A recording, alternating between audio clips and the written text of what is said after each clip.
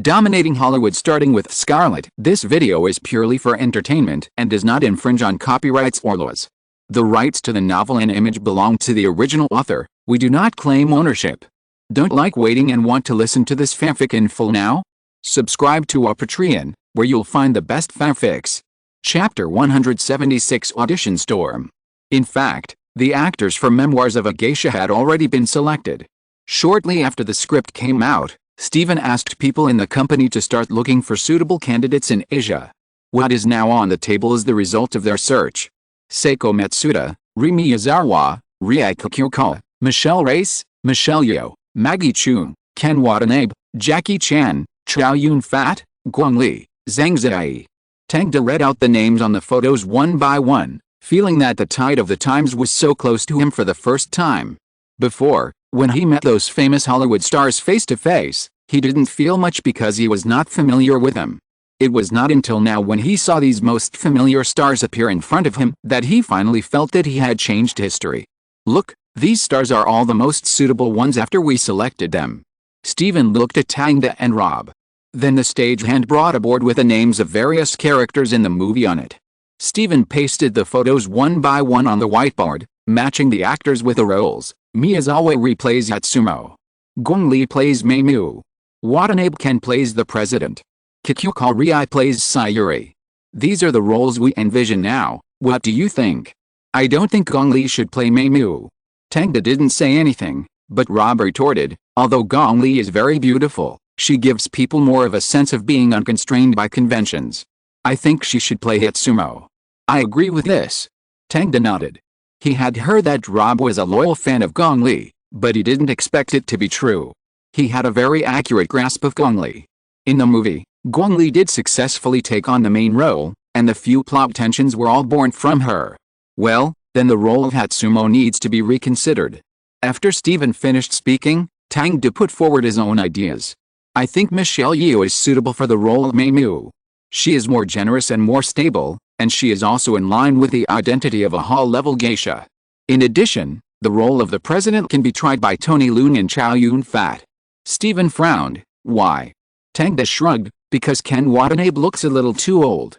After hearing Tang's reason, everyone couldn't help but laugh.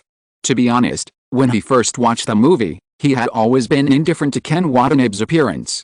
He didn't look suitable for Sayuri at all, and looked more like her uncle. So Sayuri fell in love with him after seeing him, and the development of this relationship is always a bit speechless. As for Chow Yun-fat, he actually looks a bit similar to Ken Watanabe, but compared to Ken Watanabe, he has a more elegant air. Tang feels that this temperament can make up for certain appearance defects, and the feeling of the filming is also more convincing. What you said seems to make sense, but is Joe really more handsome than Watanabe? Steven thought for a moment. They may have different temperaments. We can ask them to audition. Tang suggested, let's let them play the role of the president and see which one of them is more handsome. Okay, then let's do it. What about the others? Do you have any opinions? Technical consultant Lisa also spoke up. I think the candidate for Sayuri can be reconsidered. Rieko Kyoko is not famous enough. Yes, this is a commercial blockbuster after all, and the production budget of the film is $85 million. If there are no well-known actors, the box office will also lack guarantee. At present, the popularity of Japanese actors is indeed lacking internationally. On the contrary, Chinese actors are more recognizable in Hollywood than Japanese actors because of Crouching Tiger, Hidden Dragon, various Sino-US co-productions and Bruce Lee's reputation. So after Lisa made this suggestion, Steven nodded and said, then you can try Zhang. She also fits Sayuri's innocence and persistence. Just like in Crouching Tiger, Hidden Dragon. But don't give up on other actors. Let them all audition. I need to make a judgment based on their performances. The news of the casting of Memoirs of a Geisha was soon published in the newspaper and became an established fact. However, this news did not cause any waves in the United States, because the American people did not pay attention to what kind of actors were chosen for a film about Asian customs. But this film caused a huge shock among Japanese and Chinese communities. Because this is a Hollywood blockbuster, a purely Oriental film produced by Steven Spielberg. Throwing out a few names attracted the attention of a large number of stars. And the companies behind them are also sparing no effort to find opportunities to submit resumes. trying to make their own stars become one of them. Tokyo, inside Oscar Communication Artist Agency. This is a Japanese movie. It depicts our national quintessence, the story of the geisha. So we must spare no effort to get the actors on that stage. Vice President Fukuzawa clenched his fists. Contact the American agency we know, and then contact Sony. We must strive for this audition opportunity. Do you understand? Hey. Everyone at the conference roundtable agreed in unison. Inside Toho Entertainment Company. The role of Sayuri is simply created for Masami Nagasawa. Let Masami prepare and learn the fan dance from the geisha within a month. I will personally take her to Hollywood to meet Mr. Spielberg. President Fujii Shuji knelt on the tatami. Hey. The secretary nodded with a serious face. Inside Canon Agency. This play is a full-fledged women's play. In this regard, we have an advantage over other companies. Tomoko Yamaguchi and Mie Kano are both the most suitable candidates. After President Ito Kyo finished speaking, he looked at the newspaper on the table again. But I heard that Mr. Spielberg wanted to use Chinese as the role. This is ridiculous. How can Chinese play the role of geisha well? He is a typical populist. He was very angry after hearing the news. So we must cut off this possibility. If this movie uses Chinese, it will be the most embarrassing moment for Japanese people. At the same time, Haripro's president, Yoshiki Hori, was also discussing with his secretary in the office. This is really good news. Tang is the director of Memoirs of a Geisha. It can be said that we are halfway to success. Yoshiki Hori laughed happily. He didn't expect that a previous cooperation would bring such a big surprise today. This is really the best thing. As long as his artists occupy a few roles in this movie, they can successfully gild themselves, and they will surely get more attention after returning to their country. So he immediately called Tangda. And he also received Tangda's promise later that as long as the actor's performance is not inferior to others, he can let him play a supporting role. This is also the greatest guarantee that Tangda can make. After all, it is impossible for him to decide the choice of the leading actor alone. For this reason, Kyoko Fukada has come to Tangda for many times during this period, leaving traces of her initiative in the car, in the corridor, and in the toilet. Compared with the exaggerated reaction of the Japanese, the Chinese side is no less. Whenever a female star is rumored to have a relationship with Memoirs of a Geisha, it will cause public discussion.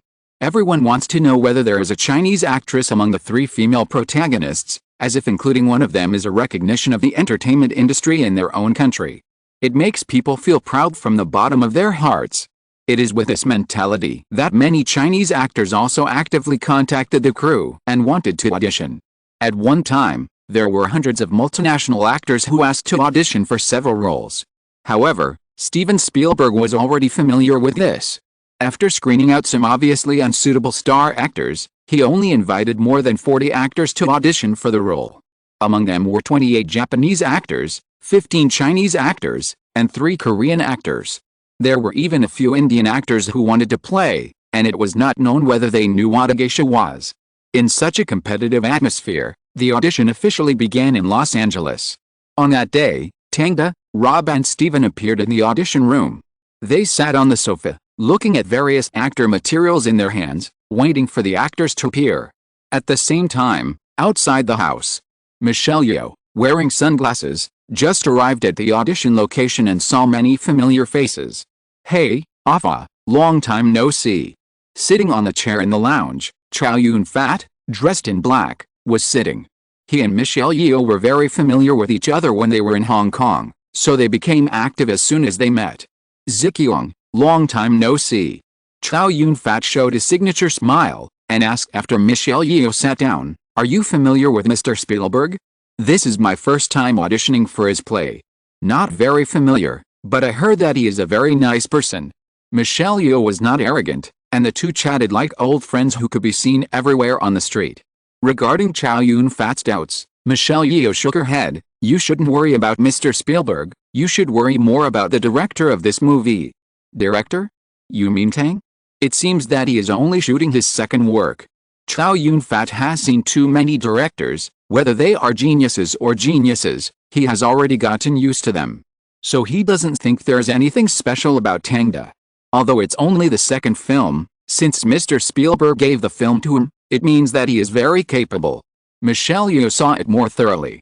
After all, The director is the most important leader of the film, so you should consider how to make Tang choose you. That's really too difficult. No one can figure out his preferences now. Chow Yun-fat finished speaking and smiled. Look at those Japanese people, they have worked hard for the role. Michelle Yeoh looked at the lounge and found several Japanese actresses, some of whom were playing with fans, some were reciting self-introductions in difficult English, and some were nervously clenching their fists. It seems that there is no sense of relaxation. Michelle Yeoh smiled at this, and just as she was about to speak, she suddenly heard the sound of high heels coming from the corridor. Turning around, they saw Gong Li, wearing a cheongsam, swaying towards them. Chapter 177. Thank you, Tangda. Hello. Gong Li greeted the two generously and then sat together. Although they were not on the same circle, they were still familiar with each other's movies and reputations.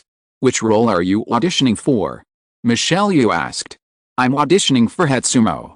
Gong Li finished speaking, and Michelle Yeoh nodded. This role is very unique, very colorful, and very suitable for you. Thank you, I think so too. Gong Li smiled and discussed domestic affairs with Michelle Yeoh again. While the two were communicating for a while, several more actors came in. Among them was Zhang Ziyi, the auditioner for Sayuri. Come here. Gong Li waved to her, and Chow Yun-fat and Michelle Yeoh also smiled when they saw her. They had worked together in Crouching Tiger, Hidden Dragon before, so they were very familiar with each other. Zhang Ziyi showed a pure and bright smile. Yeoh, sister Gong Li, brother Runfa. Yeoh is Michelle Yeoh's English name, and it is also the name that most people call her. I think Ziyi will definitely get the role of Sayuri. Chow Yun-fat smiled. Ziyi has this kind of infectious power, and fits the role very well. Michelle Yeoh also agreed. But in the end, it still depends on the director. Zhang Ziyi was very cautious. Several people chatted about the crew while paying attention to the situation in the audition room. At this time, in the audition room, actors from several countries have spontaneously divided into various camps. The two major groups of Japanese and Chinese, no one talked to each other, as if they didn't see anyone else at all. And the few Korean actors, who were already few in number, now seemed very weak. Usually these stars would make individual appointments for auditions in their own countries, but they didn't expect to experience the crowded taste of the bottom in Hollywood now. Not long after, the staff came over and said in English, "Thank you for waiting. The audition is about to begin. Please enter the rehearsal room if your name is called." Zhang Ziyi looked at this scene and suddenly remembered the time when she was in school. At that time, the teacher had to line up one by one to perform during the assessment every semester. But since she played the role of Master Zhang, she hasn't experienced this kind of treatment for a long time. Especially after playing in Crouching Tiger, Hidden Dragon, her status has risen rapidly, and she has also made a name for herself internationally. She is also a guest of honor at major film festivals, and the director personally calls to schedule every audition. Unexpectedly, all these honors turned into air when facing this movie. After working so hard for so long, she still has to face group selection like a newcomer. Although she missed the form a little, she was more unwilling. She bit her lip lightly and decided to perform well in the audition and win the role to prove herself. There are many actors who have similar ideas to Zhang Ziyi. Everyone wants to break through the siege with the spirit of not admitting defeat. Mr. Ken Watanabe. The first actor to audition appeared, but no one expected it to be a national treasure actor of Japan. The Japanese actors immediately looked at Ken Watanabe with admiration as he entered the rehearsal room, and 15 minutes later, they saw assistant director Rob Marshall personally send Ken Watanabe away. This is the real top actor. Yes, Mr. Watanabe is a top actor even in Hollywood. The Japanese actors were extremely envious, and some of them even snorted at the actors from the other two countries to show their superiority. At this time, the name of the second auditioner appeared. Michelle Yeoh. When they heard that it was a Chinese actor, the Japanese actors stopped talking and just watched Michelle Yeoh walk into the rehearsal room silently, intending to see what kind of treatment she would get.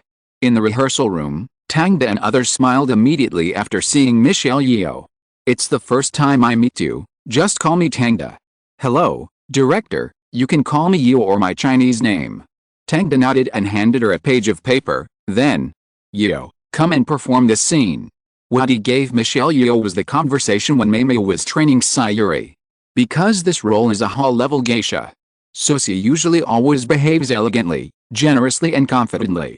It just looks like the whole person has no big emotional ups and downs, so Tang wants to see how Michelle Yeoh shows this person's true emotions. After Michelle Yeoh got the script, she thought for a while and then put the paper down. She stood in a straight line gracefully, raised her head, and crossed her hands on her waist. Tang and Steven were immediately impressed and felt the temperament of the character of Mei Mu. After that, Michelle Yeoh read a few lines, and both her emotions and actions were very vivid and natural. It even made people think that she was a mature geisha, not Michelle Yeoh. A good actor has a very strong sense of belief in her performance. She will drive the emotions of everyone around her and create a credible person out of thin air. Michelle Yeoh has such an ability. Although she has not reached her peak at this time, her self-confidence for so many years has made it easy for her to understand the essence of Mei Mu. After the performance, Steven stood up and hugged Michelle Yeoh. "Great, I like this performance."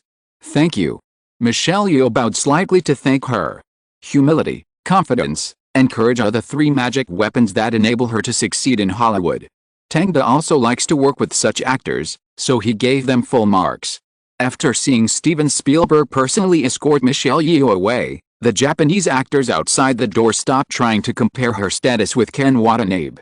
On the contrary, the Chinese actors felt proud of it. As for the Korean actors, unfortunately, they could only envy them. The audition speed was accelerated a lot afterwards. Several Japanese actors entered the rehearsal room one after another, but they all looked sad when they came out. Because they were all rejected by Tang mercilessly. "I'm sorry, I think your acting is not up to standard." This line reflects charm and anger, but I only see numbness on your face. "Stop, no need to act, please go out." "Why?" "Because your performance is boring, I'm almost asleep." "You are an actor, not an acrobat. Although you play the fan well, this performance is as boring as drinking miso soup without seasoning. This line in your mouth is like a patient's dying wish. Why do you use breathy voice? Is there something wrong with your throat?" "Purity, what I need is purity, not cuteness. Get out of the rehearsal room." In just 2 hours, a group of actors from 3 countries have been baptized by Tang's stormy baptism, and each of them has been scolded to a little autistic. Although they thought that auditioning would be a difficult thing before, no one expected it to hurt their self-esteem so much. Director Tang's mouth is really too sharp. Except for a very few actors, no one can escape his scolding.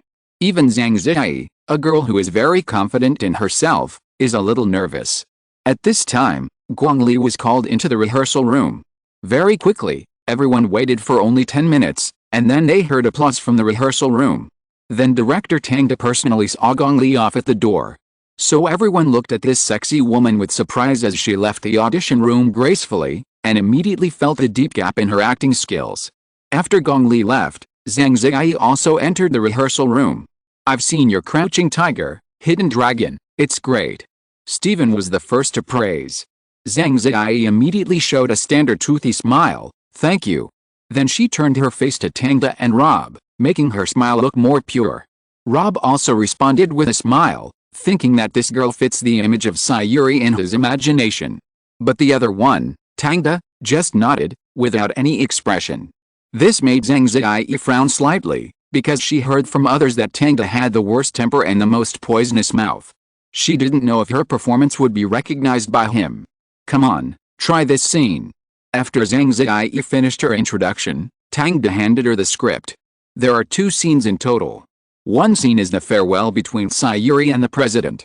The other scene is the dialogue between Sayuri and others after she became famous.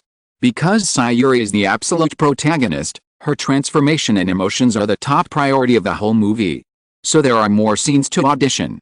Zhang Ziyi performed the first scene first. Her performance was remarkable. When facing the president, she showed the love and reluctance of the girl that had been hidden for a long time. Seeing this, several people nodded secretly, thinking that it fits Sayuri's character very well. But in the second scene, Tang frowned. Because Zhang Ziyi's performance was not much different from the first scene, she was still that girl, that pure, but not like a famous geisha. "Stop." Tangda immediately stopped her performance and said, "I think you should think about Sayuri's identity again." "What identity?" Zhang Ziyi was a little embarrassed. This kind of performance was stopped in the middle of the performance since she went abroad. It made her face a little embarrassed. But Tang didn't care. If an actor wanted to join his crew, he had to adapt to his rhythm. You are a famous geisha, and you have won great honors. You have also seen a lot of reality and abandoned a lot of persistence, but you act very immature. Tang pointed out her problem directly. You are like a timid and curious kitten now, and you don't show the arrogance of the character at all. But I think Sayuri is pure. Yes, she is very pure, but it doesn't mean she is not proud. Tang corrected her misconception. She is not a child anymore. And you have been playing a child. Okay, let me think about it. Zhang Ziyi's face turned red and she was extremely embarrassed. She whispered in Chinese, "It's troublesome." But the next second Tang suddenly said in serious and authentic Chinese, "You have to show the style of a geisha after becoming famous. If you can't grasp the essence of this character, then this role has nothing to do with you." Zhang Ziyi's eyes widened. She didn't expect Tang to speak Chinese. Her face suddenly became redder. It felt like being caught doing something bad secretly. Tang didn't say anything in the subsequent performance, but that silent expression made Zhang Ziyi completely panic. She didn't know how she performed until she left the rehearsal room. "What do you think, Tang?" Steven asked. "It's okay. She can be portrayed." Tang didn't think that the lack of acting skills in the movie was all the actor's own problems. The director also played a big role. "I think it's perfect." Rob praised Zhang Ziyi. This was probably the reason why Zhang Ziyi always acted like a pure little girl when he directed later. Tang shrugged. He admitted that Rob was a very good musical director, but he lacked a lot in acting and scripts. After the discussion, Tang called the next actor. The neon actress who came in was both slim and plump. She auditioned for Sayuri's childhood friend, Little Pumpkin. Steven and the others didn't have any expectations for her, but her performance was very eye-catching, capturing Little Pumpkin's secret jealousy of Sayuri. "Very good. What's her name?" "Kyoko Fukada." Tang read out her name, with a slight smile on his face. Of course, he couldn't confirm the actor directly, but that didn't mean he couldn't leak the topic in advance. But the premise is that Kyoko Fukada can take on this role.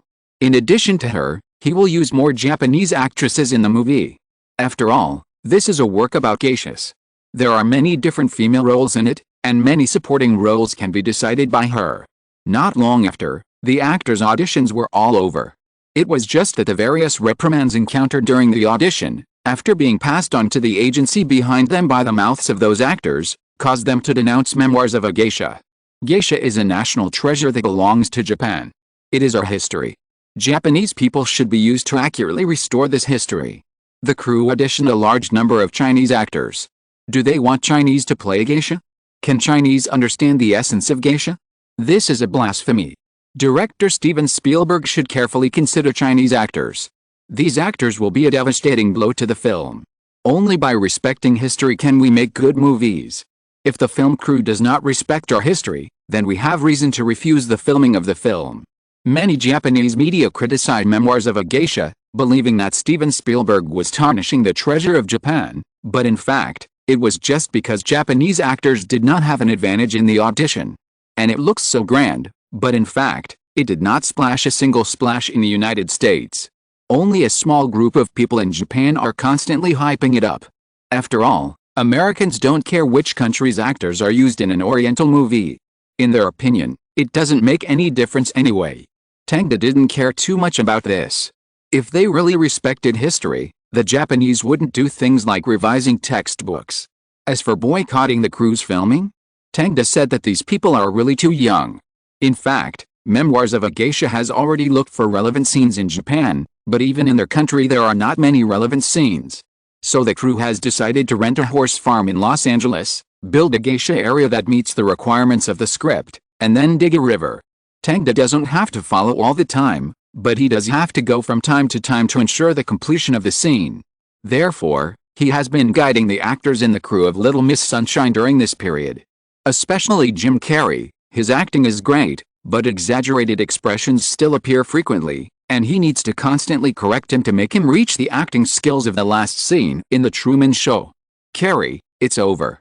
Your expression is still too rich. In this scene, you have to show that you are annoyed because your wife rejected you, but you feel guilty. Because you know that the current poverty of the family is caused by you.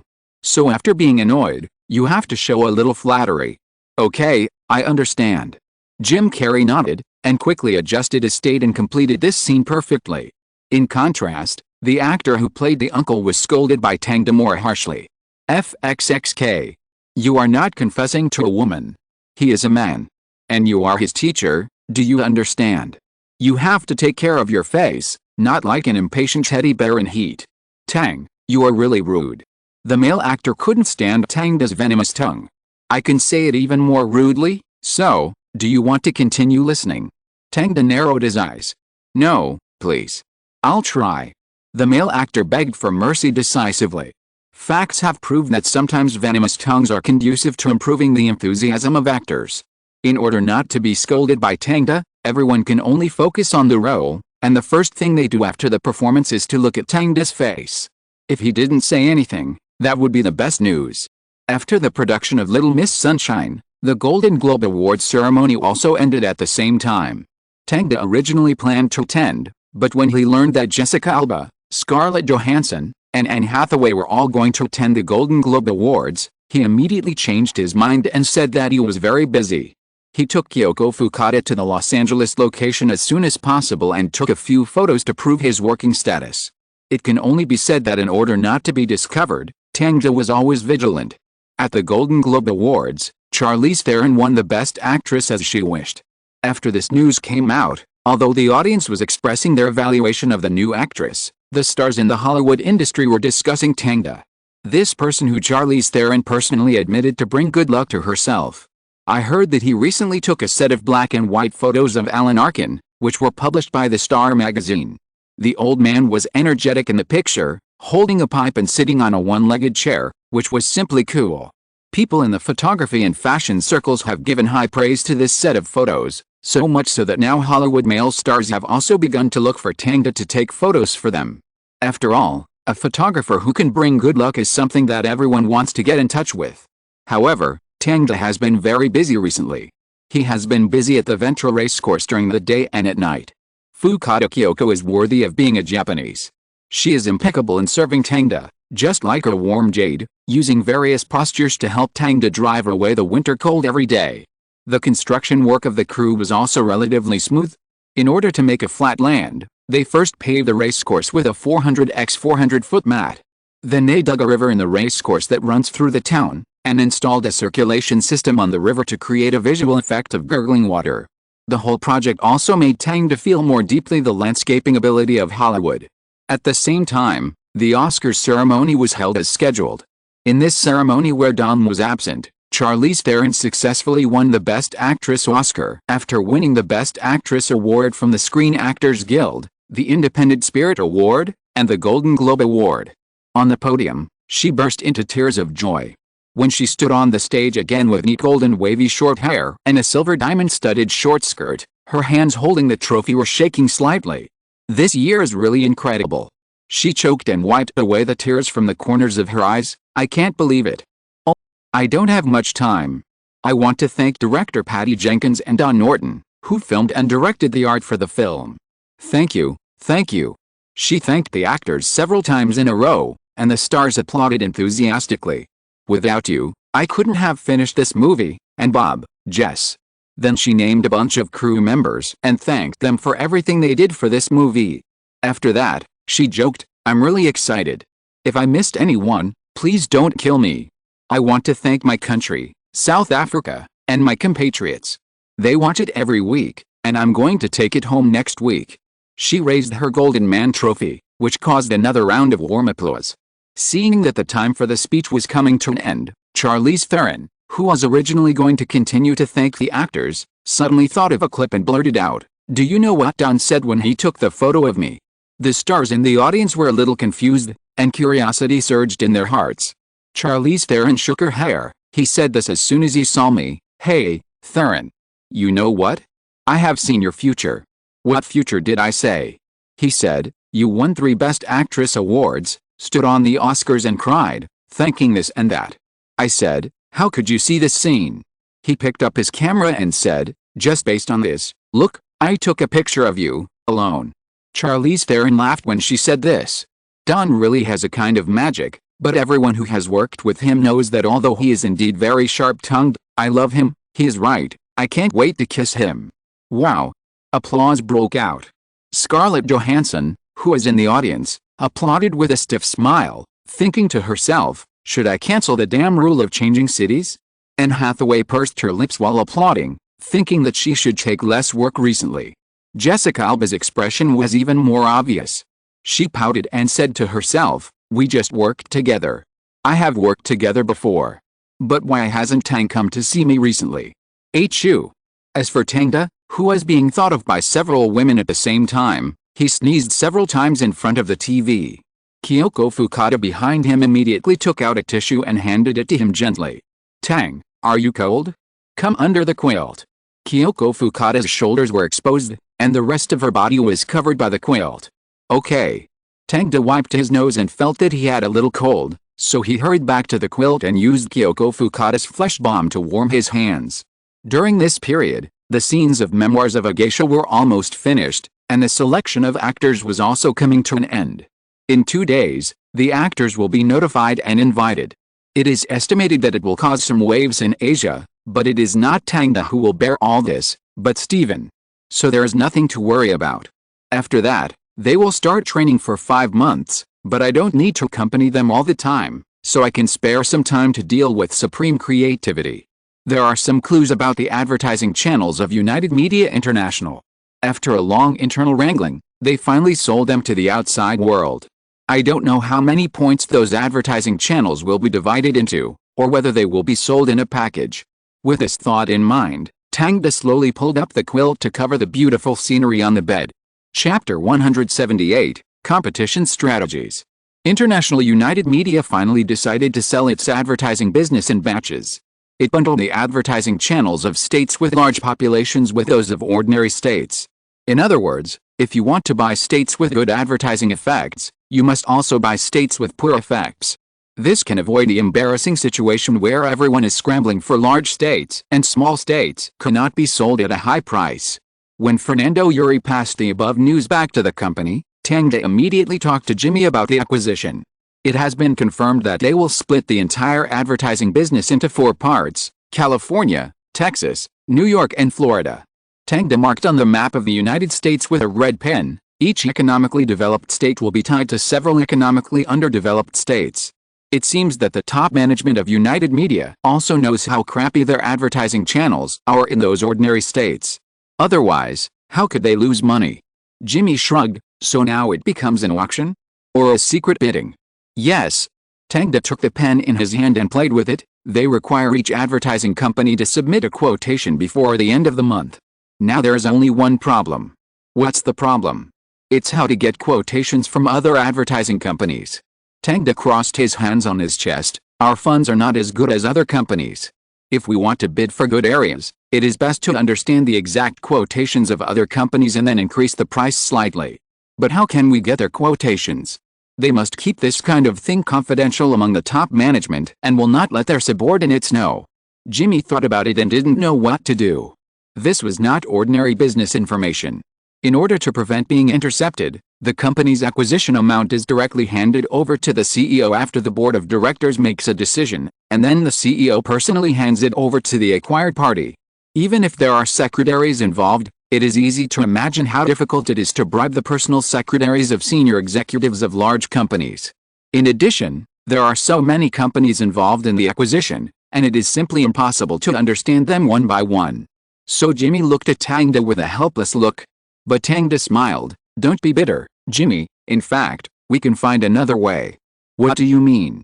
Although we can't bribe the internal staff of major advertising companies, it doesn't mean that we can't know their acquisition amount. What are you going to do? Jimmy raised his eyebrows. In fact, this matter is quite simple. Fernando helped us a lot. Tang smiled and said, throwing the red pen on the map of California. The red pen tip gently tapped a red dot on the map and fell to the ground. From a distance, the red dot looked like the decimal point of the dollar on the quotation sheets of various companies. Inside United Media International, Trist, who was the main person in charge of the acquisition, was at the decimal point. He had the board's lowest expected acquisition price for each advertising channel in his hand. For example, California's offer was $60 million. Texas' offer was $50 million. New York's offer was $20 million. Although New York is famous, New York State and New York City cannot be compared together. In addition to New York City, New York State has a large number of sparsely populated and backward areas. It's just that New York is too famous, which makes many people have a filter for it. But if they really come here to live, they might buy a plane ticket to go home the next day and refuse to stay a moment longer. Most of United Media International's advertising channels are also in New York City, so the scale is not as large as California and Texas. In addition, New York's labor costs and maintenance costs are higher. If anyone bids for New York State with a price of more than $20 million, it will be a pure loss. But New York State's willingness to bid is twice that of other places, probably because many advertising companies are rooted in New York. Even Ogilvy and Mather plans to take over New York and California at the same time. Therefore, after reading the quotation, Drizzt said to his capable subordinate, Regenstone, the quotation sheets of various advertising companies will be delivered one by one in the next few days. If the quotation sheets arrive, please send them to my desk as soon as possible. Do you understand? Don't worry. Regen, who had black hair, nodded. I will receive the quotation sheets in person. Yes. Drizzt explained some basic matters and asked Regen to leave the office. Da-da-da. The sound of leather shoes rang crisply in the corridor. Regen pulled the cuff of his right hand with his left hand, looked left and right, and then after returning to the office, the corners of his mouth curled up and he took out a bank card from his pocket. If there are no accidents, there will be $200,000 in the account in the near future. This is a reward for a little work given to him by an advertising company, although he thinks this job is very simple. Just look at the amount on the quotation sheet, and then submit a quotation that is $1 million higher than it at the last minute. No hiding, no modification, just a quick glance. It is really too easy. Thanks to Fernando, my former boss, I really wouldn't have had the opportunity to work part-time. And this doesn't count as selling out a company's interests. Rui-jin smiled slightly, thinking that this was killing three birds with one stone. The company earned an extra $1 million, the advertising company got the channels it wanted, and I earned a lot of money. Win, win big, win big. As for who lost? Rui-jin didn't care. With such an expectant mentality, Rui-jin soon received a quote from my PD. Although this advertising company was squeezed out by several peers and its business withered, their board of directors was still relatively strong and had sufficient funds. This time they bid for 3 states. In addition to Texas, Rui-jin heard that the boss of IPD was a supporter of the Democratic Party. It might be for this reason that he didn't have a good impression of the Republican hardcore red states and chose to give up. After Rui-jin handed over the quotation sheet to the new president of IPD, he asked his secretary to see him off, and he directly opened the manila file bag and checked the quotation of IPD. California offered $62 million, and New York offered $25 million, which was just the right price. Rui-jin felt that this price was not very competitive and would probably be surpassed by other companies soon. He took a quick look and sorted out the leather bag before his secretary came back. Then he waited for a minute and delivered the quotation to Trist's desk with her after the secretary came back. In the next few days, quotations from various advertising companies were submitted one after another. But even if there were many companies, Rui-jin asked his secretary to send them off one by one to show that United Media International respected each company. In fact, he took this opportunity to secretly look at the quotation. After reading it, he would edit a digital text message and send it to an unfamiliar mobile phone number. In this way, Tang and Jimmy easily got the quotations of all companies in the office. The highest bid in California right now is Ogilvy's $72 million. The highest bid in New York State is D&M's $31 million. The highest bid in Texas is WAG's $42 million. And Florida, no need to look. Jimmy wrote the bids one by one on paper, then looked at Tangda. Tangda, so which one are we competing for? Of course this one. Tangda circled the word California. Jimmy was a little surprised. Don't you consider New York State? We can definitely take it over here without taking out a loan. No need to consider it. Tangda shook his head. If we want to take it, we have to get the best. New York State is a complete pitfall. Rui-jin has revealed that California's advertising channels are the most complete and extensive, and the personnel costs are not high. But it's just the opposite in New York State. That's right, but we only have 30 million US dollars. Don't worry, I've asked Lauren to help me negotiate with a bank and prepare a loan of 50 million. 50 million. Jimmy opened his mouth exaggeratedly. Oh my god, we haven't earned so much money yet, but we have to spend so much money first. If you want to learn how to make money, learn how to spend money first. Tang joked, as long as we take over the advertising channels in California, our creative services can be bundled with the advertising channels and sold. But didn't United Media International lose a lot of money by doing this before? That's because their creativity is not good. Tang shook his head, but it's completely the opposite here at Supreme Creativity. That's right. Jimmy nodded thoughtfully. Tang has recruited many creative personnel this year and has personally trained them several times, so Supreme Creativity no longer relies solely on Tang's creativity. Now, except for very important clients, Tang plays a more important role in controlling the direction.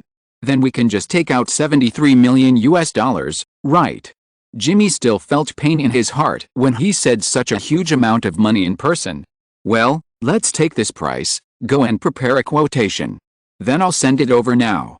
Now there's only half a day left before the bidding deadline, and there shouldn't be any quotations from new companies.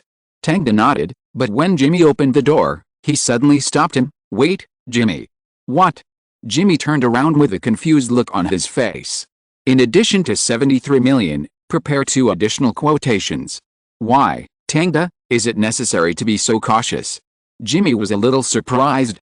Tang leaned back in his chair and turned the red pen in his hand. Although we got the news through Ruijin, there is no guarantee that other people will have the same channel. Don't underestimate anyone, Jimmy. Okay. Jimmy agreed, then I will write the numbers directly. Whatever you want. At the same time, Ruijin of United Media International was sitting on the sofa, anxiously waiting for the quotation from Supreme Creative. As long as he got the quotation, his $200,000 would be settled. However, after waiting for a long time, no one came to submit the quotation. Ruijin couldn't help but frown, wondering what Supreme Creative was doing. Watching the time tick by 5:30, there was only half an hour left before the deadline. There was a knock on the door, and the secretary walked in and said, Ogilvy Advertising is here with the quotation. What did you say? Ruijin was surprised. Didn't they submit the quotation? Yes, but they said they wanted to submit the quotation again. Tisk. Ruijin felt that things were getting tricky. He didn't expect these companies to have such operations. Okay, bring the quotation. The secretary handed the quotation to Ruijin, who looked at his watch and said, Go make me a cup of coffee. The secretary left and he hurriedly unpacked the package. Then he found that Ogilvy and Mather had raised the price for California to 74 million. After Ruijin restored the package to its original state, he was about to take out his mobile phone to notify Supreme Creative, but the secretary suddenly pushed the door open. He was so scared that he quickly put the phone under his butt. What's wrong? Ruijin asked while calming his violently beating heart. The secretary replied, Crown Creative came with a quotation. Crown? Ruijin's eyebrows twisted into a Sichuan character first, and then immediately loosened. He wanted to delay for a while, but he wanted to see Crown's quotation first, so he said, Then please ask them to come in. Okay. 10 seconds later, a thin man walked in from outside the door. Hello. Ruijin went over to greet him. Seeing the man smiling, he introduced himself. Hello, I am the CEO of Crown Creative, Hig. After both parties sat on the sofa, Hig did not immediately hand in the quotation, but pulled Ruijin to talk about his company. After chatting for more than 10 minutes, Ruijin's impatient expression was about to overflow. It was not until the secretary came in to remind him that the quotation of Supreme Creative had arrived that Hig stopped chatting. These are the 3 quotations from our company. He handed over the quotation of Crown and then left the office with a smile.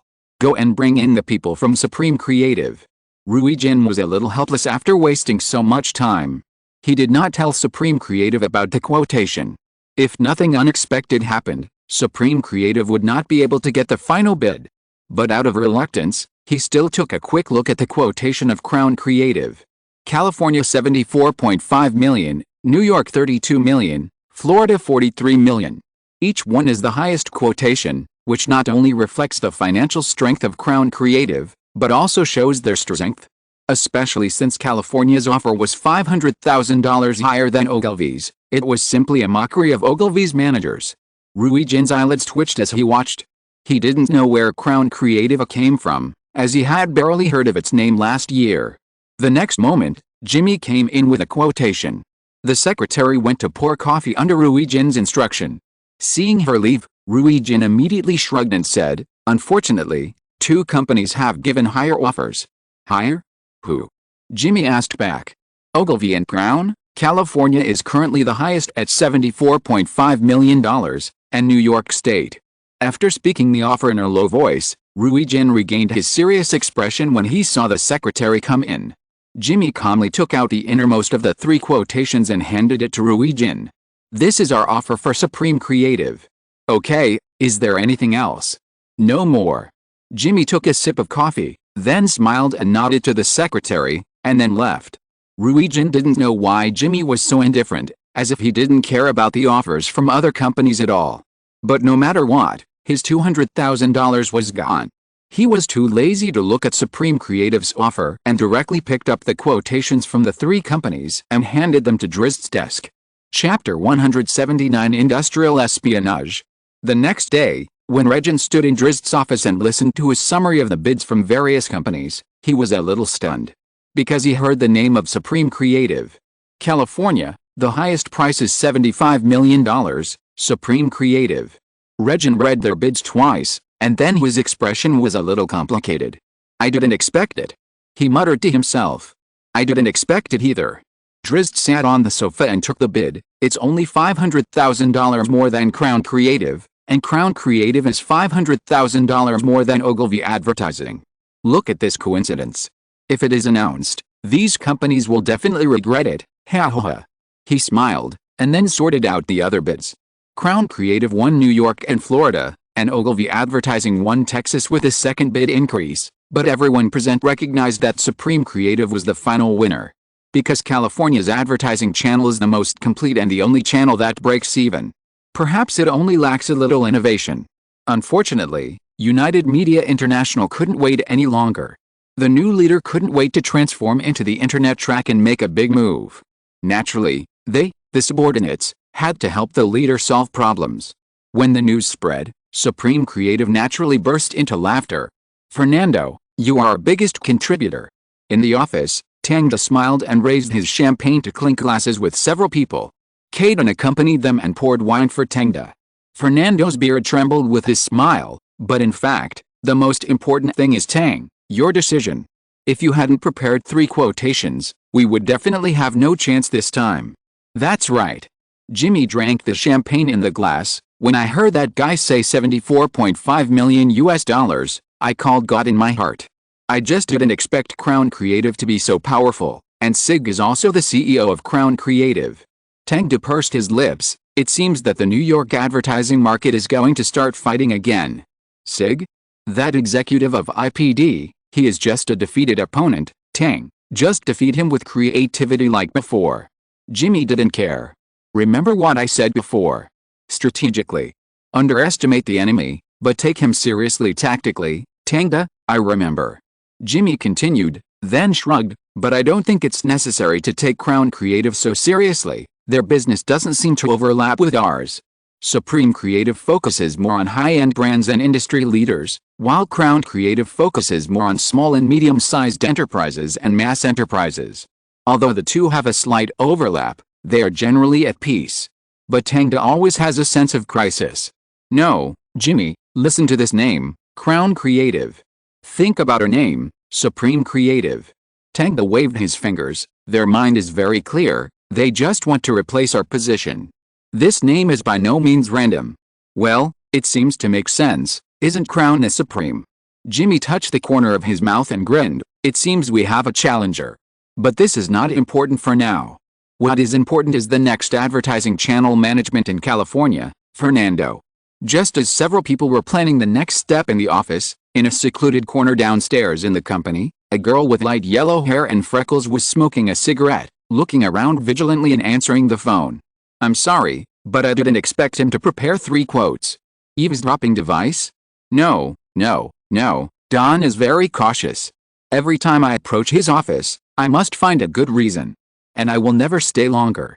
At night? After everyone leaves? Maybe, but it's a bit dangerous. Please, I'm a corporate spy, not 007. The employer is willing to increase the price? How much? $150,000? Okay, I'll take this job. The freckled girl hung up the phone, took 2 quick puffs of cigarette, and then stuffed the phone into her chest to make it fuller. After she walked into the customer service area, the girl standing by the wall touching her hair shouted, "Rachel, do you want to get a haircut this weekend? The ends of my hair are a little wrinkled." "Oh. Sorry, I have something to do this weekend." Rachel answered with a fake smile, and then cursed her in a low voice. Look at the other girls in the customer service area, each of them is dressed up, thinking about how to seduce the bosses and managers in the company every day, as if the meaning of life lies in men. This makes Rachel feel ashamed, and she feels uncomfortable every time she talks to them. But there was no way, the work had to continue, she had to get enough black material or help the employer to bring down the company before she could leave. This was the duty of a corporate spy. Unfortunately, Tang was too mysterious, and no strangers were allowed in his office. There was really no chance to put the bug in, otherwise the key information of the 3 quotations of supreme creativity would not have been missed. To be honest, if Jimmy hadn't written the quotation amount by hand and she had entered it with the prepared customer information, she wouldn't have been able to see the number. It's just that she didn't expect that it was just one of the numbers. This failure made the company very annoyed, but there was nothing they could do, because the easiest way to join supreme creativity was to be a customer service lady. But Jimmy's vision was too picky, and fortunately Rachel was really good looking, which impressed him. When she thought about the day when she would sell her body, Rachel couldn't help but sigh. When she thought about having to engage in espionage activities on weekend nights and enter Tang's office to install a bug, she wanted to sigh even more. At the same time, Tang received a call from the Memoirs of a Geisha crew, saying that the actors had been assembled and that the main female roles would undergo a 5-month training in Los Angeles, including Zhang Ziyi, Guang Li and some supporting roles. Although Zhang Ziyi's acting skills were not perfect in Tang's opinion, compared to other actors, she could at least express Sayuri's innocence and stubbornness to the fullest. For Tang, all he had to consider was how to make her understand the word elegance and perform it. As for the male lead in the film, Tang finally passed on Chow Yun-fat because this guy's appearance did not fit the Japanese look, too round. Maybe because of weight gain, his face was indeed not as angular as Watanabe Ken's. But Tang didn't want to use Watanabe Ken, so after thinking about it, he suddenly thought of someone. Zhen Long. I didn't think of him before, purely because Tang always felt that John Lone was not a person of this era, but later I found the 2001 movie Rush Hour and saw his condition, and I felt that John Lone was also very suitable to play the chairman. Although he is now 52 years old, his skin is still very young. And the elegant temperament on him is also charming enough, even now, it is enough to charm a group of 20-year-old girls. Therefore, Tang has asked the casting director to contact John Lone to inquire about the schedule. The original male lead, Ken Watanabe, was arranged by him to be the businessman Shin Jiang who admired Sayuri in the second half of the movie. Thinking about the comparison between John Lone and Ken Watanabe's appearance, it is more logical for Sayuri to wait for John Lone for many years. Because the crew's notice was quite sudden, Tang's flight was scheduled for the evening. But before going to the airport, he asked Tom to take him to the company first, and he needed to get some information first. You wait here. Tang walked into the door of Supreme Creativity. Tom nodded and stood by the car waiting for Tang. However, upstairs, Rachel was climbing in through the window. She was wearing a black yoga suit that tightly wrapped her body, and she jumped into the company like a clever cat. At this moment, the company was empty, with only the moonlight reflecting on the floor and illuminating half of the wall. Rachel twisted her neck, approached the office, and tried the door lock with her hand. Sure enough, the door was locked. Rachel could only take out the prepared lockpick, insert it into the door lock and fiddle with it twice. Click. The door was opened. Rachel pushed the door carefully and entered. She looked around and found that Tang's office was very clean and the desk was very tidy. There were only computers and a few documents on it. She was about to approach the desk to see where to install the eavesdropping device, but footsteps sounded outside the door. Damn it! Rachel whispered, looking left and right nervously to find a place to hide, but suddenly remembered that she didn't close the door, So she hurried back to the door and locked it again. What should I do? She was panicking against the wall. This was also her first time doing this, and she really had no experience. But the footsteps were getting closer and closer. This is the only way. Rachel bit her lip and made up her mind. Click. Tang opened the door with a key, humming Taylor's new song. During this period, under Nathan's guidance, Taylor has made rapid progress and has a clear plan for the new album. The songs that have been written have also been adjusted to be more beautiful. Tang has listened to them many times and has been brainwashed. He turned on the lights in the office, then went to the table to pick up the 2 documents, and then subconsciously looked at the chair behind the table. Click, click. The sound of leather shoes came from far away, and Rachel, who was hiding under the desk, did not dare to breathe. Her whole body was folded up, her back against the floor, her knees on her chest, and she curled up and watched Tangda's legs dangling in front of her, fearing that Tangda's face would appear in front of her the next moment. But Tangda did not do this. He just picked up the information, opened the drawer to find something, and then left the office. After waiting for a while, listening to the footsteps gradually disappearing from upstairs, Rachel breathed a sigh of relief and crawled out from under the table. What bad luck. Rachel looked at the dark office and didn't dare to delay any longer. She directly installed the bug under the chair and then slipped out of the office. Then she came to the window, climbed up the water pipe along the window frame, and slowly came down from the prepared ladder. Seeing that everything was done quietly, Rachel finally breathed a sigh of relief. She turned and walked along the alley to the street, and looked around vigilantly again. After seeing that there was no one, she rode away on the motorcycle. Buzz! The sound of the motorcycle gradually faded away. At this time, 2 people suddenly sat in a car on the side of the road. Tom looked at the tail light of the motorcycle. Do you want me to catch her? No. Tangda laughed. I just didn't expect that someone would use this method to deal with me now. His eyesight and memory are beyond the reach of ordinary people. He clearly remembers the angle and position of the chair before he left the company. But just now he found that the chair had been moved. So after going downstairs, he immediately walked around the company and found a ladder. Now that the identity of the spy has been confirmed, Tangda is not worried anymore. Because when the wiretapping becomes an open secret, the other party is no longer in control. Tell Jimmy to investigate this girl, and then secretly collect evidence, and never show any different attitude towards her. Tangda tapped his knees with his fingers. I also want to see who is investigating us behind the scenes. Okay. Tom nodded and drove Tangda to the airport. When Tangda arrived in Los Angeles, he rested in the hotel for a night and then went to the training ground rented by the crew. Michelle Yeoh and Gong Li were already receiving guidance from the teacher. As soon as Tangda walked into the training room, he saw them sitting on the tatami in their daily clothes and throwing fans. The 2 fans were like bottles in a circus performance. They were flexible and flying up and down in the hands of the teacher, which was very eye-catching. But the fans in the hands of the actors went straight up and down, and they were thrown out and smashed down, rolling all over the ground, looking extremely clumsy. Tangda stood by and admired their training. Technical instructor Lisa came over and said, Tang, you will have to work hard later. Tangda appeared here for 2 purposes. One was to explain the scenes to the actors in advance so that they could grasp the state of the characters. The other was to confirm the actors' makeup. Nothing. Tangda nodded and asked, how is the progress of the construction of the horse farm? The main building has been completed, but the decoration and furnishings inside will take some time. Understood. Little Miss Sunshine has officially finished shooting and entered post-production. Tangda plans to let it participate in the film festival first, and then release it for release. This approach is most suitable for low-cost movies and is also conducive to the competition for Oscars. The teacher's teaching of Michelle Yeoh and others lasted for 40 minutes, and then the makeup teacher's makeup session. Rob and Steven also arrived at the scene at this time. Not everyone has to stay here for 5 months. After all, everyone has other things to do, so after a month of intensive training, Tangda and his friends can leave. The actors can come to study in batches. The makeup and styling took 3 hours to complete. The main actors had decided on their general looks, which would then be refined by the makeup teacher. Then, Tangda began his teaching session. The training focused on acting skills, especially for Zhang Ziyi. Come on, take a look at this script and try to perform it.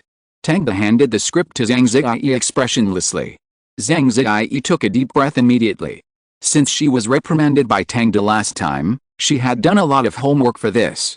Now was the time to show off, and she would conquer Tangda with her acting skills. Chapter 180's Unlong Refusal. After Zhang Ziyi finished reading the script, she sat in front of Tangda and spoke to Gongli. I have a lot to say to Sister Chu Tao. Her original intention was to find a reference and perform by herself, but Gongli immediately showed an elegant and threatening smile. My advice is silence is golden.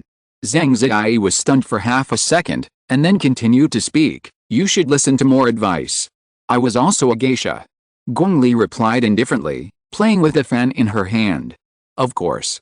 But that was a long time ago. Zhang Ziyi stabbed Gongli with a hidden edge. The next moment, Tangda saw Gongli's smile slightly restrained, and her face was stiff for a moment. Cut.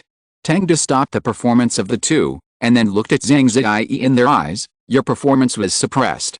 Zhang Ziyi bit her lip, a little unwilling, but she also admitted that Gongli's acting was more natural than hers, and she didn't catch the role. Tangda continued, you are now famous, so you have to have the pride of a famous geisha. And you have to show a kind of resistance to Chu Tao's control over you for so many years. But your emotions are very single now, just like a cat afraid of dogs. Where is your hatred? Where is your fear? I don't see any of them. Okay, I'll adjust it again. Zhang Ziyi was a little frustrated by what she said, but she still forced herself to read the script again. 10 minutes later, Zhang Ziyi performed again. I have a lot to say to Sister Chu Tao. My advice is silence is golden. You should listen to more advice. I was also a geisha. Cut. Tangda frowned. Are you performing against the enemy who killed your father? It's too much? Emotions are subtle and complex, but you are now emphasizing hatred blindly. You look like an angry monkey. It's really ugly. It's really ugly. It was the first time that Zhang Ziyi heard someone use the word ugly to evaluate herself, and she almost blurted out a rebuttal. But she still endured it, because she thought she would be better next time. Then I'll do it again. She silently picked up the script and closed her eyes to find the state. Gongli and Michelle Yeoh were quietly fanning themselves beside them, but they were still a long way from being proficient. After waiting for a while, Zhang Ziyi opened her eyes. Let's start. Okay, continue. I have a lot to say to Sister Chu Tao. My advice is that silence is golden. You should listen to more advice. Cut. Tangda scolded mercilessly. Who are you performing for? For yourself, or for the audience? What about emotions? Is a blank expression considered hatred? Are you a piece of wood? This expression is totally unacceptable. Do it again. Zhang Ziyi gritted her teeth and said these two words. Michelle Yeoh and Gongli also stopped fanning themselves and just waited quietly. Tangda closed his eyes and waited quietly. It was unknown how long it took before Zhang Ziyi mustered up the courage again. I have a lot to say to Sister Chu Tao. Cut. Tangda waved his hand. Your weak tone is even weaker than my grandmother's before she died. Do I need to use an air pump to pump you up? Too bad, you are the worst actor I have ever seen. Go to the bathroom.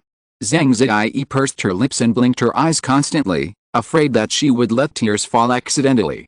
After saying that, she quickly got up and went to the bathroom, and Gongli followed immediately. Michelle Yeoh said in a persuasive tone, Director, you are too harsh on Ziyi. Of course it's harsh. Tangda replied calmly, because the real core of this movie is her, she needs to take the lead, but her acting skills are now solidified, so she must go through the same experience as Sayuri. Michelle Yeoh knew what Tangda meant, that is, to really suppress Zhang Ziyi in reality, let her feel the kind of frustration and powerlessness, and then help her release it. But won't this be too radical? Everyone is like a spring, and when it is compressed to the right degree, it will rebound with greater force. But if you suppress too much, it is easy to make the spring burst. Radical. Tangda shook his head. If she can't bear it, it means she is not suitable to play Sayuri. This is very ruthless, but it is the truth of Hollywood. There is no absolute choice of actors. If you don't act, there are countless eyes staring and waiting to act. So Zhang Ziyi can only adjust her mentality by herself. If she is not suitable, Tangda will replace her without hesitation. After all, this movie is his work that he intends to sprint to major film festivals. Although Memoirs of a Geisha is not a good movie in the original world, it has a good foundation. There are a group of good actors, a good entry point, and a good story in the early stage. But after Sayuri grew up, The story lost its tension and began to become bland and boring. In Tang's opinion, this is inseparable from Rob Marshall. Therefore, he wants to make this movie into what he wants based on the experience of later generations. Film the emotions and experiences of a geisha who rises and falls with the tide of the times and make it into tragedy. In order to achieve this goal, Tang once again became a ruthless judge, and would not let go of any small mistakes made by anyone.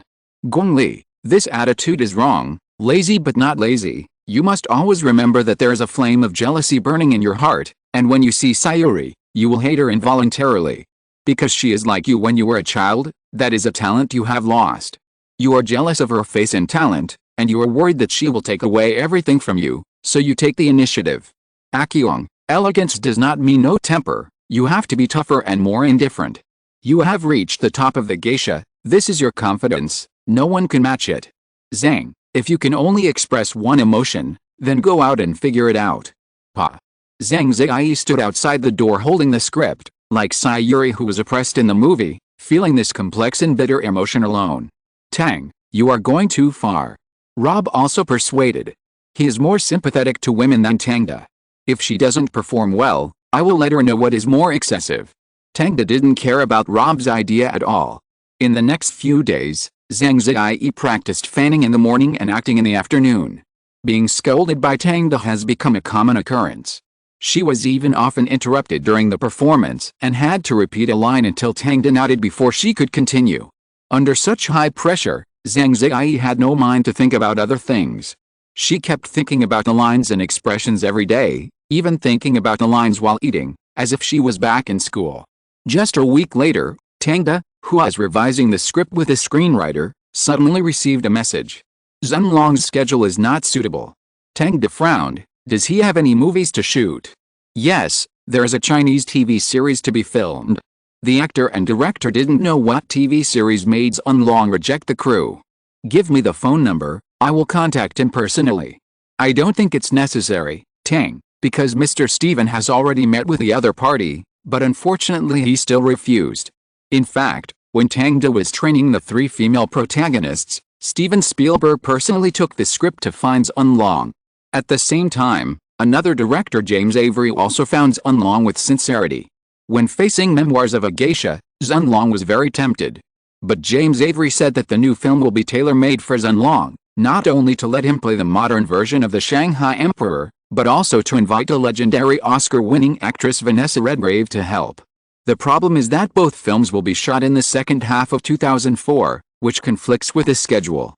This puts Zhenlong in a great dilemma, so no one knows what he discussed with his agent later, but he actually refused everything and took a Chinese TV series. When Tangda got the information from the actor-director, he found that the name of the TV series was Qianlong and Xiang Fei. What a bunch of shit. Tangda cursed and asked, where's Zhenlong now? I want to see him in person. He's in China.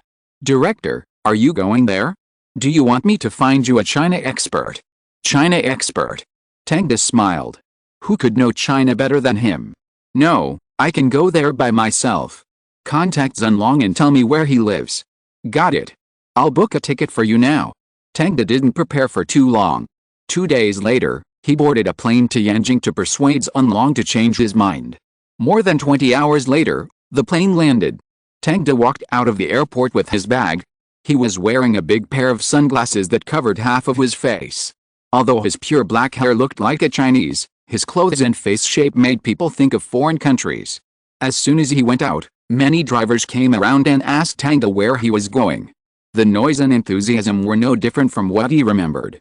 He chose a driver he liked, and then said in Beijing dialect, Master, Kunlun Hotel, please don't take a detour. The driver was stunned for a moment, then nodded, fellow countryman, okay. Tangda arrived at Kunlun Hotel smoothly without spending much money. As soon as he got off the car, he called Zhenlong's agent Chen Yubing. Hello, Miss Chen, this is Tangda. I have arrived at the hotel. Is Mr. Zhenlong in the hotel now? He went to be interviewed? Okay, then I'll wait for you here. Although Tangda said so, he actually checked into a room as soon as he entered the hotel, and then went to the bathroom to take a shower. He didn't use shower gel or wash his hair. Then he had a delicious meal in the restaurant of Kunlun Hotel, and then picked up his backpack and went to the lobby, sitting on the sofa and waiting. It was not until 8 o'clock in the evening that Tang saw Zhenlong and his agent walked into the hotel surrounded by several Chinese. Several people exchanged greetings at the door, and several Chinese got on the car and left. Tang only got up at this time and walked towards Zhenlong. Agent Chen Yubing spotted him at the first time. Tang. She raised her eyebrows and looked at his messy hair and wrinkled clothes in surprise. Have you been waiting here? Time is limited. Tang smiled and looked at Zhenlong, extending his hand. Hello, Zhenlong. First meeting. Hello, Tang. I've seen your film Chicago. Zhenlong was still very graceful even though he had drunk and his face was a little red. Let's go upstairs and talk. Chen Yubing was afraid that the media would take pictures secretly, so she urged the two to go back to the room. 10 minutes later, click, the door closed. Tang and Zhenlong sat on the sofa facing each other, and Chen Yubing also sat next to Zhenlong. Tang, why did you come to me? I have already rejected Memoirs of a Geisha. Zhenlong spoke very directly, which is his character since his debut. But when he was filming in China, he restrained his directness and became much more tactful. I mainly want to ask you, why did you choose to make a bad movie? Although Tang's face was smiling, his words were very hurtful. I think you're a little offensive. Chen Yubing was the first to stand up and object, but Zhenlong suddenly raised his hand to stop her and looked at Tang seriously. Do you think this is a bad movie? Of course. Oh, I think calling it a bad movie is overestimating it. Maybe calling it dog shit is more understandable and appropriate. Tang was extremely sarcastic and mean. At this point, he paused for a moment, and when he saw that Zhenlong's face did not change, he continued, I can actually think of your idea, because you want to gain the recognition of the Chinese people, right? After this, Chen Yubing's face became a little surprised, and Zhenlong couldn't help but clench his fingers. Because this is their unanimous demand for taking this play. In fact, Zhenlong has now reached the extreme in the performing arts industry. He won the Heritage Award of the Chinese Museum of America and the Lifetime Achievement Award of the Hollywood International Film Festival. He was also nominated for the Oscars and the Golden Globe Awards. It can be said that as a Chinese, he has reached the true peak of his career. If nothing unexpected happens, he will fade out of the film industry in a few years and live a peaceful life in his old age. That is why he thought of returning to China for development, because he believed that his roots were always here. This is the common homesickness of Asians, and Zhenlong is no exception. He hopes that he can be well known and recognized in China, so he has to restrain his edge in Hollywood and be careful in China. You must know that when filming in Hollywood, because a hat is not suitable, he will directly ask the costume designer to modify it 3 times, and he takes every detail very seriously. But in China, the crew of Qianlong and Xiangfei had such a terrible look, but he actually endured it and cooperated to finish the whole play. It can be seen how strong his desire to return home to be recognized is. Tang knew that if he wanted to persuade Zhenlong to take his play, he must start from this aspect. This is also the reason why he directly started Ruthless Ridicule. Chapter 181 Changing History.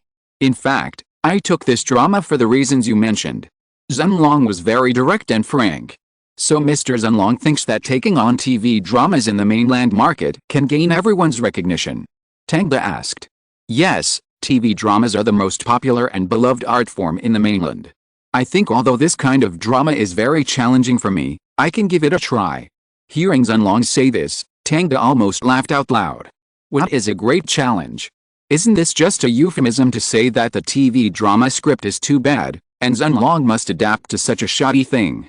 Excuse me, Mr. Zhenlong, don't you think you are wasting your artistic life? Tang looked at Chen Yubing and then at Zhenlong. Well, faced with such a question, even Zhenlong felt a little harsh, but he did not lose his temper, but answered gently, maybe, but this is my choice. But what if your choice does not bring good results? Tang asked again. Then I will face it calmly, because this is my choice. I hope that my compatriots in the mainland can see me, and I also hope that I can be recognized by them. This is very important to me. Zhenlong was very sincere and genuine.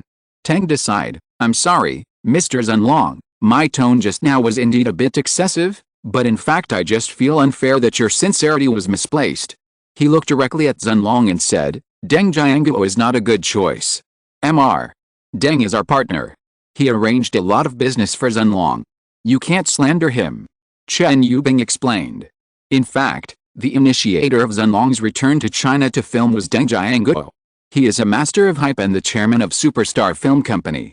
He came to Guangzhou to start a business in 1991. In 1997, he invested in anti-corruption Storm and Kangxi's private visits. Later, he invested in many TV series and movies. In 2001, he was named the top 10 influential figures in the film and television industry. But these achievements only represent his good business sense and courage. He doesn't care about art at all, and doesn't care that his behavior will hurt the career of actors. He only cares about money and fame. In fact, he has not produced any eye-catching work since 2002, and relies more on hype and gossip to maintain his popularity. So the reason why he's willing to matchmake for Zhenlong and let him return to the mainland market is because this is a hot thing. The return of international first-line Chinese stars to the motherland is something worth hyping. In addition, Zhenlong has no understanding of the mainland market and is not familiar with domestic entertainment, so he was naturally deceived. Look at the works he prepared for Zhenlong, Qianlong and Xiangfei and Kangxi's Private Visits Part 5. Everyone knows that this series has no influence and ratings after the fourth part, but Tang Jianguo still shamelessly stated that this is the TV series with the highest replay rate in China and is deeply loved by the Chinese people. As a result, Zhenlong turned down many invitations from big-name directors, lowered his price to star in these shoddy TV series, and did not make any splashes. These include Hollywood blockbusters such as Memoirs of a Geisha and The Countess. After hearing what Chen Yubing said, Zhenlong also frowned. At this time, he and Tang Jianguo had not officially signed a contract, so he had not seen the true face of this man at all, and did not know that Tang Jianguo was deceiving him. It was not until he had worked with him for several years that Zhenlong gradually saw the shamelessness and greed of this man, and later he expressed in public that he hated Tang Jianguo. But it was too late at that time. So Tang naturally could not let Chen Yubing beautify this man. He had to expose Tang Jianguo's empty frame. Partner. He smiled. So what kind of cake did Tang Jianguo paint for Mr. Zhenlong? Oh no, I mean what vision did he make for Mr. Zhenlong?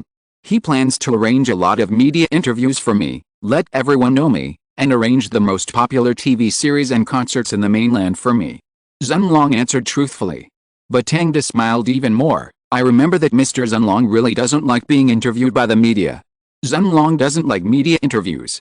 Even if he accepts an interview, he will be prepared in advance. Even so, he will be very nervous, because he doesn't want to leave a bad impression in the eyes of everyone. However, after returning to China, he accepted numerous media interviews, and completely restrained his edge, and began to learn to speak tactfully. After all, some of his blunt remarks were considered by the mainland media to be immodest, arrogant, and disrespectful.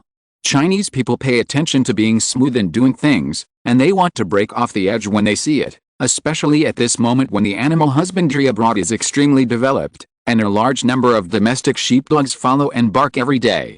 On the one hand, they think that everything abroad is good, and on the other hand, they think that Chinese people should be low-key in doing things and being low-key. So after seeing Zhenlong, a straight-talking outlier, they feel as if they have offended their own master, and they criticize him in various ways in the media. I guess Zhenlong must have been very depressed when he saw these reports, which is why he changed his temperament. I really don't like interviews with reporters, but I think if I want everyone to know me, then the media cannot be avoided. Indeed, but Mr. Zhenlong, do you know why the domestic media has a bad attitude towards you? Don't you know? You are also an American. Zhenlong was a little confused. Tang immediately changed his English to Chinese. What do you think, Mr. Zhenlong? I am a mixed race, and my father knows the country very well. This was a lie, but it didn't matter. Zhenlong couldn't summon his father from the grave to ask. You can speak Chinese. So fluently. And very authentic. Zhenlong immediately felt close to him when he heard this, and also switched to Chinese. His Mandarin is very good, and he must have practiced it specially. Yes, although I am not in this country, I know it very well. Tang explained, this is a very huge and potential market. I think in the next 10 years, Hollywood films will enter the mainland in large quantities and become the absolute core of people's viewing. Absolute core. Zhenlong raised his eyebrows, as if he realized what Tang meant. Yes, in fact, I think it's a good thing that you want to be recognized by the mainland people, but you are trying to do it in the wrong place. Tang said, you should feel that the mainland market is very unwelcome to you. Those media are scolding you for being a big shot, And those reporters are digging deep into your past and your emotions. Let's put it this way, you are not an actor to them, but an abstract symbol that can be used for deconstruction and entertainment. They just want to get topics and traffic from you, but are unwilling to say a fair word for you. These words spoken in Chinese immediately hit Zhenlong's heart. He has read a lot of newspapers during this period, and the evaluation of himself in them is indeed true. Especially saying that he is a big shot, saying that when Farewell My Concubine found him, he was not used mainly for several reasons. First, because it was not known which countries Zhenlong was filming in when the filming started, the crew had to book tickets for him in multiple countries at the same time, and also buy tickets for his dog. Second, when he was filming, his dog must go in and out with him and cannot leave for 24 hours. Third, he was a big shot and had a weird temper. The crew failed to meet his life requirements and finally quit the show. But this is totally untrue. Zhenlong has always been more concerned with drama than anything else. He has no pomp, no many assistants, and even lowered his own price for this drama. But even so, he still received bad words. Zhenlong is a person who is indifferent to fame and unwilling to spend more time explaining, so he has never made any public statement. It can only be said that the internet was not well developed at that time, and media reports were the source of all information, and these news blinded many people's eyes. It was not until the rise of the internet that everyone saw the ugly faces of those so-called famous directors through various information, and then thought of Zhenlong's humble life, that they realized what kind of man China had missed. Seeing that Zhenlong's expression was somewhat relaxed, Tang continued, "To be honest, you shouldn't return to China like this, because you will only be hostile when you return." "Why?" Zhenlong immediately asked back when he heard the word hostile. "Because the mainland entertainment industry does not welcome you." Tang shrugged. "Do you know what you mean to these people? To put it bluntly, you are the goal they will never reach in their lifetime. Your achievements are what they can never achieve but are particularly eager for. So they want to oppose you. There is jealousy of you, but also because you have touched their cake and damaged their interests. This is ridiculous, Mr. Tang. I think you are exaggerating." Chen Yubing interrupted Tang. But Zhenlong interrupted his agent, let him continue. "Okay." Tang spread his hands. "It's actually very simple to figure out, isn't it? You are a Hollywood superstar, you have been nominated for an Oscar. In fact, if it weren't for anti-Chinese sentiment and discrimination against the yellow race, you should have won that award. People like you coming to the mainland entertainment circle is like a dragon entering the territory of Loach. If you gain fame and recognition, then how should those people in the entertainment circle deal with themselves? They are used to being bullies in their own backyard and have always been the kings of the mountains in the country. Winning an international award can allow them to live a life of luxury, but for you, those awards are like children playing house under your brilliance. This will make people realize that it's not that Chinese people can't win awards, but that mainland actors are not good enough and can't get out. By then, do you think they can still make money lying in bed?" Zhenlong frowned. "That's why they were trying so hard to discredit you. Your achievements are so great that you're like a god. They have to use black material to discredit you, and then turn you from a god into a human, so that they can point fingers at you at the same level." The more Tang talked, the more Zhenlong felt the same way, because this was his experience during this period, and it was also the source of his pain. "So what should I do?" When Tang heard Zhenlong ask this question, he knew that things had changed. The original history was flapped by his butterfly wings and began to change in a new way. So Tang raised his lips. "What you need to do is not to play with the loaches in the mud. You need them to respect you and need you." "I don't understand." Zhenlong looked at Tang sincerely. "You have an idea, right? I think Mr. Tang, you should leave first. It's time for Zhenlong to rest." Chen Yubing stood up and separated the two people's sight forcefully. "Zhenlong, we have already talked to Mr. Deng Jianguo. People should pay attention to credibility. Although Tang's words make sense. But as long as we insist on clarifying to the media, the public will recognize you."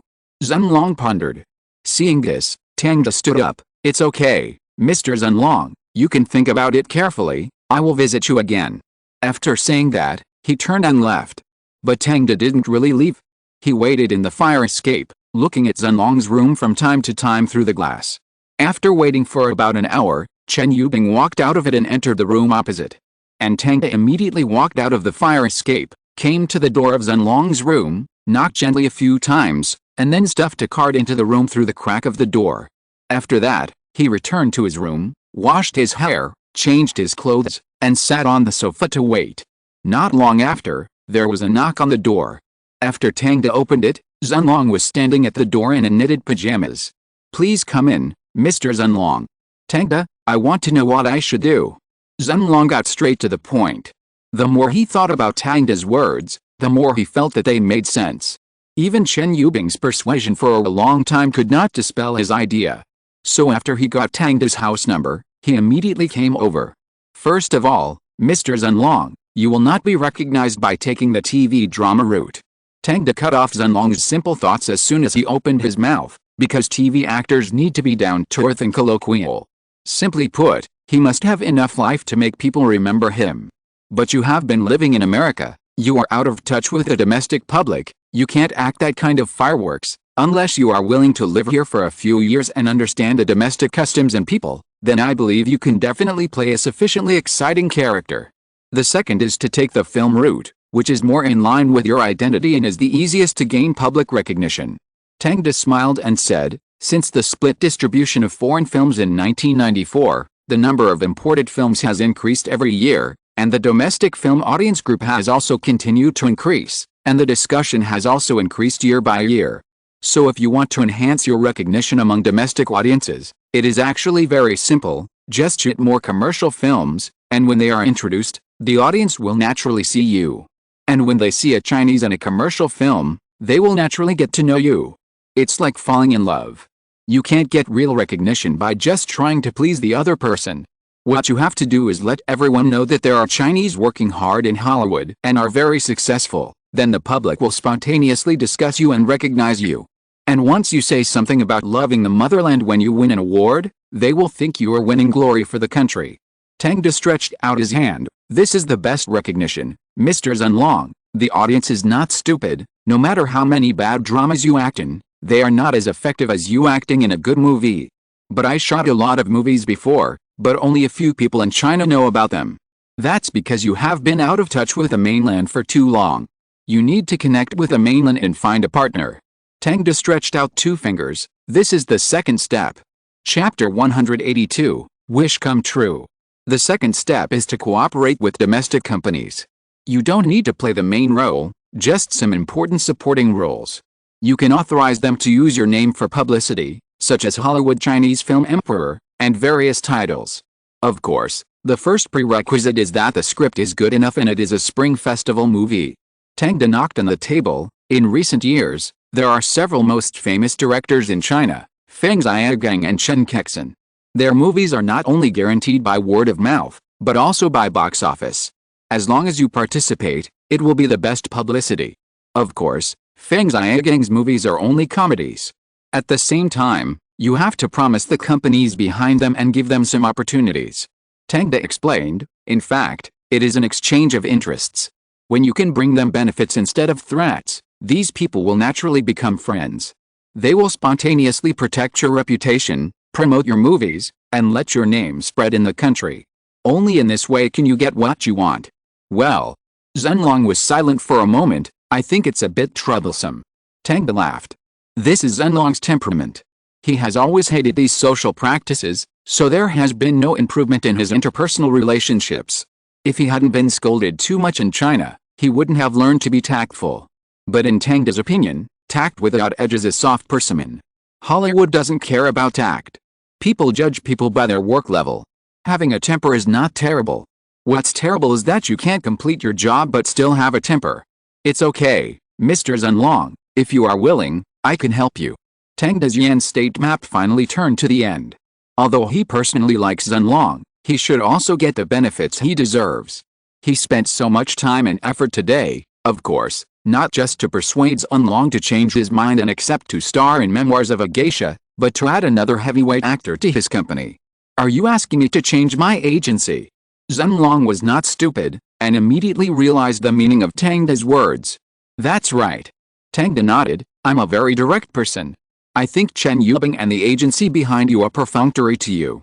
They didn't do a good job of investigation and just rushed into the mainland market with you. This is a major mistake. And Deng Jianguo, to be honest, I suspect that there are some conflicts of interest with him. Otherwise, I don't understand why they let you sign a contract with him. Maybe. But I think Deng Jianguo just wants to make some money with my fame. I don't really care. Zhenlong still didn't think Deng Jianguo was a bad person. Tang De shook his chin. It doesn't matter, Mr. Zhenlong, it doesn't really matter, because I will prove it to you. Just give me a promise. What promise? Zhenlong asked. The promise of a movie. You don't want money, the promise of playing a supporting role in a domestic movie. After Tang De finished speaking, he saw Zhenlong raise his eyebrows. Okay. Zhenlong did not hesitate. As long as you can help me increase my popularity in China, I can promise. That's enough. Tang De said and suddenly remembered something. Oh, there is another small request, that is, you have to star in the movie Memoirs of a Geisha directed by me. Don't worry, this movie will give you a full salary.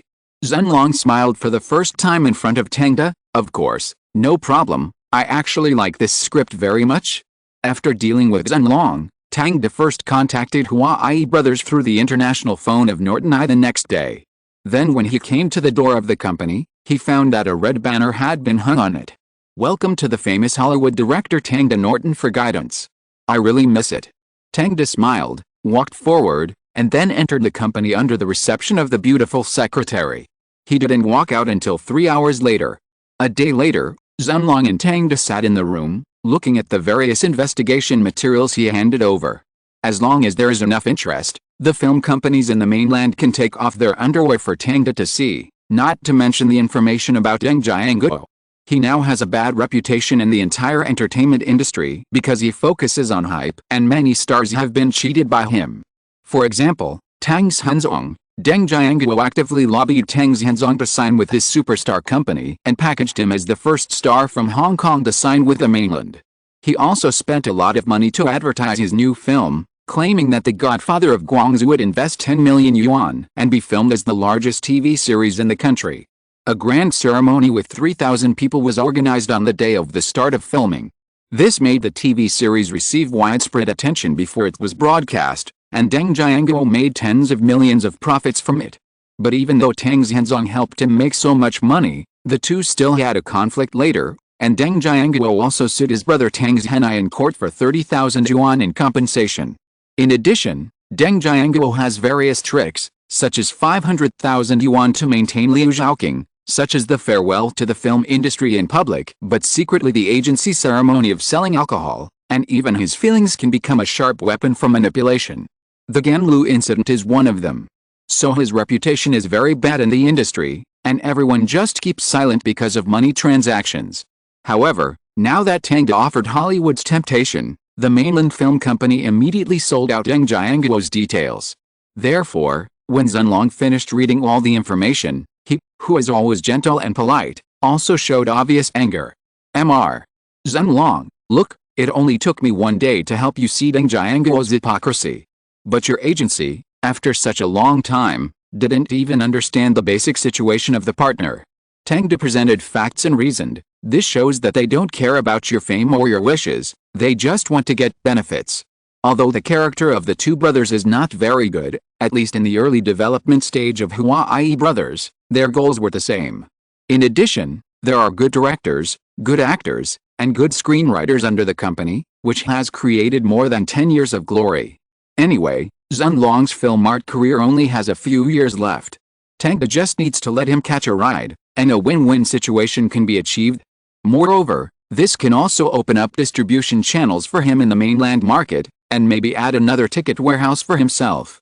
Although movies like Saw and 50 Shades of Grey are not suitable for entering the domestic market, family-oriented movies like Little Miss Sunshine can be introduced to China and make a fortune. Tang De needs to consolidate the channels and pave the way for future introductions when other Hollywood film companies have not paid attention to or do not care much about this market. Zhenlong is a good connection point. After listening to Tang De's words, Zhenlong thought for a long time. Tang De, I can't give you an answer now, but it will be soon. No problem, I just don't have much time. Tang De raised the plane ticket in his hand. I will return to Los Angeles tomorrow.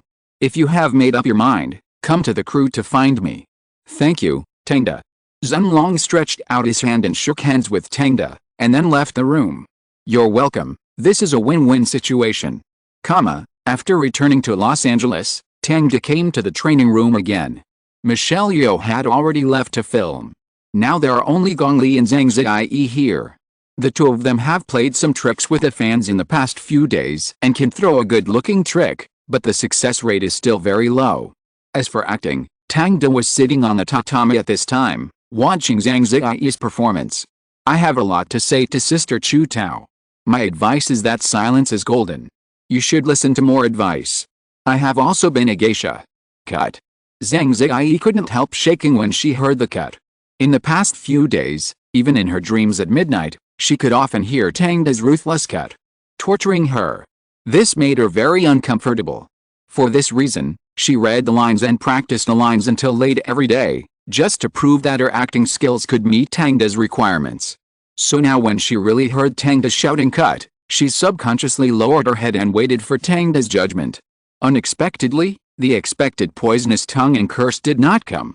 Instead, Tang De nodded and said, "Not bad, you have grasped the core of Sayuri's character, but your performance is still a little immature." Zhang Ziyi breathed a sigh of relief, raised her head happily, and quickly restrained herself after seeing Tang De's expressionless face. In the next few days, Tang De had been studying the script with several actors in the training room. It was not until the afternoon of a week later that Tang De received a call from Zhenlong. "Tang De, I have handled everything and can sign a contract with you." Tang De raised his eyebrows. He did not expect Zhenlong to be so swift and decisive. He found a recent newspaper and saw that the news of Zhenlong's termination of the contract with the original agency had been published. Many agencies expressed their willingness to extend an olive branch to Zhenlong. For this reason, Tang De found Carl. "Carl, how long have you been working at CAA?" Carl has been a little bored recently because Tang De has very few business activities. Apart from the watch, many brands he communicated with were passed by Tang De. However, Tang De's director's salary can make him a lot of money, so he is happy to be idle, drinking tea and watching girls swimming by the swimming pool every day. Now that Tang De has found him, he is still a little confused, wondering if he is going to be fired because he is not doing a good job. After hearing Tang De's question, Carl hesitated for a long time and answered, "Well, it's been 3 years." "Then do you have feelings for CAA?" "I think I do." Carl didn't know how to answer this question. Should he say it directly that this is just a job and why should he have feelings? "So are you interested in leaving?" "Tang, do you think I did something wrong? I can change it." Wait, let me think about it."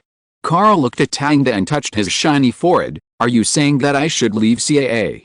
"Of course, what else?" Tang De laughed dumbly. "Do you think I want to fire you?" "Oh my god, you scared me, Tang. I thought I didn't do a good job." Tang De shook his head. "No, you did a good job, Carl. You helped me deal with a lot of chores." Carl was a little speechless. He wanted to remind Tang De that dealing with chores was just a small responsibility of his agent, but he didn't expect Tang De to take it so seriously. "But that's right. Anyway, Tang De doesn't need to find those ordinary advertising contracts by himself, nor does he need him to help negotiate movie contracts. He is more like a nanny. So, Tang, what do you want to say? Why do you persuade me to leave CAA?" "Because Zhenlong lacks an agent, I need a reliable person to help him." Tang De directly stated the reason. But Carl stretched out his hand. "No, wait, Tang, you are not kidding. Zhenlong? Long? Can he lack an agent?" Carl ruffled his few hairs with both hands. This must be an April Fool's joke, right?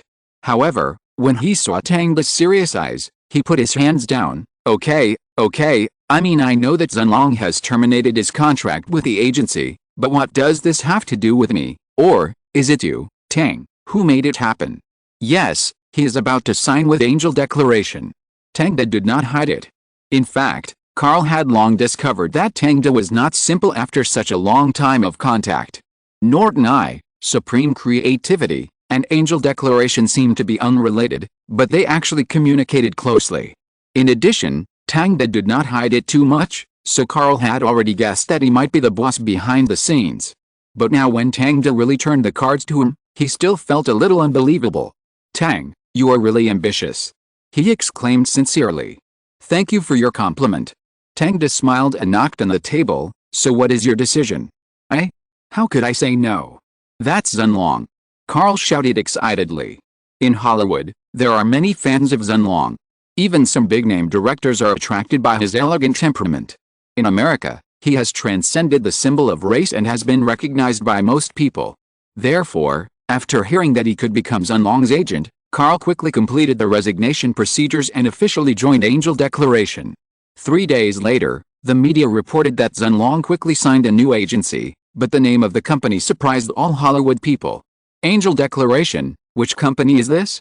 After a careful investigation, it was found that the company was mainly responsible for a girl group and some Japanese actors, which had nothing to do with Hollywood's top movie stars. No one knew why Zhenlong chose such a small company.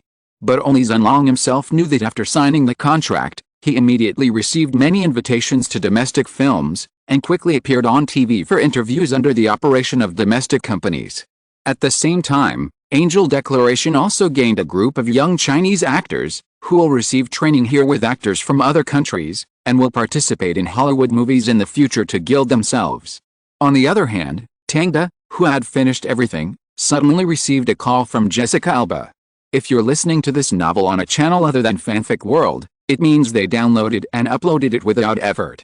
We cordially invite you to visit our channel, Mundo Fanfic Novelis. There you'll find the original version of this story and you can explore many other novels of various genres. We're waiting for you to immerse yourself in a world of incredible novels. Chapter 183 Capture Her Heart. Jessica went to Tang because she had something to ask for. She didn't say it clearly on the phone, but she just hoped that Tang could come to her crew. The crew was naturally Sin City. This movie, adapted from the comic of the same name, has recently started shooting. It is co-directed by 3 directors, Robert Rodriguez, Frank Miller, and Quentin Tarantino. It is a very stylish black violence aesthetic movie. After receiving Jessica's request, Tang did not hesitate too much and directly asked Tom to drive to the crew's filming location. On the way, he received a call from Jimmy. Supreme Creative has officially signed an acquisition agreement with United Media International, and under the leadership of Fernando, it has understood and handed over advertising channels in California and other bundled states. Now Supreme Creative has become a veritable advertising agency that can provide customers with more far-reaching services. Creative prices have naturally risen, and even the original customers will have to pay according to the increased prices when signing new contracts in the future. This is very overbearing, but this is the current situation of the entire New York advertising industry. Many advertising companies, including Ogilvy, Crown Creative, and Hangmei Advertising, all chose to raise their prices without prior agreement. Unless an advertising company can break everyone's control over the channels, there is no way to lower the prices again. In addition, Supreme Creative has begun to undertake the advertising business of various small and medium-sized advertising companies, earning extra income. After talking with Jimmy about the prospects of Supreme Creative, Tang also arrived at the filming location of Sin City. As soon as he got off the car, he saw a familiar friend with a receding hairline, Quentin Tarantino. Ha, Tang, long time no see. Quentin smiled and came forward to hug Tang tightly.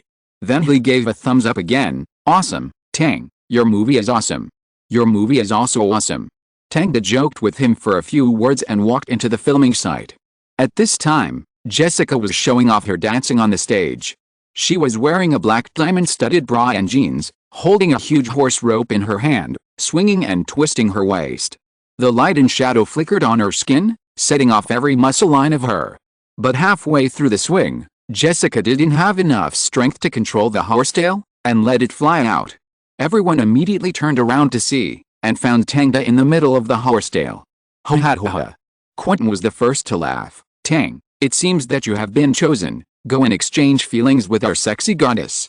The others also laughed, and Jessica's eyes lit up when she saw Tang, and she immediately jumped off the stage. Tang, you are here.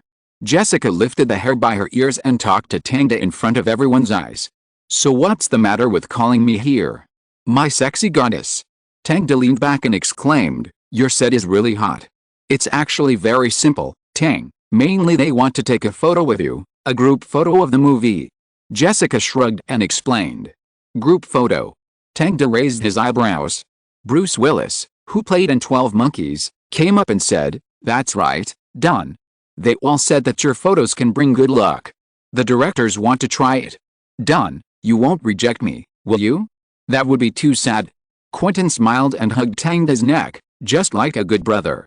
Tangda smiled bitterly in front of everyone. Of course not, but you should have told me earlier that I didn't bring a camera. We have cameras here, so can't we? Quentin was a little puzzled. Of course not. Tangda said seriously, I must use my own camera when taking pictures. This is a ritual, you know? It's not just taking pictures. Ritual? The witch is witchcraft, or the mysterious magic of the East. Bruce Willis immediately exclaimed, and the other staff members also widened their eyes. Westerners are obsessed with this set, because religion is a part of their lives, so their first reaction to the unknown mystical things is to believe. And Tangda himself is mixed race, and his oriental features also increase this sense of mystery. Really? Quentin also said in an exaggerated tone, magic. Tangda laughed, it's not that magical, but it's like religious priests. When they pray to God, they also use their own Bibles.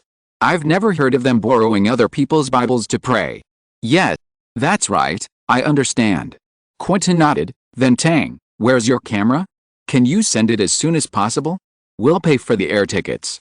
Tangda raised his eyebrows. He was talking nonsense, but they really believed it. But this sense of ritual is indeed what Tangda needs, so he gave Tom a few instructions, and then said to Quentin, I asked my friend to get the camera, but it seems that we have to wait for 2 days. No problem. Quentin agreed immediately. Then Tangda came to the director's seat surrounded by the crowd, sat with several directors, and talked about things related to the movie. After the filming of this scene, it was evening and the crew finished work. Jessica changed into white sportswear and found Tangda. Tang, let's go to dinner together. No problem. Tangda had just finished speaking when Quentin next to him came over. I was planning to invite you to dinner, but it seems that you can't be idle tonight, brother. Tangda didn't say anything, just looked at him sideways. Quentin immediately smiled and left. Let's go, I'll drive. Tangda drove Jessica out of the filming location. On the way, Tangda asked, where are we going? To my house. Jessica answered without hesitation. What? Tangda turned his head and looked at her beautiful face. Why? My cooking skills are first class, much better than eating out. Jessica pretended to be calm and explained, there are potatoes, steak, onions, chicken, broccoli. She didn't know what she was talking about, but she knew that she didn't want Tangda to find an excuse to disappear from her side again. Okay, then taste the cooking skills of the sexy goddess. Tangda said and stared at Jessica again. Jessica was a little confused and a little happy. After waiting for a long time, Tangda still didn't drive, so she turned around and asked, what's wrong? Tangda looked at the surrounding roads. You haven't told me where your home is yet. Jessica's face suddenly turned red. Oh, in. She stumbled to finish her home address, and then Tangda looked for it on the paper map and drove along the road. It was really troublesome in the era without navigation software. Jessica's home is a single-family villa. After Tangda drove in, Jessica got out of the car first and walked into the house quickly. It seemed that she was going to clean up before Tangda entered the house. Tangda smiled and parked the car, then walked into the door and came to the living room. The decoration in the living room is very warm, without too many cold colors. There are green plants and warm-toned furniture everywhere, which makes the whole house look not cold at all. Unlike many celebrities' homes that blindly pursue minimalist style and wabi-sabi style, making the home look like a spaceship space in science fiction movies. Sorry, the house is a bit messy. Jessica was sitting in front of the sofa. She put the scattered clothes into the clothes basket and lifted her hair to chat with Tangda. Tangda sat beside her and helped her take the clothes. Are you alone at home? Oh, my parents are traveling in India. A few days ago, they said they would send some specialties back to me. Masala. This is the most profound impression Tangda has of India. How do you know? They said this seasoning is delicious and Indians are eating it. Tangda shrugged his shoulders. Then I suggest you persuade them to be more cautious. It's best not to buy snacks from street stalls. After all, the gastrointestinal function of Indians is second to none in the world. After Jessica finished cleaning up, she tied an apron and prepared to cook. Tangda watched her busy and found that her cooking skills were really good. The steak was fried very well, medium rare, cooked but not burnt. Not only did the color look appetizing, but rosemary was also added as a side dish. As for the side dishes, there were mashed potatoes, onions and cherry tomatoes. When the plate was brought to the table, Tangda really felt like he was at home. Try it. Jessica sat opposite Tangda, holding a knife and fork and looking at Tangda expectantly. Tangda nodded, cut a piece of beef with a knife and put it in his mouth, then raised his eyebrows, a little surprised. The taste was very good. Among the girls he had met, Jessica's cooking skills were the best. Anne Hathaway could only be second, although only the two of them could cook, and the others were permanent VIP partners of the restaurant. Avril was even more keen on high-calorie foods such as fried chicken and French fries, but she didn't eat much and was not prone to obesity. Oh, I forgot, there is also red wine.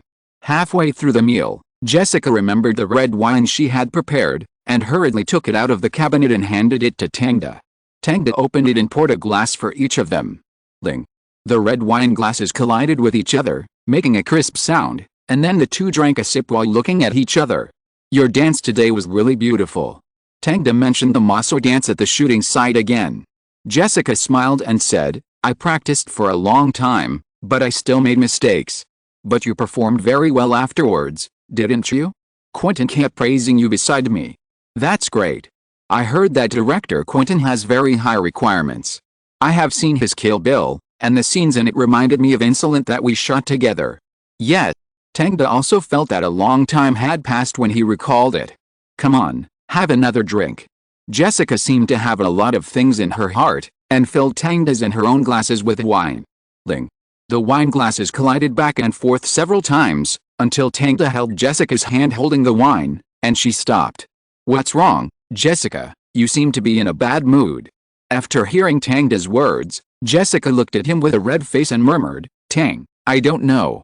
Tangda got up and came to Jessica's side, let her head lean on his shoulder, and then supported her body. What happened, Jessica? This is not like you. Tangda comforted Jessica softly, and she burst into tears after hearing his voice. Sorry. Tang, I had a fight with my parents and I don't know what to do. Sorry, Tang. Jessica hugged Tangda's arm, and the whole person looked extremely fragile. It's okay, Jessica. Tangda patted her back, this is not your problem. No. Tang, you don't understand. Jessica sobbed, I shouldn't be angry with them, and I shouldn't let them die, but these are all what I said when I was angry. I didn't mean it. They have been forcing me. I don't want to. Well. Then, they are disappointed, right? Yes, they are disappointed, so they left me. I don't know when they will come back, Tang, I am so lonely. Jessica hugged Tangda's neck, and the smell of alcohol sprayed on his face. Don't be afraid, I am here. Tangda comforted Jessica and helped her to the sofa. Lie down for a while, Jessica, take it easy. Sitting on the sofa, Jessica's mood calmed down a little. The two leaned against each other and then remained silent for a long time. 10 minutes later, Jessica seemed to have recovered a little from the alcohol. Looking at the tear marks left on Tangda's shirt, she said embarrassedly, it's all my fault. Tang, I'm really too bad. Take off your clothes and I'll help you wash them. Tangda nodded and took off his shirt, revealing his muscular upper body. He would go to the gym to train in his spare time. With Tom's training, his skills are already very good. After seeing Tangda's naked upper body, Jessica suddenly couldn't help but reach out and touch his muscles. Are you taking advantage of me? Tangda and Jessica looked at each other and teased. Jessica looked at him straight, then glanced at his upper body, and the corners of her mouth curled up. Yes, so do you want to take it back? Of course. Tangda slowly moved his face closer until the two lips collided.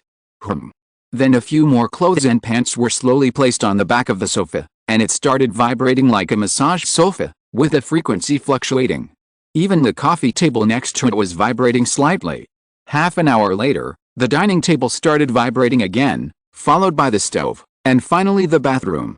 After more than 2 hours, when Jessica lay on Tangda's chest again, she had no strength left. Tang, you're great. She murmured, feeling sleepy and unable to open her eyelids. Tangda touched her smooth and perky buttocks and fell asleep with her.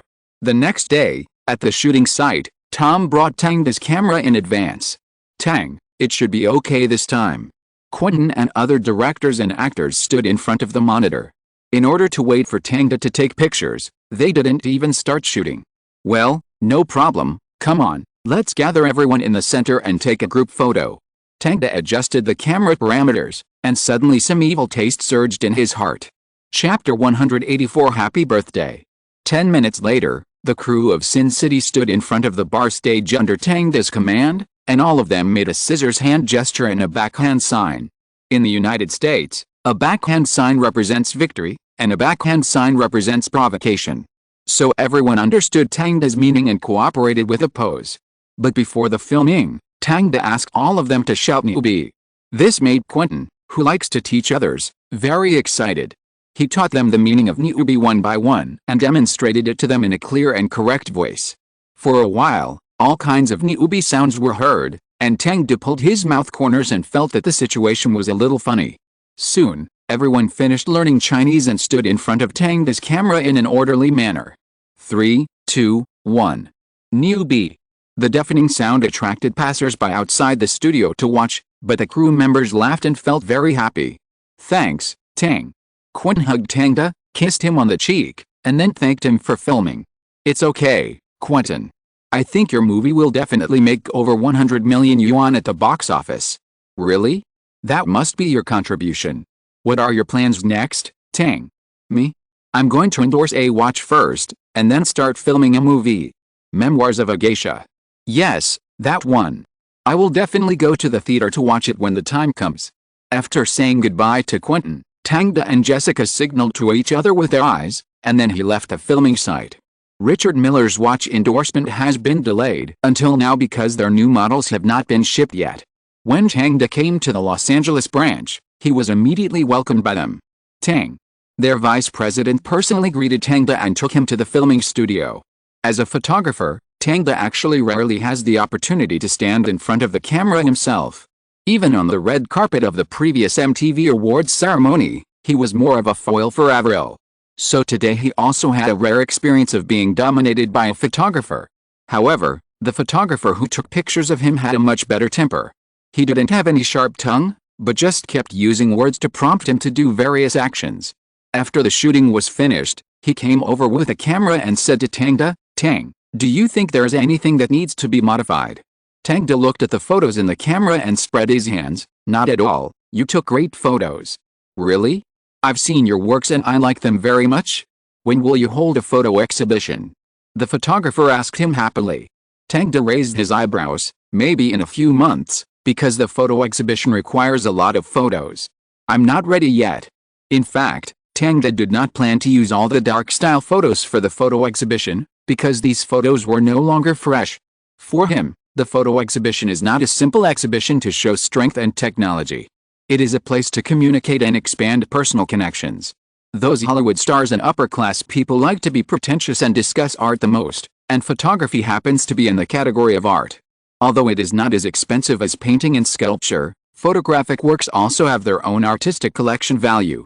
For example, Phantom taken by Australian photographer Peter Rick was sold at a sky-high price of $6.5 million US. Therefore, participating in photo exhibitions or photo auctions has become a way for celebrities to prove their taste. Tangda's idea was born based on this.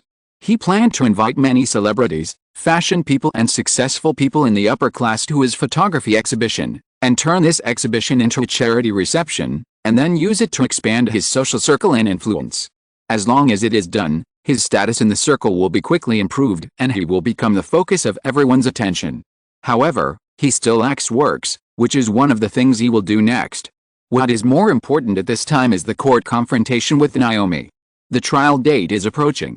He must settle this matter in the shortest time, and then use the influence of this matter to do what he really wants to do. Take private photos of female and male stars. Yes, this is the real theme of Tangda's photography exhibition, the embodiment of desire, Aphrodite. If other people knew what he was thinking, they would probably think he was too crazy, but in Tangda's opinion, this is a win-win situation. The stars gained fame, Tangda gained connections and money, and the audience gained visual enjoyment. Moreover, it is a huge profit, and Tangda doesn't need to pay anything at all. As long as his photography is proven to bring good luck by other film works, it will surely attract the attention of all the stars. Thinking of this, Tangda got out of Tom's car and returned to Jessica's home. He has been living here for the past few days, and his relationship with Jessica has quickly heated up. Of course, it is accompanied by a decline in energy. After all, the desires of young girls are always hot and unrestrained. Fortunately, Tangda is also very young, Otherwise he really can't bear the short-term and high-frequency battles. While he was waiting for Jessica to come home on the sofa, he didn't forget to chat with the other girls. Scarlett has become a well-known new actress in Hollywood since she won the award for Lost in Translation. She receives a lot of notices every day and is in a stage of being overwhelmed. Avril Lavigne is holding concerts across the country. Her songs have been increasingly loved by young people, and now is the peak of her career. And Kaden is participating in variety shows. Her name as a sexy goddess has become a common consensus in the United States.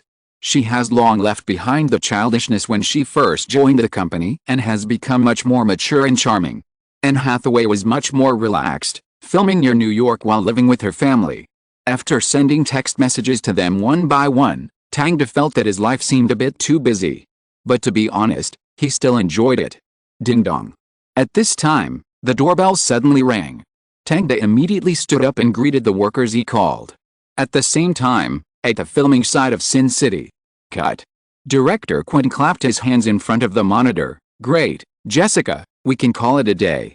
Wow. Jessica whistled relaxedly and jumped off the stage. Jessica, are you interested in having dinner together? She had just taken 2 steps when she was stopped by a handsome actor. Will you treat me? Jessica pouted. Sorry, I have something to do today. Let's do it another day. That's a pity. The actor was a little unwilling and continued, then will you come to our party tomorrow? The directors are also there. Tomorrow is the last day of the Los Angeles studio, and they will go to other filming locations next. Well, let's see if I'm free. Jessica didn't say anything final, because she didn't know when Tang was going to leave. No problem, I'll ask you again tomorrow. The actor was very persistent. If it was before, Jessica might still be interested in chatting with him for a few more words, but now, she just wanted to go home as soon as possible and throw herself into someone's arms. After changing her clothes, Jessica drove towards her home, but when she arrived at the door, she found that there was no light on inside. Strange, is Tang sleeping? Jessica walked quickly to the door of her house, took out the key and stepped in. Then she found that the house was pitch black, even darker than usual. Jessica reached out and pressed the light switch. Click, click. As a result, after pressing it several times, the light tube did not turn on. What happened? Is there a power outage? Jessica walked into the living room. Because her eyes had not yet adapted to the darkness, everything seemed particularly blurry. Dear. There was no response to her shouting. She could only hold on to the cabinet in her memory, took out her mobile phone, and tried to illuminate the surroundings with a weak light. The light made her discover a dark mark on the living room floor, but she couldn't see the color clearly. It looked like water, but a more terrifying guess appeared in her mind uncontrollably. Following the mark, Jessica looked up and found something on the coffee table, which was covered by a layer of gray cloth. Jessica suddenly felt a little dry in the mouth and shortness of breath. Because she had never seen this thing before, she didn't know whether it was bought by Tang or something else. Anyway, she felt very insecure. Whether it was the dark room or the disappearance of Tang, it made her feel a little chilly. But curiosity and fear drove her to approach the thing covered by the cloth. So Jessica approached gently, then stretched out 2 fingers to pinch the cloth, closed her eyes and pulled it up. Bang! The sound of fireworks spraying rang in her ears. Jessica opened her eyes and found that the room was now lit up. Looking around, there were heart balloons and colorful decorations hanging everywhere on the wall. Looking down again, the unknown thing on the coffee table was also revealed after the cloth fell. It was a huge cake. There were various chocolate decorations and a small sign on it, with Jessica's name and 4 words written on it. Happy birthday. Tang clapped his hands and walked out from behind Jessica, smiling. Jessica was stunned for 2 seconds, then covered her mouth with emotion. Tang. She hugged Tang and squeezed his arm hard. You scared me. Sorry, Jessica, I just wanted to give you a surprise. Tang stroked her back and soothed her emotions. After Jessica calmed down, Tang pulled her to the dining table again. The table was full of food, both Western and Chinese, and it looked very rich. Jessica was a little surprised. Where did you buy this? It looks really good. Jessica, your words are too hurtful. Tang pretended to be sad and covered his chest. I made all this myself. Really? God? Tang, I love you. Jessica believed this without any hesitation, hugged Tang and kissed him several times in a row.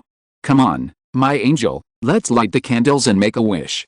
Although Tangda has more than one angel in his heart, his greatest strength is that he can devote himself to one person wholeheartedly. Seeing Jessica obediently light the candles and make a wish, Tangda and her began to enjoy dinner. After finishing the meal, Jessica suddenly grabbed Tangda's hand and dragged him upstairs to the gym. "I also want to give you a surprise, Tang. Wait for me for a moment," Jessica said and walked into the locker room. Tangda looked around. The gym was fully equipped, and there was also a white curtain blocking the view of the other half of the room. Just when he was curious about what was inside, Jessica changed her clothes and came out. Tangda's eyes lit up, because Jessica was wearing a tight gray yoga suit, which made her figure curves extremely attractive. Even because of the lack of certain protection, you can see more exciting details. Then, she lifted the curtain, and Tangda discovered that in the other half of the room, there was a steel pipe that went straight to the ground. Pole dance. Tangda had just thought of this when he saw Jessica holding the pole with both hands, her feet off the ground, and standing upside down on the pole. This violent movement made some parts of her body bounce elastically, which made Tangda swallow involuntarily. Damn it, this girl has such a big move. Tangda walked closer, and Jessica's eyes were as charming as silk, rising and falling in front of him. Various postures were dazzling and made people feel dry and thirsty. And this was not the end. After Jessica's pole dance lasted for a few minutes, she suddenly held the pole with her backhand, propped it against the pole with her back, and spread her legs wide, like a crab's claws to clamp Tangda. "Wow!" Tangda exclaimed. This time it was his turn to unlock a new posture. Seeing this, Jessica giggled a few times and whispered, "Come on, Tang, love me." Wow! The white curtain was immediately lifted, blocking the figures of the two people. After that, there was a live pole dancing lesson, which was vivid and moving. The next day, when Tangda woke up from the bed, he was still recalling yesterday's movements. "Tang, will you stay today?" Jessica hugged his waist and slid her fingers down from his chin. Tangda kissed Jessica's forehead. "The court is about to open, you know. Are you talking about that bitch Naomi?" Well, everyone around Tangda had the same adjective for Naomi, and it seemed that everyone was very dissatisfied with her. "Yes, I have to testify in court." "Are you sure?" Jessica said worriedly. "Don't worry." Tangda smiled. "The clues I have in my hands during this period are enough to nail her to the shame rack." "That's good, I wish you victory." Jessica held Tangda's handle and bent it down twice. Tangda immediately felt his body rejuvenated. "You are so naughty, it seems that you don't want to get out of bed yet." Tangda stretched his hand to her waist. "Haha, Tang, don't do this." Jessica immediately felt itchy and begged for mercy. After the two of them made a fuss for a while, they got off the bed. After sending Jessica to the shooting site, Tangda put on sunglasses and said to Tom, "Have you contacted the witnesses for the court?" "Yes, there are 5 in total." Tom nodded while driving. "Okay, that's enough. I believe the judge will not believe a person with a bad record." Tangda laughed. "Let's contact the media reporters. I want the news of her losing the case to spread across the United States as quickly as possible." Chapter 185 Photo Shoot. On the day of the trial, Tangda walked into the court accompanied by Tom. Naomi also came to the court surrounded by lawyers and the media. But compared to Tangda's confident face, Naomi had a blank expression on her face, and it was unknown what she was thinking. After the trial, their lawyers did not produce any important evidence, and they were more talking about the farce at the Fashion Designer Awards ceremony. In the past few months, they have not found any evidence of racial discrimination from Tangda. After all, Tangda has black friends and often interacts with black stars, so there's really no way to slander him. But they can't do without evidence, so they directly found those who were insulted by Tangda. For example, Hans, the photography assistant who was fired by Tangda in Avril Lavigne's MV. He said to everyone in the court, "Tang is a tyrant.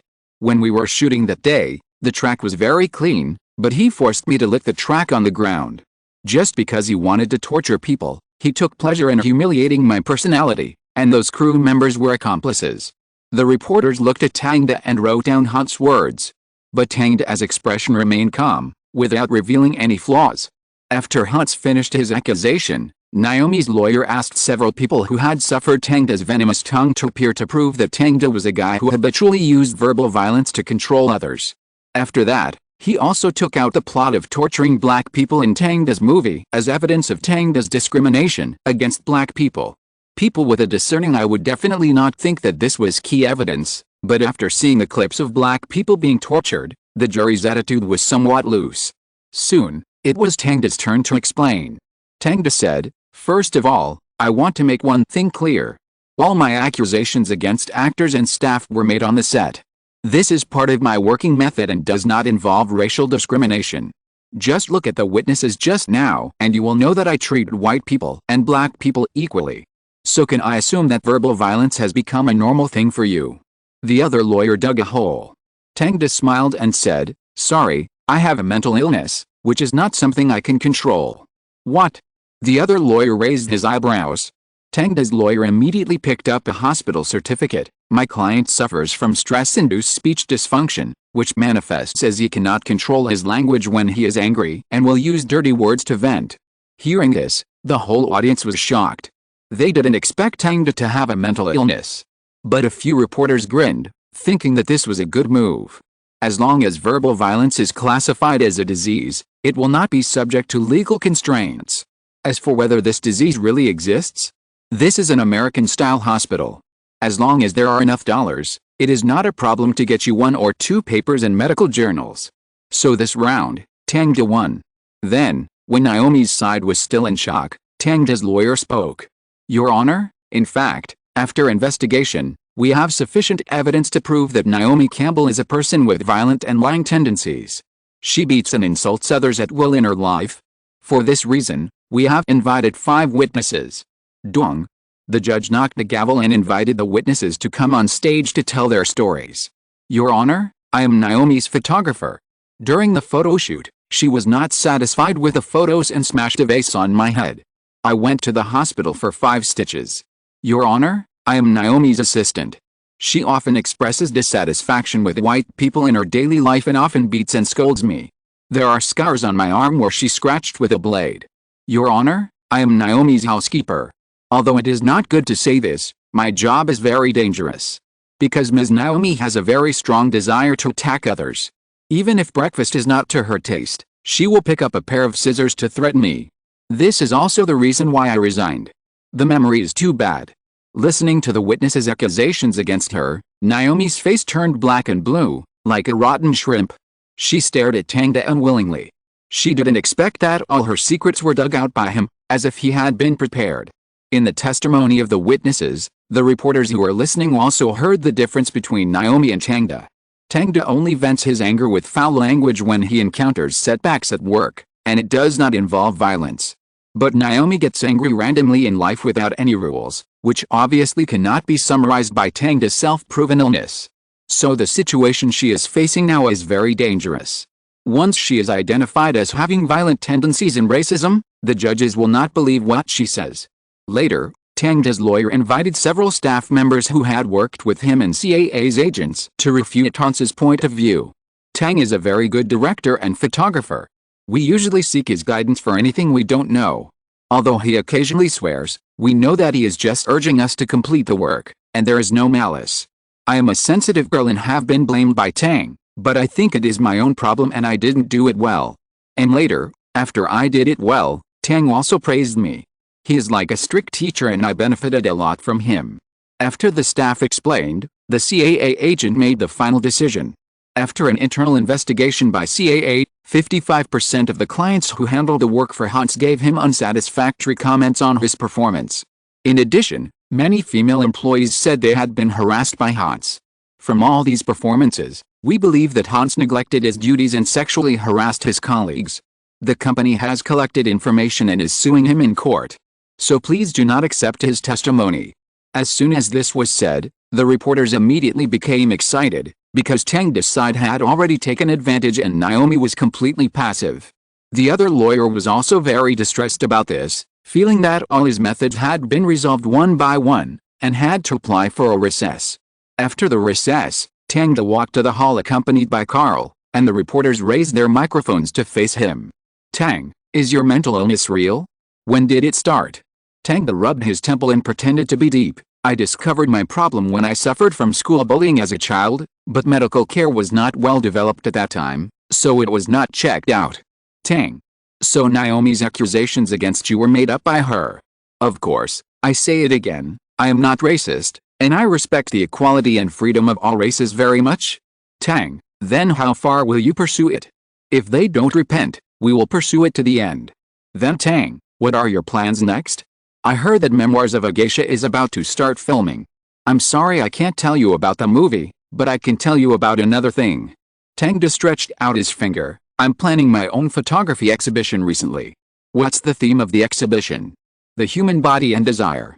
Tang curled up the corner of his mouth. In fact, I have already made an appointment with a well-known actress to take the first set of photos for the exhibition. Later, I will invite more stars to shoot. This set of photos will continue the dark style and add more changes. After that, Carl helped Tang to block the reporters and walk towards the lounge. Half a day later, the court finally closed the court session, but the result will not be announced until some time later. However, the outside world generally believes that Tang has a very high chance of winning the case, and there is basically no possibility of losing the case. After all, there is too much evidence. Even if the judge wants to make a judgment in favor of Naomi, he must consider the basic facts. After the court confrontation with Naomi ended, Tang also welcomed the first female star he photographed in New York. Julia Roberts. The actress who presented Tang with the award was the first woman who volunteered to participate in his photography exhibition. Hi, Julia. Tang met her in the villa he rented. Tang. Julia kissed him affectionately, and then smiled and said, "Since you finished photographing Charlize, she seems to have been blessed by God." This is not my credit. Tang shook his head. I'm just an ordinary photographer. I know, keep silent. Julia looked like she understood very well, and then followed Tang into the villa. So Tang, how are you going to shoot? Tang closed the door and turned on the lights in the room. There was a big bed in the middle of the living room, surrounded by various lamps. I need you to lie on it, Julia, and you need to take off your clothes. Take off everything. Julia shrugged. She was wearing a light yellow dress and light makeup. This was Tang's request. Yeah, that's right. Tang turned around and picked up the flesh-colored nipple stickers from the table. Then he turned around and was about to hand it to Julia, but he found that the woman in front of him had already exposed her chest. Wow. Tang didn't show any shyness like those virgins, and praised generously. Julia, has anyone told you that your waist curve is really great? Thank you for the compliment. Julia was not shy either. She lay directly on the bed and stroked her thighs. What pose do I need to pose? Well, entering the photography state, Tang immediately became serious. He fiddled with the lights and then began to direct. Julia, sit on the bed, bend one leg and put the other leg flat. What he wanted to imitate was the work of the classic black and white photographer Waka Fatuxi in the photography world. This photographer focused on photographing the human body and was famous for various bizarre and sexy angles. His most famous photo was a photo of a girl sitting naked on a gray plane with her back to the screen. The huge buttocks occupied the absolute visual center, but the private parts were all in shadowed gray, making it impossible to see clearly, and only through the curves to associate. The whole photo showed only lines and curves of the human body, as well as the skin reflected by the light, as if the human body was abstracted into a symbol. This was the effect Tang wanted, but he used color to shoot. Julia listened to Tang's words, hugged her body, and covered her private parts with her knees and head. Your body is still not soft enough, Julia. Relax a little more, don't worry, I won't take a bad picture of you. Ha ha ha, Tang, I hope so, you were merciless when you took pictures of me last time. Oh, if you don't perform well, I might even be venomous. Julia pouted, since I came to you first to take pictures, Tang, don't hurt me. Okay. Tang smiled and picked up the camera. Come on, straighten your body. Yes, hug your knees. Very good. Click. Julia's figure was recorded in the photo, and Tang continued to take pictures. In the second photo, on the floor, Julia's body was split into two legs, her 2 feet were placed on a transparent chair, and it looked like the whole person was suspended in the air. Tang used the light to create a silhouette feeling, letting the light reflect on her skin. In the viewfinder, Julia's whole person presented a text feeling. Although the exposed skin was still sexy, it did not make people feel erotic. During the whole process, Tang never stopped guiding her. Don't move around like a Parkinson's patient. You can imagine monkeys in the circus and imitate their tightrope walking. Hold your chest and let it swell up like a water balloon. Yes, it's very pleasing to the eye. Stretch one leg back. I'm going to shoot from behind you. Keep your toes tight. After taking several photos in a row, Julia was exhausted. She collapsed on the bed and said, "Tang, my face shouldn't be in your photos, right?" She was already very open, but she would still blush at certain poses. But Tang remained calm, as if Julia was a puppet in his hands, letting him do whatever he wanted. When the shooting finally reached the last picture, Julia couldn't help complaining, "Tang, are you really taking pictures of me? Why do I feel that you are taking pictures of something else?" Tang raised his eyebrows. "This is the art of photography, and it is also the theme of my photography exhibition. But the last picture is not about your body. Then what should I take pictures of? Your face." Tang asked Julia to sit on the chair, pointed the camera at the position above her collarbone, and then said, "Relax, Julia, calm down, I need the most real you, away from identity, mask and thoughts. Don't think about anything, don't do anything, right, just be quiet." Click.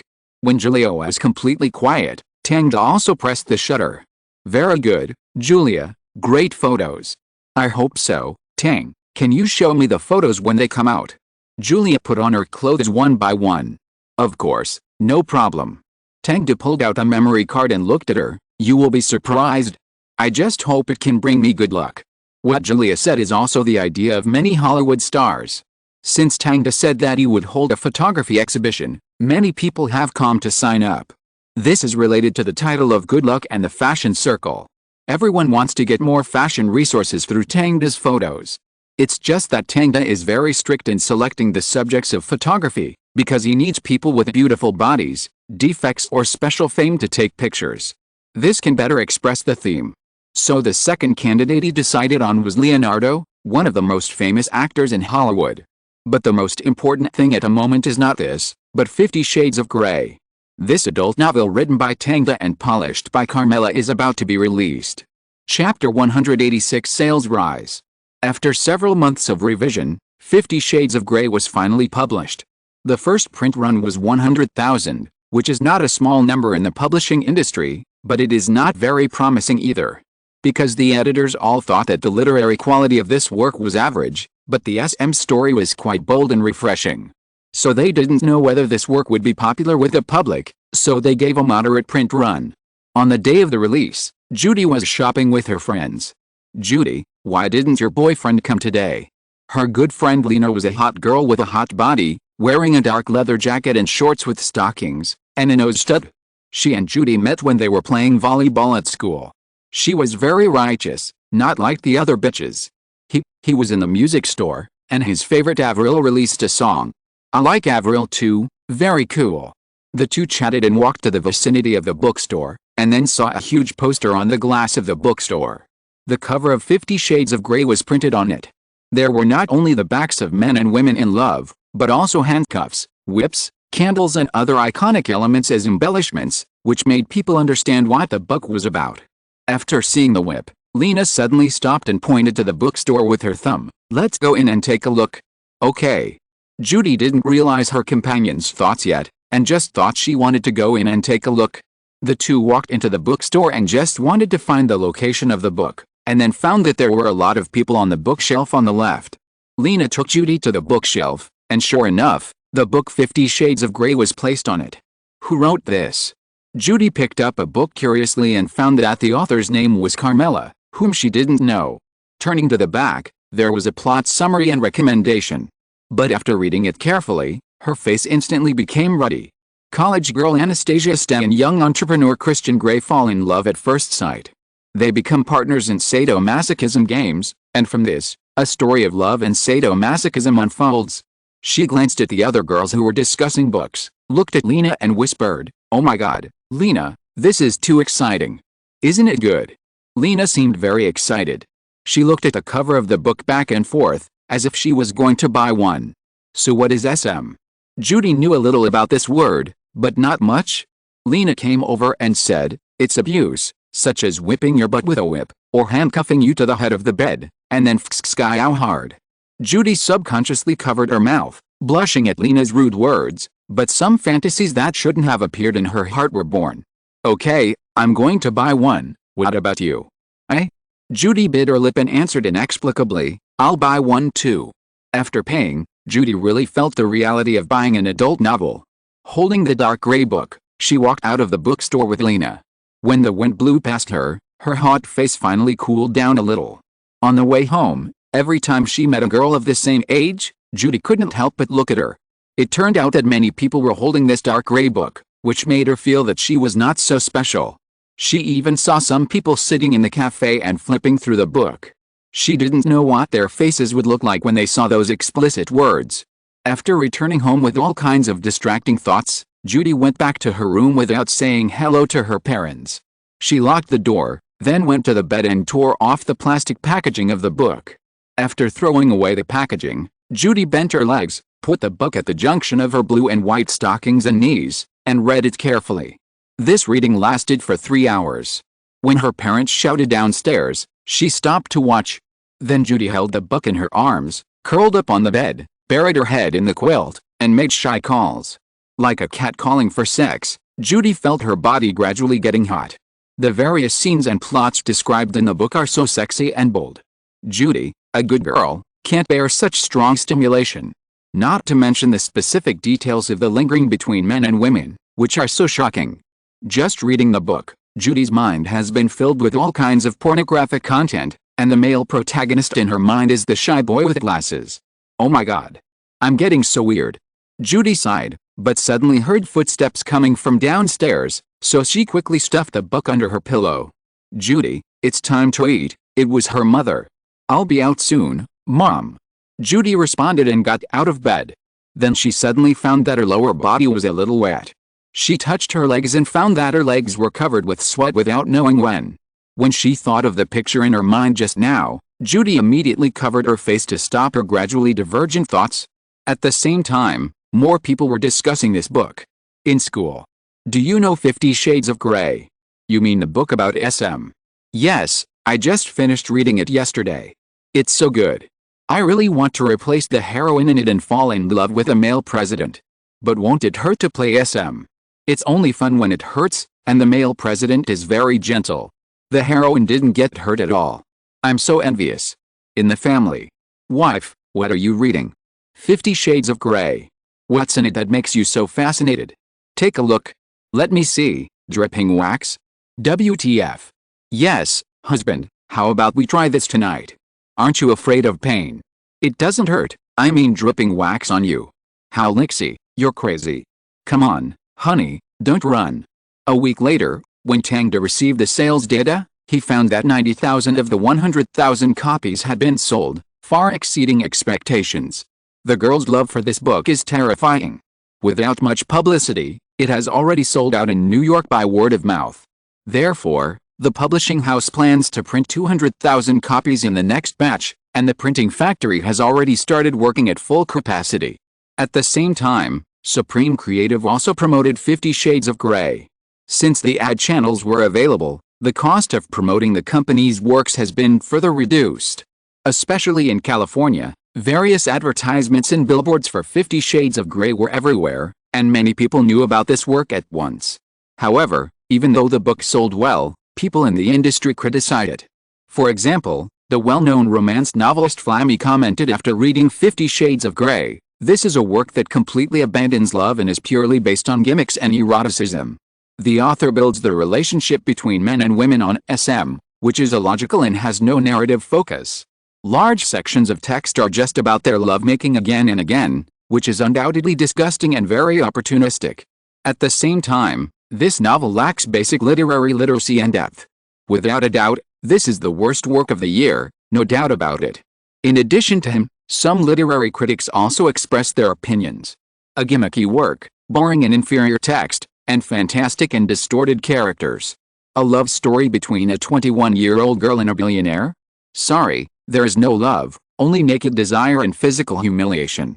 It is a very fake work, just like what a teenager could write. It is useless except for its large scale. I don't recommend watching it. Love is an eternal theme, but 50 Shades of Grey gets rid of this. It has found a more vulgar way to attract readers to watch. Although it is exciting, there is nothing worth remembering except excitement. While industry insiders are criticizing 50 Shades of Grey, The sales of this book are getting higher and higher. This is a very strange phenomenon. In the past, there was a positive relationship between reviews and sales. Works with good reviews often have high sales. Because readers pay great attention to the quality of the text, they don't want to buy garbage. But with 50 Shades of Grey, it has become an inverse relationship. The reviews are bad, but the sales are getting higher and higher. In the first week, 90,000 copies were sold, and the number doubled in the second week. Soon, the printing speed of the publisher could not keep up with the purchase speed. Countless young people are discussing this work, and girls who buy this work can be seen everywhere in major bookstores.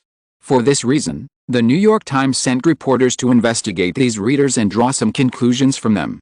After interviews and sampling surveys, we found that 70% of the readers of 50 Shades of Grey are girls under the age of 23, the remaining 25% are housewives with families and over the age of 35, and the last 5% are men. Among the 70% of young girls, 50% are under the age of 17. This is the most difficult group to reach for the traditional publishing industry, so it is not difficult to understand why the sales of 50 Shades of Grey are still booming despite so many negative reviews. It satisfies the sexual fantasies of young girls about their future partners, and uses a gentle method to transform SM into normal interest, making all women who watch it feel relaxed and comfortable. At the same time, the New York Times also released many comments from readers. I like this book. It makes me know that there is another kind of relationship in this world. I love the male protagonist. He is so handsome and manly. He is my ideal type. It is an experience I have never had before. I am exhausted just by fantasizing after reading it. Every girl should read it. It can be very helpful for choosing a suitable boyfriend in the future. After this report was published, more girls became interested in this book. In a few days, the 50 Shades of Grey on the market was sold out. This made the writers and editors in the industry dumbfounded.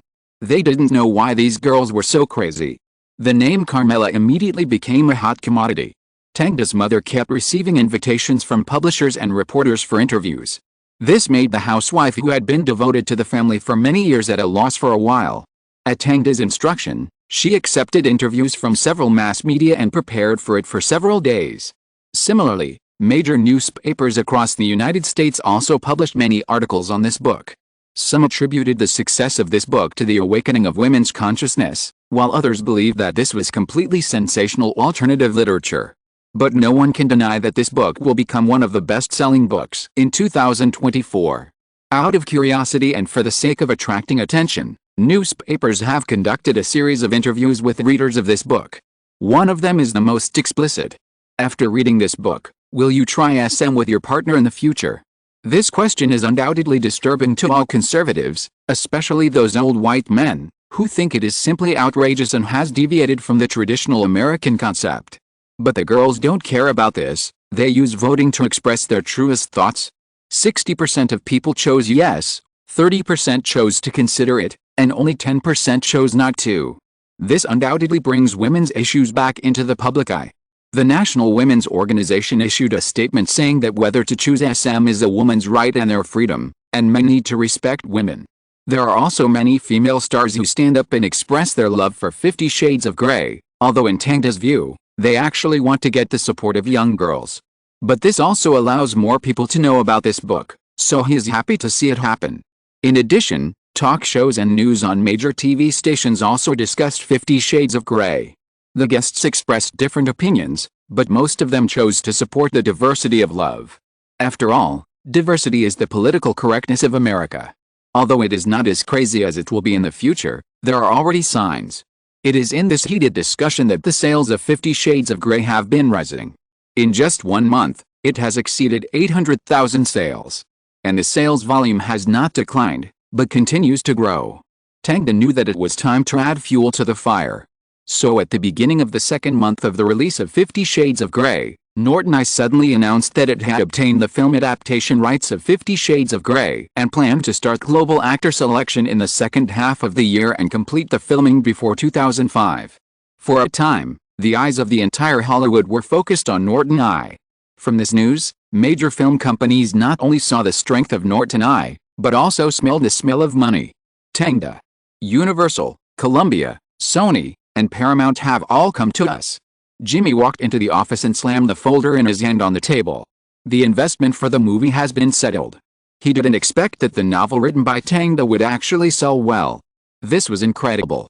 At first, he thought Tang was just playing around. Tang smiled when he heard his words. Don't get excited. This is just the beginning. The investment for this movie is huge. We have to choose the most generous one. So how much do you plan to spend? Tang pondered for a moment. 50 million. This number made Jimmy dumbfounded. Did I hear it right, Tang? You plan to use $50 million to shoot a movie? Don't be surprised, Jimmy. Not every movie can be like Saw, with big investment and big returns. This is the secret of Hollywood. Okay, you have the final say, but how much money can we make? We don't have money to invest. Don't worry. Tang smiled. Although we don't have money, we have something more important, copyright. Now help me reject all the film companies. I want to make them eager. No problem. This is my forte. Jimmy also laughed. Chapter 187 Cannes Film Festival. 2002, the International Film Festival was officially renamed the Cannes International Film Festival. It was originally chosen to be held in Cannes because of its comfortable climate, but now it has become the most important and memorable term of the film festival.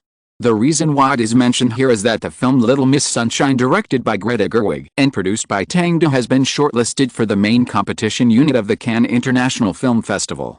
This is undoubtedly a great honor for a new director, so much so that she did not sleep well the night she stayed in the hotel. She stared at the ceiling all night, imagining how happy she would be after her film won the award. But starting from the next day, she didn't have so much to think about, because the tedious preparations made everyone anxious. Greta. Bring me my curling iron. Carrie, where's your wig? Tony needs one. Is the dress ironed? I want to try it on now. Hey, Abigail, don't run around. Be careful not to hit your head. Dwayne, bring me today's newspaper. Okay, Grandpa, but can you please not call me by my name in the movie? My name is Paul. Even with the help of staff on the scene, trying on dresses and putting on makeup still took up a lot of energy for the crew members. Except for Jim Carrey and Alan Arkin, who were at ease, everyone else was attending the Cannes Film Festival for the first time, especially Abigail, the little girl who played the heroine. She was in a lively and active stage. Accompanied by her mother, she ran around in the dressing room. But the atmosphere between them was very good. Perhaps they had not yet walked out of the feeling created by the movie. Now Paul and Abigail have begun to call Alan Arkin Grandpa. How is everyone preparing? Greta was the first to finish packing. Tang was filming on the set, Carl was accompanying Zhen Long on his trip to China, and Jimmy was leading the supreme creative, so she was now the one who coordinated the overall situation. This was something she had not expected when she joined Angel Declaration. She could become a director participating in Cannes so quickly. It was still her first work as a rookie. I am really grateful to Tang, who gave me this opportunity. After praying in her heart, Greta began to look at the film festival manual prepared by the organizing committee. The Cannes Film Festival is divided into 5 important parts: red carpet, premiere, interview, screening, and closing ceremony. The red carpet is also divided into the opening ceremony red carpet and the main competition unit red carpet. The organizing committee has prepared a red carpet for each film that enters the main competition unit. Of course, not today, but after tonight. During these few days of the film festival, they have to prepare at least 3 sets of clothes. After all, they can't wear the same clothes for the red carpet, interview, and cocktail party. Of course, it doesn't matter for men, just bring 2 more coats. After finally getting everything ready, they immediately went downstairs and took the long-awaited special car to the red carpet. The car drove very slowly because the organizing committee had been controlling the arrival time of the stars and couldn't let the stars bump into each other. After waiting for more than half an hour, Greta and the others finally saw the Cannes red carpet, the crowds around. Oh my God. The young man Paul leaned on the window, staring at the flashing lights and the crowds outside, and couldn't help but sighed. This is really a big scene. After all, Cannes is one of the most famous film festivals in the world. To be honest, it is more authoritative than the Oscars abroad. Jim Carrey next to him gave a brief introduction to everyone. Then are we going up soon? The little girl Abigail bit her fingers, her big eyes full of longing. Yes, we will go up soon. Can you hold Grandpa's hand when you go? Alan Arkin lovingly touched the little girl's head and her neatly combed braids. "Okay," Abigail shouted sweetly. Then their car arrived at the red carpet. Pop! As soon as the car door opened, all kinds of noisy sounds immediately poured into the car. This sound made everyone serious. Only Jim Carrey raised a big smile and walked out of the car first. Jim Carrey. "Look! It's Jim Carrey. Take a picture. Jim Carrey, look at us." Jim Carrey ignored the reporter's calls and turned around to reach out to his wife in the movie, Toni Collette. She was wearing a yellow dress, which contrasted with her golden hair color and looked bright and charming. "It's the crew of Little Miss Sunshine." The reporters immediately recalled the poster of the movie. From the name, it seemed to be a family comedy. Coupled with Jim Carrey's facial expression art, the media unanimously believed that the movie might be funny. After Jim Carrey and Toni Collette walked out, Alan Arkin also got out of the car with Abigail, followed by other actors. After the crew members were gathered, they walked forward together. And their positions were also very interesting, arranged according to the order of sitting in the car in the movie, and Greta was surrounded by them. In particular, Jim Carrey deliberately made a driving gesture, which immediately reminded the reporters who had seen the poster of this. "Take a picture. Wow, it's so interesting. They are imitating the positions in the poster. It's so fun. I think I can go and see it when it premieres." The reporters quickly passed on this information, and the audience on the periphery also learned about this little Easter egg from other people, and their interest suddenly increased. For a while, the frequency of flashes increased greatly. Compared with other crews, this scene was obviously more eye-catching. Although the red carpet in Cannes has attracted worldwide attention, it is unexpectedly short. The crew of Little Miss Sunshine walked the red carpet in just 2 minutes. After that, there was a long staircase of the film palace. Jim Carrey and other male actors held the ladies' hands and helped them to the door of the Hitchcock Theater. "So what's going on tonight?" Paul was only busy taking pictures of himself before, and he was not very clear about the process of the Cannes Film Festival. After walking up, there were no more reporters, so he immediately couldn't help but ask out of curiosity. "It's nothing, actually," Greta answered. "There's only the opening speech tonight, and the awards will have to wait until the closing ceremony, so we just need to sit in the chairs and wait for the end today, and go to the cocktail party." In addition, seeing that other people's eyes were shifting over, Greta continued, "Tang has arranged a professional photography team for us. After the cocktail party is over, we will cooperate to take some photos, which will facilitate publicity and also leave a personal memory." "Great. What about tomorrow?" "Tomorrow?" Greta smiled. "Tomorrow is the highlight. Our movie will have a special red carpet premiere. At that time, everyone will face questions from the media and passers-by. Are you ready?" Oh, Paul touched his head and laughed awkwardly. "Let's leave it to you adults. I'll be responsible for accompanying you." But Abigail volunteered to stretch out her little fist and said, "I can. I'll tell them that this movie is very good." Ha ha ha. The crew members were all amused by the little girl, and everyone walked into the theater while talking and laughing. After the opening ceremony of Cannes, the red carpet premiere of the main competition unit was held the next day. There are 20 films competing with Little Miss Sunshine, and the most anticipated one is The Child by Belgian director Jean-Pierre Dardenne and his brother Luc Dardenne. The reason why it is so anticipated is that the two brothers won the Golden Palm Award in 1999 with Beautiful Rosetta, and they can be said to be frequent visitors to Cannes. Therefore, there are many media reporters at their red carpet premiere, and everyone is waiting to see what wonderful movies these two directors have brought.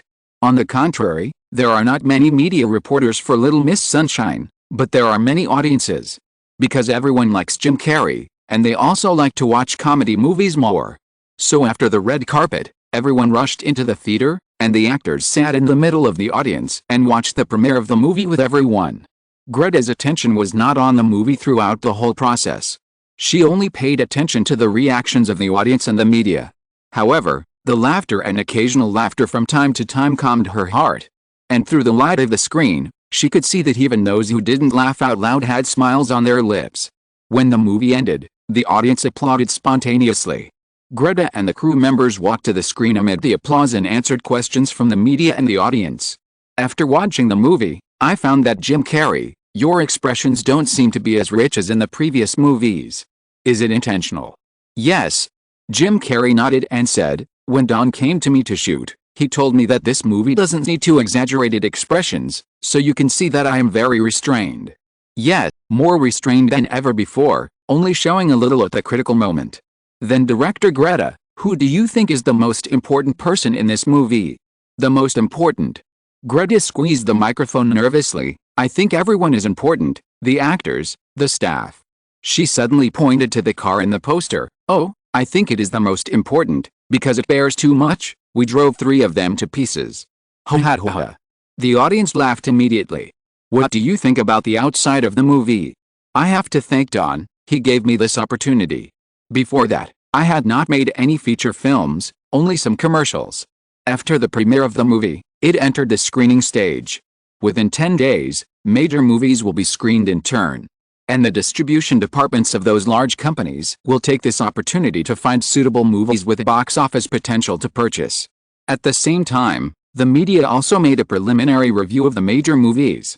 Among them, the Darden brothers' children received the most praise.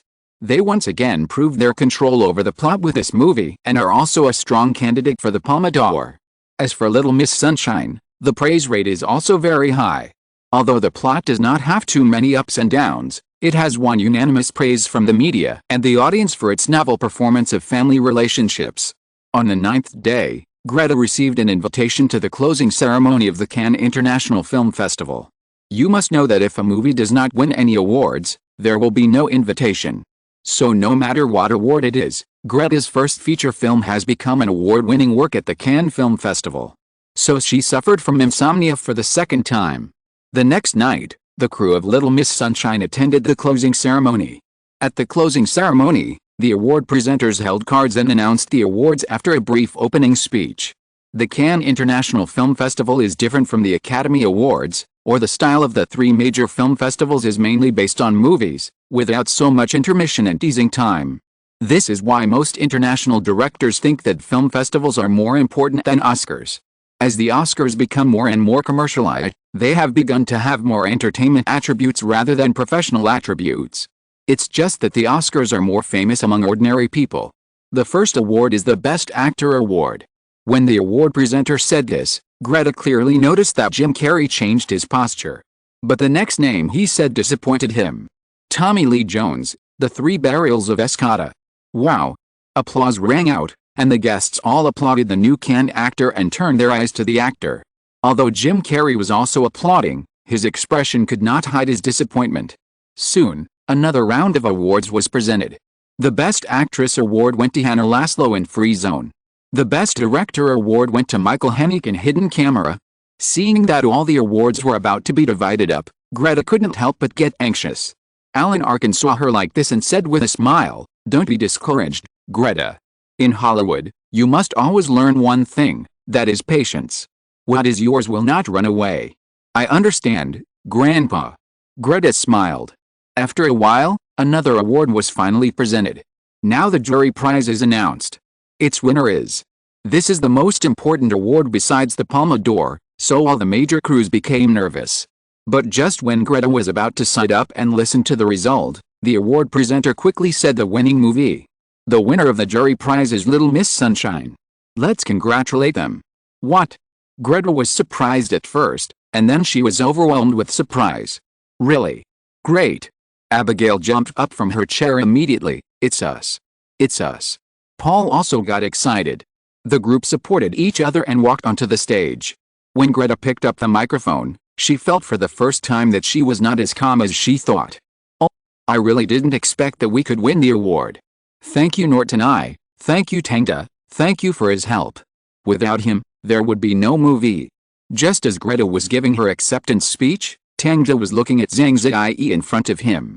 She bit her lips tightly, waved a fan in her hand, and was showing Tangda the final result of her training. Chapter 188 Girls Scene. After the dance, Zhang Ziyi was panting, her face was unusually ruddy due to the exercise, and she looked very tired. But hidden in her eyes, there was more uneasiness and unknown speculation about Tangda's attitude. However, after waiting for dozens of seconds, Zhang Ziyi did not hear any sound, so she looked up at Tangda and said carefully, "Director, is my dance okay?"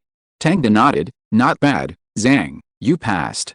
This was the last night before the crew started filming, and the formal filming would begin tomorrow. Great. Zhang Ziyi jumped a little, then put her head on the ground. Thank you for your guidance. This is what I should do, but remember, if you don't meet the requirements during the filming, I will still not show mercy. Understood. The next day, the crew officially started filming, and Tang stood in front of the camera. The first scene they were going to shoot was the scene of Xiao Qianyo. That is, the actor who played Zhang Ziyi's childhood, Suzuka Ago. This girl is very cute and smart, with a feeling of a lively little deer. However, she seemed a little shy on the set, perhaps because there were foreigners everywhere. She was wearing a white and black kimono, wearing wooden clogs, and standing in front of a low house with her companions. The horse farm has completely changed its appearance, with various low wooden houses lined up, red and white lanterns hanging on the walls, and leaves everywhere on the streets. Coupled with the straw mat walls and totem emblems with island colors, it looks almost the same as a real island town. It has only been a few months since the construction began, and the staff who came here to shoot every day felt as if they were stepping on two different worlds. Just as Ogo Suzuka and her companions were preparing in front of the camera, the actors were standing aside and watching this scene. Because this scene involves the largest number of people and the largest dispatch, Xiao Qianyo and her companions will shuttle through the alleys of the town and present the style of this era to everyone, so this shot is very important. Tang, I still can't believe it. Do you really want to shoot it in one shot? However, Assistant Director Rob was still a little confused. Although he was very confident in Tang's photography skills and knew that this kind of scene showing the style would be best shot with a long lens. But he still found it hard to believe. After all, the complexity of the scene was not comparable to that of Chicago. Whether it was the lighting environment, the flow of people or the performance of the actors, it was several times more difficult than Chicago. But Tang was very persistent, because in this era, a long lens was the most convenient and easiest scene to go viral. As long as it was well shot, both the audience and the judges would be amazed by it. And from the perspective of the movie itself, it was also very necessary. This scene would make everyone realize that this was a living town, not just a cold background. So every actor must be prepared to the best state. Tang picked up the walkie-talkie. Are all departments ready? The props team is ready. The lighting team is ready. The command team is ready. The command team is a newly established team of Tang, which mainly deals with large scenes with many people. After all, his voice alone cannot shout at so many people. Then get ready to start. Upon hearing this, the stagehand immediately picked up the board and stepped forward. The actors also stood ready under the assistant director's instructions. Scene 1, Shot 1, Snap. After the stagehand left the camera, Xiao Qianyo and her companions began to run forward. On the monitor, Steven Spielberg, Zhang Long and other actors were watching the camera screen. The camera slowly moved forward on the street where the sun was shining. Two little girls hurriedly ran into the camera and turned right at a remote road. The camera followed Xiao Qianyo as she ran from the sun to the dark cracks in the building. She ran all the way. When she ran to the fork in the road, leaves floated over her head. They fell on the shoulders and hats of pedestrians. Most of the men here wore suits and round hats, carrying very retro suitcases, and were in a hurry, as if they were rushing to work. Xiao Qianyo looked back at the leaves and continued to run fast at the urging of her friends. The two walked among the crowd, and the camera followed their perspective all the time. The breakfast mist, the colorful dresses, and the sound of people talking and laughing all flashed in the camera.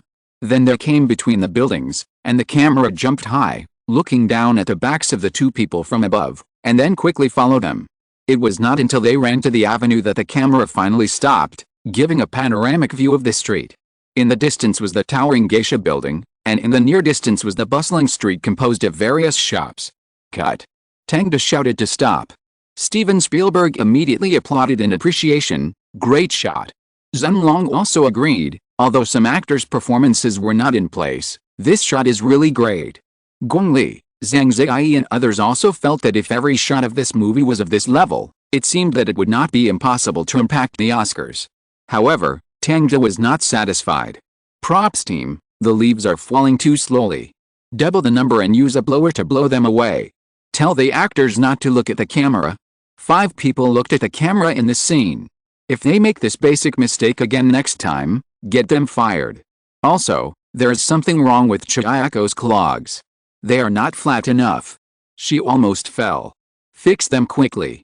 After Tang finished talking about the problems he saw, he came to the blackboard again. On it was a bird's eye view of the entire town. The route of the long shot was determined from here. Change the alley in the middle to another road and change to here. There should be hawkers and vendors. Understood. The assistant director went to convey Tang's ideas. 30 minutes later, everything was done and Tang filmed again. This time, Steven found that the look was obviously better than before, and it was also smoother.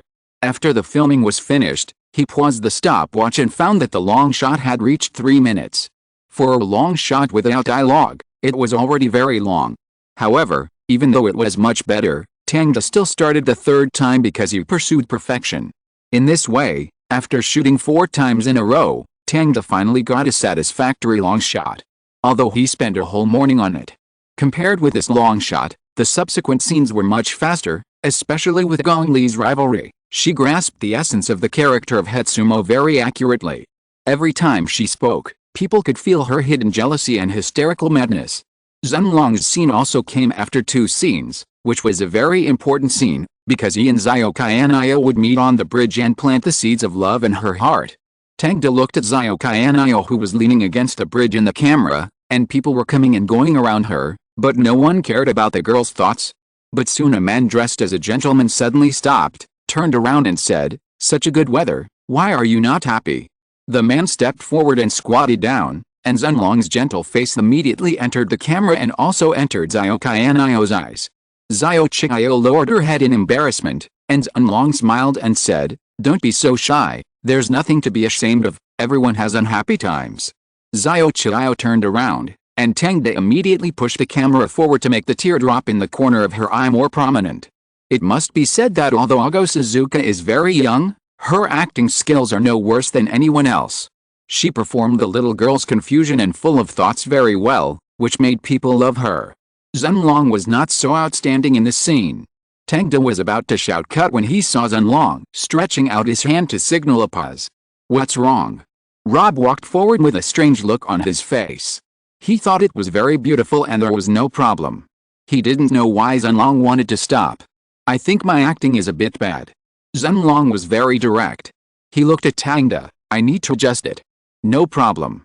Tang likes actors who can find problems by themselves, so he didn't say anything. It made Rob feel like he was a bit redundant. After a few minutes, the filming started again. This time, Zhenlong was in a better state than before, because his language and expression were more relaxed, just like the expression when he was teasing a puppy on the roadside. It was a simple emotion without any complicated emotions. After buying smoothies for Xiao Qian'io, looking at the little girl's tender face, Zhenlong bent down and said, "For me, smile, okay?" Xiao Qian'io obediently smiled widely, and this smile was bright enough to melt anyone's heart. All the staff and actors smiled for this smile. "Very good, this is your gift to me." After Zhenlong finished speaking, Tang immediately shouted, "Ka!" A very beautiful smile. Tang clapped and walked in front of Xiao Qian'io. The little girl looked up and smiled even sweeter after hearing the compliment. Then Tang said to Zhang Ziyi beside him, "You need to learn this smile." Smile. Zhang Ziyi didn't expect that she would have a new task just by watching. Because you are her when she grows up, this smile will be the most beautiful picture in the whole film, and you need to achieve this feeling. "But No buts, if you can't do it, practice." "Got it." Zhang Ziyi felt that no matter what she did, she couldn't get Tang's approval, as if she was always inferior to other actors, and even the young actors were more favored by Tang than her. But her unwillingness to admit defeat made her unable to bow her head easily. It was with this energy that she made it. She felt that sooner or later she would conquer Tang, a picky guy, with her acting skills. The filming of Memoirs of a Geisha continued, but just a week later, a familiar popular star suddenly came to visit the crew. It's Leonardo. Oh my god, he's so handsome. I actually saw him in person. Because Leonardo DiCaprio didn't cover up too much, the other female supporting actors in the crew saw this top Hollywood handsome guy. Of course, this title is temporary. Is Tang here? I have something to ask him. Leonardo responded to everyone's attention to him with a smile, and asked politely again. I'll find it for you right away. The supporting actresses nodded immediately and ran to the crew. Leonardo stood there. He was wearing brown boots and a dark vest, which looked like a classical beauty. Last year, the movie The Aviator, in which he and Cate Blanchett co-starred, was released and won 5 Oscars. However, these awards had nothing to do with him. The only thing he received was a nomination for Best Actor. The Golden Globe Awards generously gave him a Best Actor award.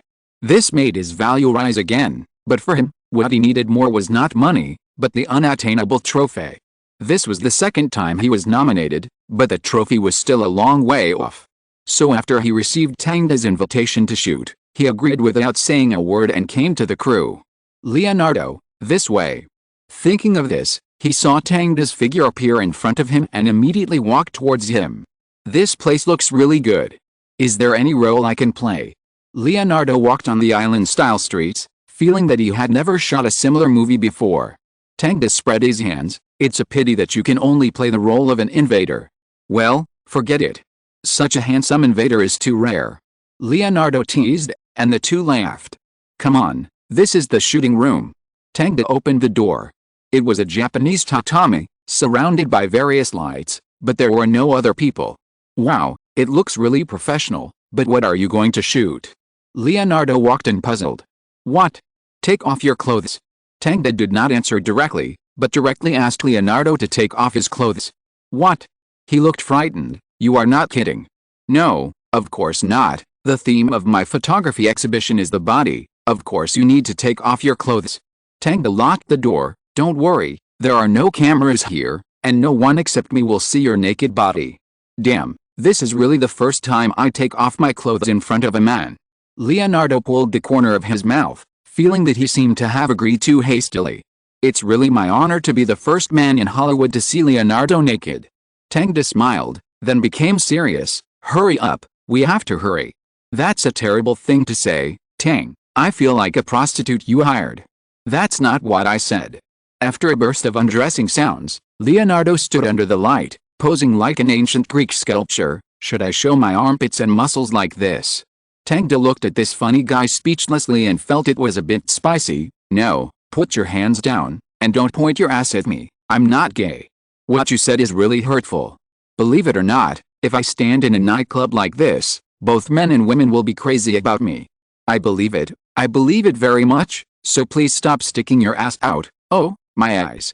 Chapter 189 Copyright Competition. Please tighten your biceps. I'm not shooting a bodybuilder. Adjust the trajectory. Your penis is almost exposed. Put your head straight. Yes, I want your back and shoulder blades. Tighten, tighten. Your body looks too loose. Fuck. You. Done. You have so many demands. Fuck. Leonardo, your posture is really ugly. Although it was only 2005, the future Leonardo had already begun to show signs. As long as he was not shooting, his muscle lines looked very unobvious. Obviously, he didn't pay much attention to this aspect of management, so it's not surprising why he looked like a ghost on the beach later. After the two finished shooting, Leonardo put on his clothes again. Tang, tell me the truth, can your photos really help me win an award? Tang frowned. What are you talking about? This is just a set of photos. How can it help you win an award? But I heard other people in Hollywood say. Tang patted his camera. Leonardo, this is just a camera, it's not a magic prop. But if you want good luck, you can also stand still, stretch out 2 fingers with both hands, and then shout eggplant. What does this mean? Although Leonardo was full of confusion, he still did it. This is a good luck word from the East. They often shout this to the camera at the most critical moment in their lives. So, this can bring me good luck. Oh, Leonardo, remember, good luck is not brought by others, but attracted by yourself. You don't expect to get what you want with a photo, but your wish will be heard, understand? Tang finished like a charlatan. Leonardo nodded subconsciously. Yeah, you're right, come on. Then he smiled in front of Tang's camera, stretched out 2 fingers and shouted in half-baked Chinese, eggplant. Click. Click. Very good, Caden, you have a great body. The shooting is over. In a magazine studio, after Caden finished the shooting, she came to the computer and looked at her own photos. So beautiful, Caden, you are really a stunner. The photographer praised her endlessly and admired Caden very much. Let's go to dinner when we have time. I still have a lot of creative desires that I haven't expressed yet. Sorry, I have something else to do. Maybe you can express your desires in front of the camera. Although Caden's expression was smiling, his words were full of sarcasm. Ignoring the photographer, she went to the dressing room, and as soon as she sat down, the model next to her came over. "Caden, look at this." She held a newspaper with an advertisement for the global actor recruitment for 50 Shades of Grey. The logo of the company that organized it was right above, Norton I. Tang's company. "I heard that there are no restrictions on occupations or acting skills. If you participate in the audition, you may become the heroine." The female model was very excited, as if she saw a great opportunity to become famous. Really? Caden thought to himself that if I didn't fit the image in the original book, this role would be mine. Cindy is more suitable. Under Tang's instruction, she will also participate in the audition this time. Of course, her road to promotion is extremely smooth. Unless she meets a more suitable actor in the final stage, she will be the scheduled heroine. The female model didn't seem to hear Caden's absent-mindedness and continued to chatter there. "This novel has sold 2 million copies. My God, that means if I can participate in the film, it will be seen by at least 2 million people. How stupid." Caden rolled his eyes and expressed disdain for the female model's longing in his heart. How could this movie, with such a large investment, choose a skinny woman with no acting experience? In her opinion, instead of fantasizing about the heroine, it would be more realistic for the female model to fantasize about playing a supporting role. But she didn't show it. Instead, she smiled and picked up the newspaper. "Go ahead, I think you can try." "I thought so too." The female model was excited. There were people everywhere who had the same fantasy as her, whether they were ordinary people, small actors, models or singers. They were all very interested in this role. During this period, the phone of Norton I was blown up. So much so that several major film companies wanted to find the person in charge and had to come directly to the company. But Jimmy, who received them, was still unwilling to give in. For example, at this moment, Milton Bain, an executive of Universal Pictures, was in the office of Norton I. He handed Jimmy a piece of information. "After a very careful estimate, the cost of this film is expected to be around 40 million. This is a very large and very dangerous investment for Norton I. So we are willing to bear 80% of the production cost, which is $32 million US. But I suggest that you sell the copyright to us. We are willing to pay $30 million US to buy it. In this way, you can get the final profit directly without taking risks." Jimmy heard him speak very logically, as if he had considered everything for Norton I, but in fact, it was just an excuse to buy the copyright $30 million US, such a high copyright fee. From this number, you can know how high Universal's profit expectations for this movie are. Hearing Milton's words, Jimmy smiled and refused. "Sorry, Mr. Bain, although Norton I is not a big company, since we have bought the copyright of 50 Shades of Grey, we will naturally shoot it. And our new movie will be released soon, and the global box office of Saw is also constantly being divided. At worst, we can wait until the second part is released before shooting." That's right, with the popularity of 50 Shades of Grey, there is no need to worry about the box office after the release. It is inevitable to get back the investment. It just depends on how much profit it makes, so Norton I can wait. The major film companies that don't know that Supreme Creative has used up all the money are indeed unclear about the details of Norton I. They feel a little difficult to deal with after hearing what Jimmy said. If Norton I is not short of money, then how can it buy this sweet cake? This is not just the trouble of Universal. In fact, 3 companies have come to Jimmy today. And it has not stopped during this period. Even Lionsgate has come to Jimmy to buy the copyright. Faced with these temptations, Jimmy cursed Tang in his heart while rejecting their offers. Damn, how can they be so rich? Jimmy looked at the offers in front of him unhappily. Sony, which offered the highest price, offered a copyright fee of $35 million US. It also allowed Tang to be the director and share the profits. It can be said that the conditions were extremely generous. But Tang still refused. Because he knew very well that the global box office of 50 Shades of Grey was $500 million US.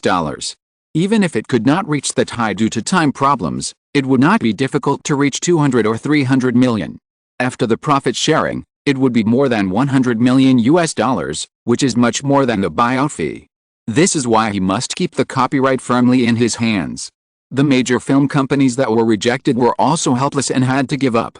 So in the next month, no company came to negotiate. It seemed that it was agreed that they wanted to leave Norton I alone. But something unexpected happened. After the explosion in the United States, 50 Shades of Grey was published in Japan, South Korea, France, Britain, Germany and other countries, and in just 10 days, it became one of the top 10 players on the list. When counting the sales at the end of the month, everyone was surprised to find that the book had actually sold 6 million copies worldwide. And the sales volume is still rising. In the United States, this book has become the best-selling book in the real sense. Now all the major companies can't sit still. Because according to statistics, the sales volume of this book will reach tens of millions. Tens of millions, world famous. What do these words mean? There is no doubt that this movie will become a global IP, a solid cash cow. Even if it is not an IP, Norton's Eye will not be stingy in launching a sequel. The senior executives of Lionsgate are already a little jealous. How come Norton's Eye has 2 consecutive movies that are IP series, and there is also Little Miss Sunshine that won the Cannes Jury Award? Then the contract between himself and Norton's Eye is not giving money. But it is obviously impossible to regret it now. The senior executives of Lionsgate can only regret why they didn't spend money to buy shares earlier. Seeing that the sales volume of this book is so hot, Jimmy is also very happy. After talking about the amount with the publisher, he drove home alone. Lilina is shooting a variety show recently and has no time to accompany him. The long night makes him feel very lonely. But he didn't try to do anything fancy, because after his cousin died of AIDS from having an affair, he stopped thinking about it. Humming a little tune, Jimmy was about to drive into his house when he saw someone waiting in front of the gate. With the help of the low beam, he could see that it was a very sexy working woman. "Hey, lady, what's up?" Jimmy leaned out of the car window and called out. "Jimmy." The woman seemed very friendly and walked to him and smiled. "I know you. I know you." The woman's smile deepened. "Jimmy, there's still a long night tonight. Don't you want to invite me in?" She tilted her head slightly, her well-defined face flickered under the dim street lights, and her fingers rubbed back and forth on the back of Jimmy's hand, like a pick plucking the strings of a guitar. Jimmy felt itchy in his heart and coughed twice. "Maybe we can talk." "Okay, let's talk." The woman got on Jimmy's passenger seat and followed him into the yard. The next day, he woke up in the woman's arms. "Jimmy, how was your time last night?" The woman lowered her head and gently touched Jimmy's cheek with her hair. Jimmy reacted immediately. He turned around and hugged the woman and pressed her on the pillow. "It seems we need a morning exercise. But I need an answer from you." "Answer? What do you mean?" "You promised me last night, baby." The woman stroked Jimmy with one hand and kissed him. "Copyright matter." "Oh, that matter, of course." Jimmy laughed. "I can let you meet Tangda. You know, you are the first among so many companies." "Hey. I don't want to meet Tangda." The woman looked directly at Jimmy. "I think we can reach a cooperation on copyright. $40 million, and then another $5 million for you, dear. Isn't this a more generous reward than a fixed salary?" Seeing Jimmy turned around and pretended to put on his pants, the woman stepped forward and grabbed him. "If you can let us sign the copyright directly, we can give you $25 million. With this money, you can do whatever you want, and you don't have to look at Tangda's face anymore." "Face?" Jimmy suddenly grinned, stood up, and looked at the woman with a playful look. "We are just a one-night stand. You are meddling too much." "One-night stand, okay." The woman knew that this one night of pleasure would not make Jimmy make a decision, so she took the initiative to give in and said, "Then please help us find a time. I will meet Tangda in person to convince him." "Convince?" Jimmy raised his eyebrows and thought she was very confident, but the woman was indeed very beautiful and had a hot body, and he was indeed very happy last night. But if he compared her with Kaden, Jimmy felt that she had no advantage at all. Therefore, he could not deny her words. Jimmy put on his clothes and the woman followed him to get tidy. It was not until she handed him a business card that Jimmy knew her name. Terry Rousing. Jimmy waited for Terry to leave, took out his mobile phone and called Tangda, and told him about the matter.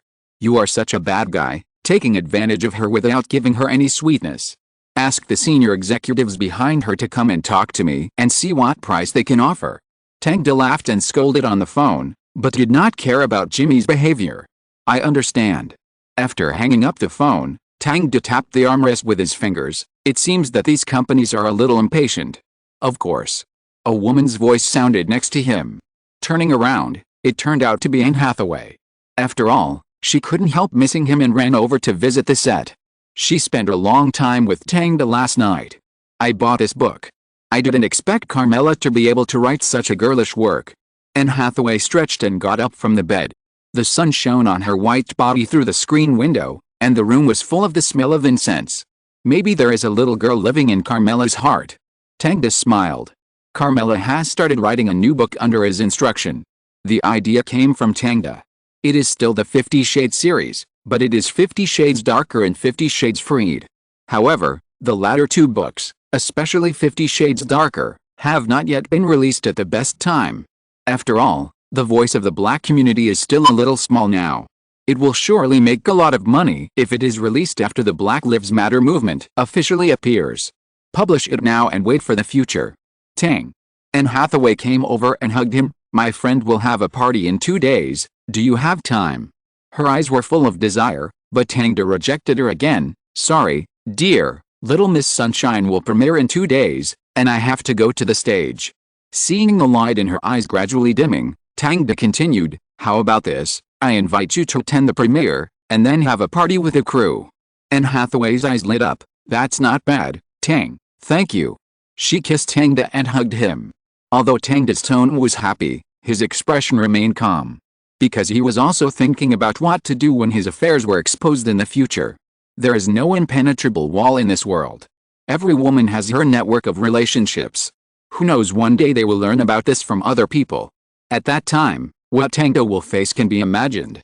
But he was not afraid, but eager to try, because he felt fresh. This is something he has never done before, and it is also a more challenging thing. If you're listening to this novel on a channel other than Fanfic World, it means they downloaded and uploaded it without effort.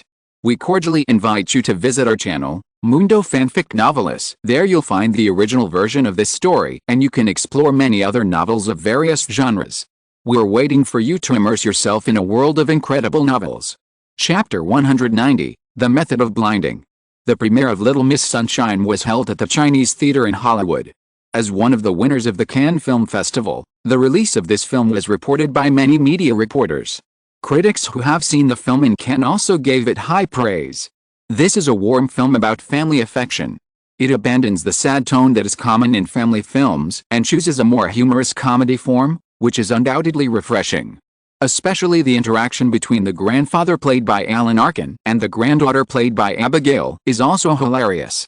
At the same time, Jim Carrey successfully suppressed his exaggerated facial expressions in this film and used more delicate micro-expressions to perform, which surprised me a little. And this film did not use the conventional successful ending, but relied on a failure to take the family relationship to a higher level, which just sublimated the fact that the bond of family affection is far more important than money and fame.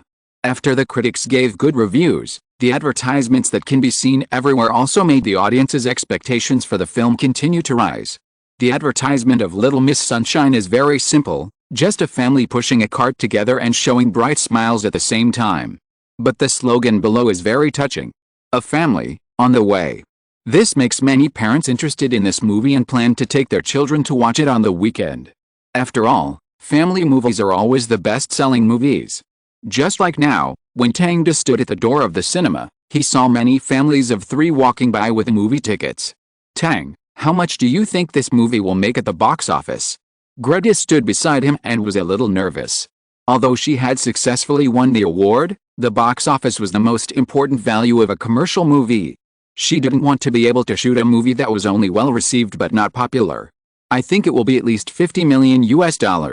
Tang patted Greta on the shoulder to comfort her. But she was very surprised. What? 50 million? Tang, you are not kidding. She thought that 20 million would be very good, but she didn't expect Tang's estimate to be more than doubled. Watch it, Greta. Tang smiled slightly, and then walked towards Anne Hathaway, who entered from the side door. She was standing at the door with several girls waiting for Tang. Honey, are these all your friends? Tang walked to Anne and asked. My name is Catherine. The next moment, several girls reached out their hands and introduced themselves to Tang. Let's go, the movie is about to start. After getting to know each other, Tang took them to the theater and arranged for them to sit in the middle. Anne Hathaway saw that the seats of the two seemed to be separate, so she asked, Tang, where are you sitting? I'm sitting downstairs. Tang pointed to the first row. "You are guests and need to sit in the best seats." This was of course an excuse. He didn't want to be photographed by a reporter sitting with Anne Hathaway. If the other women saw it, it would be a big problem. So he had to trouble other crew members to sit in the front row with him. After the audience and film critics entered, Tang and others also sat in their seats. The lights in the theater suddenly dimmed and the movie began. In the 1 hour and 40 minutes, the laughter of the audience proved the charm of this movie. Although there was no deep hatred, everyone felt the power of family affection and mutual support from the movie. During the movie, Anne Hathaway turned her head to look at her friends. I found that they actually sobbed when they saw the ending. They were obviously moved by the beautiful family relationship in the movie. After the premiere, when the audience walked out of the theater, they could still be heard discussing the clips in the movie. Lionsgate investigators held cards for the audience to rate, and most of them were above 8 points. Only a few people said that the movie was a bit dull and Jim Carrey's performance was too restrained, which made people feel a little out of the play. However, the voices of these few people were not important, because the box office of the small-scale preview came out 6 theaters, 480,000 box office. The box office of a single theater was $130,000, which was a very high box office. This undoubtedly proved the potential of this film, so the distributor immediately expanded the number of screenings the next day, directly expanding it to 1,800 theaters. At the same time, Tang and Anne Hathaway were filming in the villa. Tang, "I'm a little shy." Anne Hathaway was wearing a layer of gauze pajamas, her figure looming behind her, full of extreme temptation. "It's okay. Only I can see this set of photos." Although Tang plans to include photos of Anne Hathaway in his photo exhibition, they are not full-body photos like Julia. Instead, only the arms and calves are shown, and the rest of the body parts are covered with black cloth, aiming to show the softness and lines of female arms. So the photos he takes now are only for collection. Really? Anne Hathaway felt relieved after hearing this and slowly took off her pajamas. "Very good." Tang picked up the camera and pointed it at her. "Let your body rise and fall naturally, and you don't need to stand straight." "Okay, I'll try." Anne Hathaway breathed slowly and calmed her body. Click. For the next photo, you sit on a chair, 1 foot on the ground, 1 foot straight, and tighten your toes. Tang moved the camera closer to capture the details of her legs. Then you raise your legs, hold your thighs with your hands, and stick your body to them. Don't block your chest, baby, they are beautiful. After taking the private photos, Tang began to create the official photo exhibition. After the filming was completed, Anne Hathaway had gotten used to Tang's camera and could make all kinds of gestures in front of him. "Tang, I want to see it when you develop it." Anne Hathaway walked barefoot to Tang and stroked his face with her fingers. "No problem, we'll watch it together then." Tang smiled and put his arm around her soft waist, and then the two walked towards the room. Little Miss Sunshine was released for a week and the box office reached $31 million. Although it is not as good as Saw, it is still very outstanding compared to the movies in the same period, ranking first.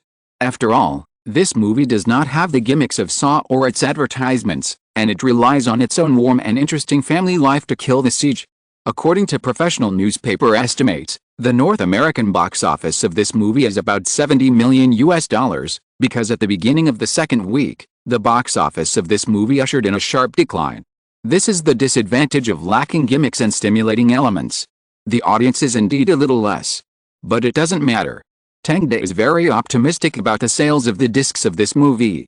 Coupled with a global release, the box office can be at least more than $100 million. This also means that Norton I will once again share more than $40 million in profits. Even several major movie giants were jealous after hearing this news. Because of the IP of 50 Shades of Grey, as long as the filming and release are successful, the profit figures of Norton I will be particularly terrifying. So the major film companies finally decided to get the IP immediately this time. Even if they can't get it, they must become one of the production companies. The first one to find Tang was naturally the company where the woman who seduced Jimmy worked before, Paramount Pictures. "Hello, Tang, my name is Terry Rousing." The woman shook hands with Tang and gently scratched his palm with her fingers. "Sit down." Tang was in a coffee shop near the horse farm at the moment. The filming of Memoirs of a Geisha was going smoothly. According to the current progress, it is estimated that it will be completed in another 3 months. I wonder if Mr. Bryan told you the conditions we offered. Terry did not call Jimmy's name directly, but referred to him by his last name. It seemed that she still had some luck in her heart, thinking that Jimmy would not tell Tangda about the two of them. Tangda looked at her with a smile, but didn't say anything until she felt a little uncomfortable. Then he said, "He didn't say it. You can tell me now." "Okay." Terry felt that Tangda was much more difficult to deal with than Jimmy. Looking at his eyes, it was as if he had seen through her, which made her feel like she was running naked. 50 Shades of Grey is selling very well around the world now. If nothing unexpected happens, it will reach a sales volume of 10 million this year. Terry said a few polite words and then went straight to the point. Our senior management is also very optimistic about this movie, so we have given Norton I a lot of autonomy. Tell me about it. Tangda picked up the coffee, took a sip, and frowned slightly. First, we hope to own 70% of the film copyright and the CD copyright. For this, we can pay $43 million. With a global popularity of 50 Shades of Grey, the copyright fee has also risen. Second, you will be the director, and the salary will be $8 million. Tangda nodded. This salary is not low. Unless Memoirs of a Geisha can prove itself after its release, otherwise this price will be the highest salary at present. What about streaming? Tangda asked a very important question. But Terry was stunned for a moment. Streaming? Online platform? Of course, this platform will also be allocated according to 70%. The current streaming platform cannot make any money, so people don't pay much attention to it, but even so, major companies still want to hold the copyright in their hands. I see, I'll think about it. Tangda didn't waste much time, which caught Terry off guard. She thought Tangda would talk to her for a few more words and try to fight for it. Now the conversation ended so quickly. Is it because your contract is not generous enough? Tang, if you have any questions, please tell me, I will try my best to meet them. No, it's just that there are other companies that will come to talk to me next, so you can leave first. Tangda's voice was very calm, and he was not moved by Terry's plea. Seeing this, Terry had no choice but to leave. But she didn't go far, but put on sunglasses and sat not far away, looking at the entrance of the coffee shop. 10 minutes later, the senior executives of Columbia appeared in the coffee shop. 20 minutes later, he walked out, glanced around, and suddenly walked over after seeing Terry. "Hello, Mom, can I sit here?" "No problem." Terry nodded and put her glasses on tighter. 10 minutes later, the senior executives of Warner Brothers appeared in the coffee shop. After he came out, he also found a seat. Then the senior executives of Fox and New Line came. At 6 o'clock in the afternoon, Terry found that people from several major film companies had appeared. Damn Jimmy. Stinky man. She thought she was the first to arrive, but she didn't expect that she was only 10 minutes early. Seeing that the major companies came out again, she felt that her contract would definitely not have an advantage.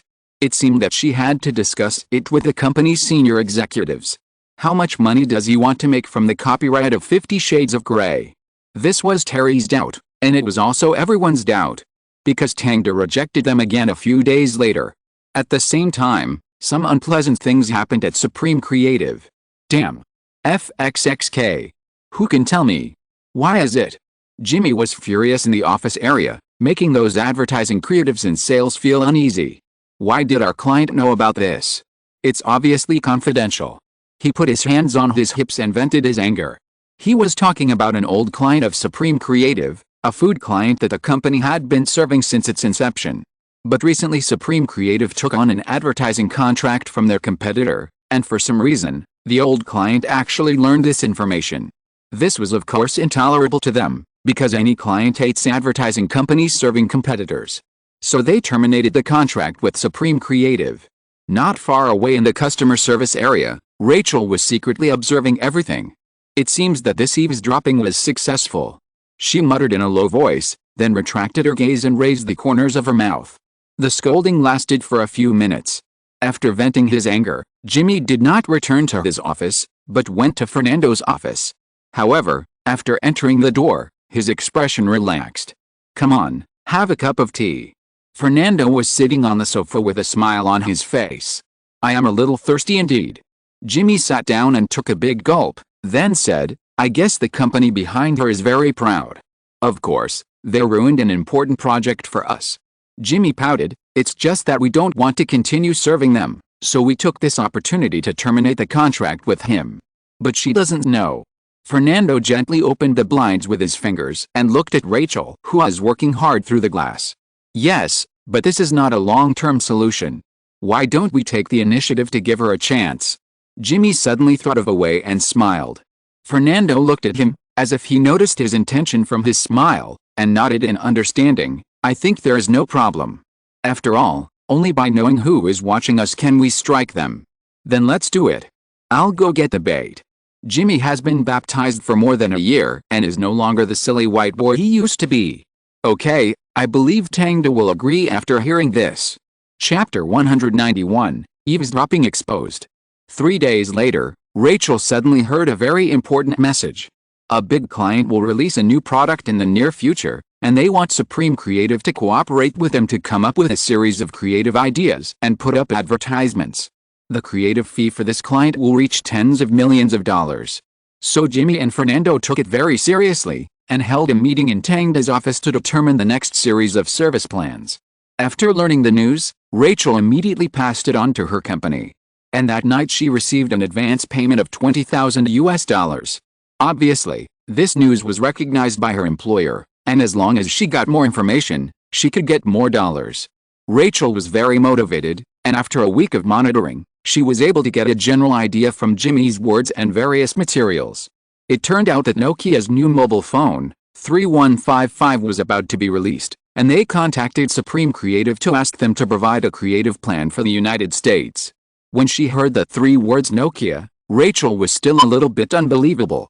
After all, it was undoubtedly a giant in the mobile phone industry. How could they ask Supreme Creative to do advertising? But in fact, it refuted her idea, because the head of Nokia's advertising department had come to the company to meet with Jimmy. Rachel secretly took a photo of him with her Nokia phone and sent it back to the company. After investigation, he was indeed the head of Nokia's advertising department. This confirmed everything that had been wiretapped before. The employer immediately called a large sum of money and asked them to find out the advertising plan of Supreme Creativity. At the same time, Rachel guessed that the employer had already contacted Nokia secretly. This kind of thing happened more than once before. Many interested clients who had passed through Rachel's hands were revealed to the employer by her. The employers all intercepted in advance, causing Supreme Creativity to lose some business without knowing it. But the calls from customers like Nokia were obviously directly called to Jimmy's office, so Rachel had no chance to intercept them. But it didn't matter, she still had eavesdropping. When she entered the office at night and took a peek at the information, she would be able to find out the plan of Supreme Creativity. Soon, time came to night. Rachel carefully entered the office through the window, got the plan quotation in Jimmy's locked drawer, took a few photos, and left the office. When she returned home, she received a call from the company. "Rachel, you did a great job."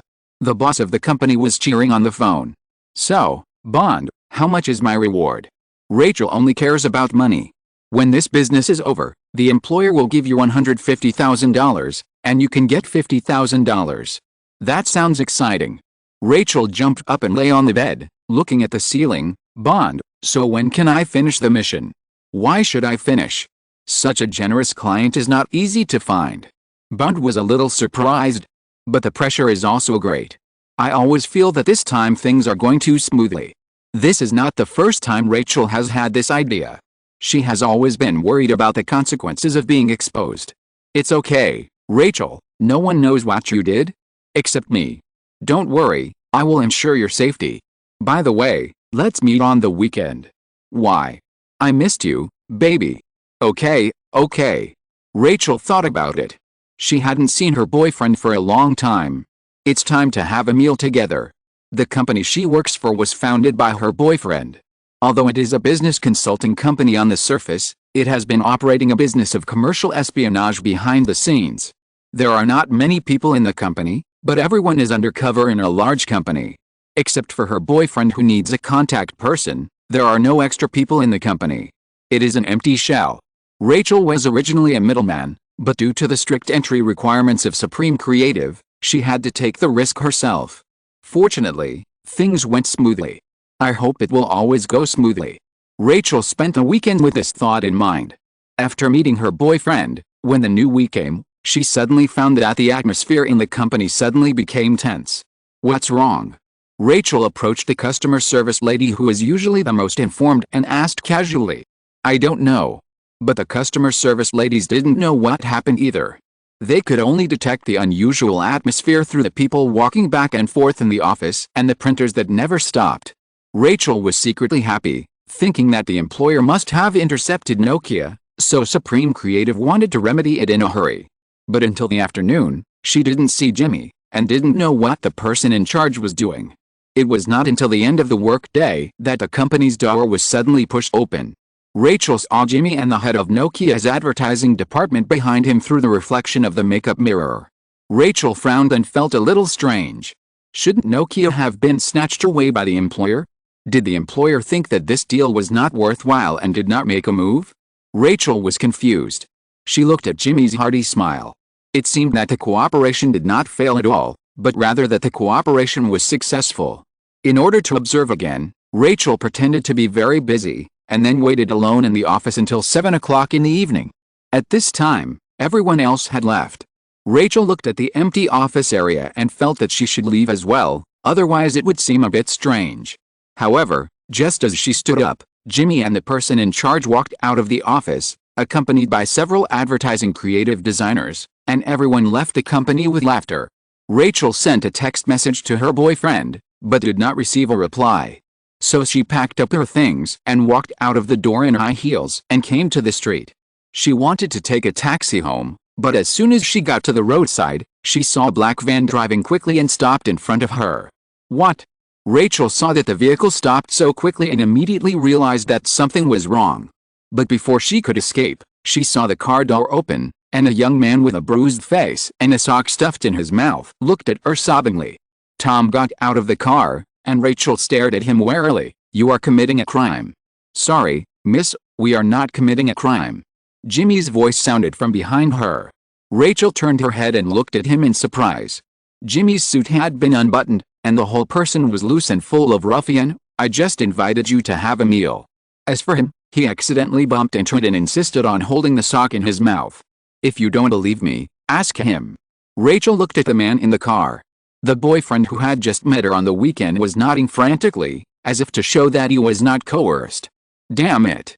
Rachel cursed in a low voice, knowing that her story was exposed. In order to prevent her boyfriend from being hurt again, she had to get in the car. Tom and Jimmy also got in the car, and the van drove to Tangda's villa. 20 minutes later, they met Tangda in the villa. He was wearing loose cotton and linen clothes, and his black hair was a little messy, as if he had just woken up from a dream. After seeing Jimmy and Tom, Tangda sat on the sofa, picked up an orange, and peeled it slowly. After letting Rachel and her boyfriend sit on the chairs, Jimmy came to sit next to Tangda, and Tom stood beside them, watching their every move. Hello, Rachel. Or, Miss Spy. Tangda spoke first. This is the first time we have officially met. Hello, Tang. Rachel responded with the same name. What's your name? Tangda looked at the man with a bruised face. Tom took the socks out of his mouth, and he immediately choked a few times and replied, My name is Aussie. Rachel's eyelids twitched slightly, and she didn't say anything. Aussie. Jimmy sneered. Aussie Bond? You thought we didn't find your name, right? Oh, sorry, I didn't. As soon as Bond said a word, Tom immediately stepped forward and punched him in the stomach. No. Rachel shouted anxiously, but her voice only received Bond's painful groan. All right, Tom. Tangda waved his hand, signaling him to stop. Rachel, Bond, I don't have much time to waste on you. In fact, I knew it when you first installed the bug, but I didn't care because I wanted to find out your employer. Thanks to you, I remembered that I should have installed surveillance in the office. Jimmy picked up the computer next to him, and it played the whole process of Rachel entering the office to steal the plan that night. Seeing this video, Rachel's calmness was broken at once. There is no doubt that as long as this evidence is given to the court, then she and others will definitely face legal sanctions. But going to jail is not the most terrible thing for Rachel. The most terrible thing is that her savings will definitely be confiscated, and she will once again return to the predicament of being penniless. This is what she can't stand. So what do you want to do? Rachel took the initiative to ask. Since Tangda didn't call the police immediately, it means that they have other intentions. It's actually very simple. First, hand over your employer. Don't you already know? Rachel frowned. I'm not talking about the current employer, but all the previous employers. I believe you must have kept a lot of evidence, right? Tangda smiled like a devil. That's impossible. Rachel retorted, if I do that, I will be sued by major companies and go to jail for life. Everything is possible. Tangda crossed his hands on his chest. Do you think you won't go to jail for life now? Don't worry. He raised his eyebrows. I won't tell you. I just want to make more friends, not more enemies. Except Crown Creative. Hearing him say the employer's name, Rachel and Bond couldn't help but purse their lips. Think about it, Tom. Invite them to a separate guest room. If they haven't made a decision before 12 o'clock, call the police officer over. Understood. Tom took Rachel and the two away. Only Jimmy was left in the living room. Done. What do you think of my idea? He smiled and was very proud. Tangda nodded and smiled. Very smart, Jimmy. It seems that you are now a qualified manager. Jimmy used a trick this time.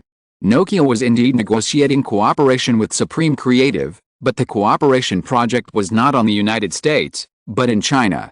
The American business had long been handed over to other companies. So when Crown Creative contacted Nokia and took the initiative to talk about the American business, Jimmy immediately knew which company was secretly hiring a commercial spy to target him. Crown Creative, a new company with rich wealth, competed with Supreme Creative and Ogilvy Advertising for the advertising channels of International United Media. They were the ones who secretly snatched the customers of Supreme Creative. Fortunately, their fame was limited to New York, and they had not yet come into contact with large customers like Nokia. Otherwise, Jimmy's approach would not have succeeded. But this is indeed Sig's style. Tangda shrugged and said, I remember that when he was in IPG before, he also wanted to find a commercial spy, right? Yes, doesn't he think we can't find it? Jimmy was a little speechless, feeling that this guy really had one trick to win everything. He probably thinks it doesn't matter if he finds out. Tangda stuffed the peeled orange into his mouth. Anyway, they didn't leave any evidence, did they? Yes, they are really cautious. In fact, Crown Creative was anonymous when contacting Bond and his team. And the bank accounts they used were all private, and had nothing to do with the company. If they hadn't revealed their flaws when contacting Nokia, Tangda and his team would not have been able to find them. Bond and Rachel only had a vague guess about their employer. After all, whoever has the intercepted customers now can tell who hired them. But this can't prove that Crown Creative is the mastermind behind the scenes. Sig has learned his lesson. Tangda smiled. Then what should we do next? It's very simple, of course. Deal with them in the way they are best at. Tangda looked towards the guest room. Let's talk about it after these two people give in. 3 hours after Tangda finished saying this, Bond was the first to give in. Compared to Rachel, this man is obviously less backbone. In order not to go to jail and keep his property, he agreed to a series of unequal terms proposed by Don and handed over all the evidence in his hand to him. He even sold out Rachel completely, and he told him all her information and family. But what he didn't know was that Rachel was in the room next door. After she heard her boyfriend sell her out, she couldn't hide the disappointment in her eyes. After Bond finished speaking, Jimmy immediately asked Tom to bring Rachel out. I didn't expect you to be such a person. Rachel looked a little angry. Bond's expression instantly became very interesting, with regret, shame, but also unwillingness. If it were you, you would also say it, Rachel, we are the same person. No, I am different from you. Okay. Don clapped his hands. I don't care if you are the same person or not. Next, I need you to help me get some things done. Don't worry. He stretched out 2 fingers. As long as you do it well, I will give you a generous reward. As long as you are obedient. No problem, you say. Bond was very humble, and with that bruised face, he looked a little funny. I need to destroy Crown Creative. Tangda faced the two and told them his plan. Chapter 192, Ambiguity in the Air. Rachel and Bond returned home under Tom's escort. When Tom came back, he was holding their passports. This was a necessary precaution, otherwise it would be normal for the two to run away. However, after the two sides cooperated once and received a lot of money, they would probably feel at ease to work for Tangda. After finishing this matter, Tangda returned to the crew. At this time, The scenes of Memoirs of a Geisha had reached Zhang Ziyi's scenes. After filming her timid scenes, they were about to film the crazy dance in the snow that made her famous in the movie. For today, she had practiced for a long time, and even insisted on practicing every night when she returned to her room. So when she stood on the stage, her figure was stretched and her sleeves were lightly flicked, which made everyone's eyes bright. However, even though everyone expressed appreciation for this, Zhang Ziyi herself was still uneasy. She glanced in the direction of Tang, and when she found that he had no expression on his face, her heart immediately began to beat.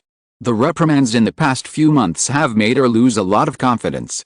After every performance, she would try to judge whether it was good or bad by Tang's expression. Now it was the same. After seeing Tang's face, she immediately tensed up, holding her breath and concentrating, not daring to look at other people's expressions. At the same time, after the accompaniment sounded, she jumped up with all her strength, not daring to hold back any strength. The audience and the staff behind the monitors were also constantly coordinating the dance and moving the camera. Ding ding ding. This dance, in the snow, was like. Rob was full of admiration. It's so beautiful, Tang. I think the first time is enough. Not enough. She jumped a little too small, and her clothes didn't stretch out completely. There's still a lot to go. Tang was merciless.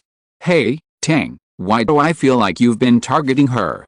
Rob frowned. I think this is already very good. She's just an actress, not a professional geisha.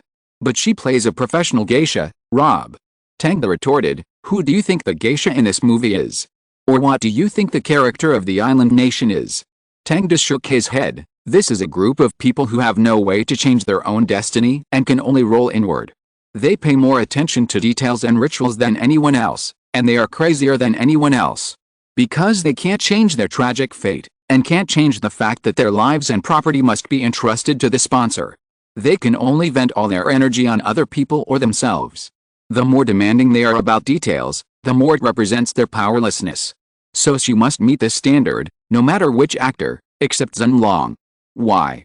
Although it was the first time that Rob heard such an interpretation, he felt that it was indeed similar to the geisha in the script. Because he is a capitalist, he has more freedom. Tang watched Zhang Ziyi finish her dance, picked up the loudspeaker and shouted expressionlessly, take a break for 15 minutes, and do it again. Zhang, you made 3 mistakes. Dance teacher, correct them. Okay. Zhang Ziyi stared at Tang's back and bit her lip, feeling a little wronged, but still forced herself to correct her dance. 15 minutes later, Zhang Ziyi danced again. But Tang still gave her a failed comment and told Zhang Ziyi to shoot again in 30 minutes. During the whole process, Tang did not scold her or talk to her. This was different from the silence in the past, which made the whole crew quiet down. Although everyone often hoped that Tang would not be so sharp-tongued, such an uncharacteristic silence made people feel more unbearable. At least after being sharp-tongued, you can still know where your problem is and improve it. Like now, not saying anything at all, it seems that the problem is very serious. For a moment, everyone's eyes were focused on Zhang Ziyi, which made her pressure increase sharply, and she felt that the spring in her heart was about to be crushed. Seeing that she was not in good condition, Guangli and Michelle Yeoh came on stage and said a few words to comfort Zhang Ziyi. Zhang Ziyi nodded reluctantly and said with a smile, I'll do it again. After that, she turned and went into the dance room and did not come out until 30 minutes later. This time, she did not speak, standing on the stage with a serious and solemn expression. Tang sat in front of the monitor, tapping his knees, waiting for the music. Dong, dong dong. Wow. When the music sounded, Zhang Ziyi's body moved, stretching like a scroll. Then the snowflakes fell, and her dance quickly unfolded in the artificial snow scene. Rob bit his lip, because from the dance in front of him, he felt a kind of vitality, a kind of resolute power, as if every movement was burning himself. Dong dong dong. The drum beats accelerated, and Zhang Ziyi's dance became more and more crazy, like a real madman, stretching her hands, kicking her legs, turning around, and bending her waist in the heavy snow. She danced too hard and too amazingly, causing the audience to be dazed, feeling as if they were in a real island country, watching the dance of top geishas. Slowly, the drum beats became stronger and stronger, and Zhang Ziyi's dance reached its climax. Her every move was like a god or a demon, completely unlike an ordinary dance, but with a kind of crazy beauty. Then, accompanied by the sudden stop of the music, She froze on the stage like a wooden sculpture. The dance was over. The audience looked at this scene in amazement, and applauded wildly after coming to their senses.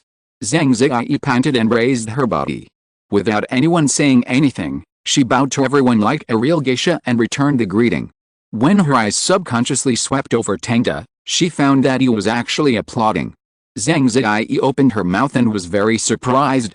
She rubbed her eyes and found that she was not wrong. Tangda was indeed applauding with a smile on his face. In an instant, she felt that her confidence had returned, and the expression on her face became reserved, and that smile finally matched Michelle Yeoh's performance slightly. It seems that our little Chiyo has grown up. Michelle Yeoh and Gong Li beside her side. Yes, now she is more like a peerless geisha. Gong Li nodded and looked at Tangda.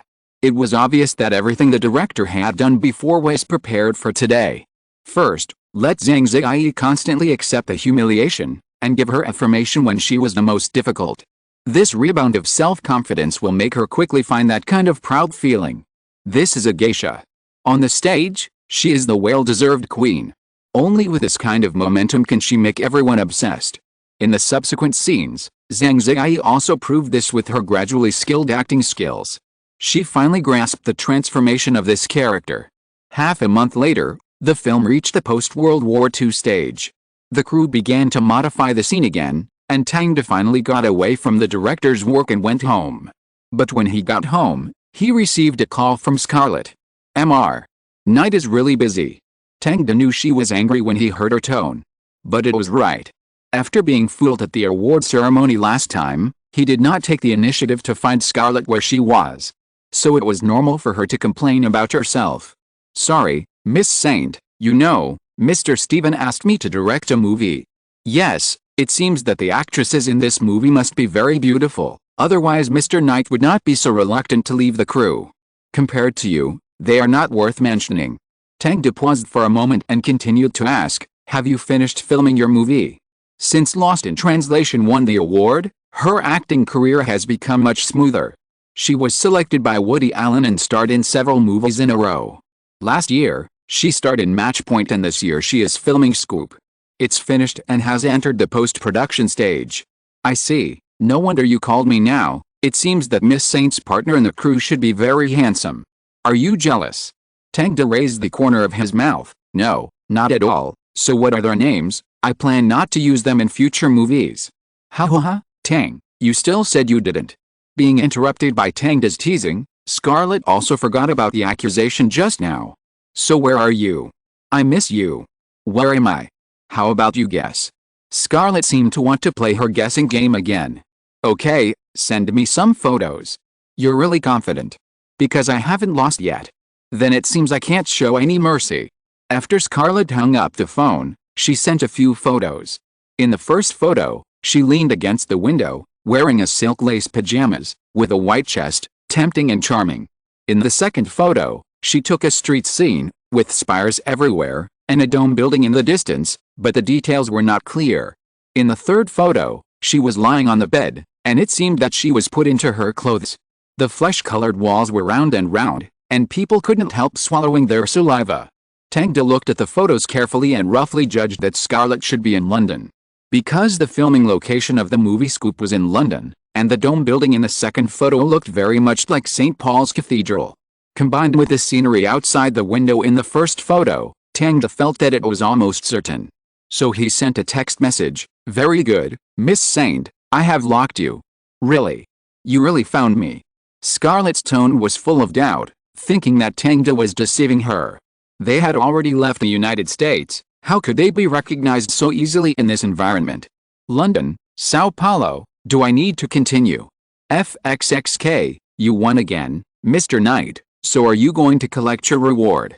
Wait for me, I'll be there tonight. Are you serious? Scarlett was just teasing Tangda, but she didn't expect him to come to find her across the country. Yes, I have called the airline. Tangda was of course not joking. To deal with a woman like Scarlett, he must constantly convince her. No matter what the method. As for the airline, he is now a distinguished senior member. After all, he will inevitably fly around in the future. Okay, you are so anxious, Mr. Knight. No, you called the wrong name. What? You promised it yourself. Okay, master. In the early morning of that night, Tang rushed to London and met Scarlett in the hotel. As soon as they met, they hugged each other, and fell directly on the bed without caring about anything else. Tang tore her stockings and tied her hands together with black cloth. Scarlett smiled and looked up at Tang, her cheeks flushed, as if she was drunk. So, master, are you going to teach me a lesson today? Yes, teach you. Tang slapped her. Pa. Suddenly a wave spread to her waist. Well. Scarlett clenched her teeth. You are quite tenacious. Tang pulled off his tie. Then let me teach you a good lesson, Miss Saint. This impressive education lasted for a long time.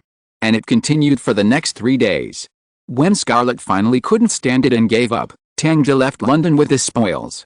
On the plane, Tang sat in the first-class cabin and looked down at the clouds through the window.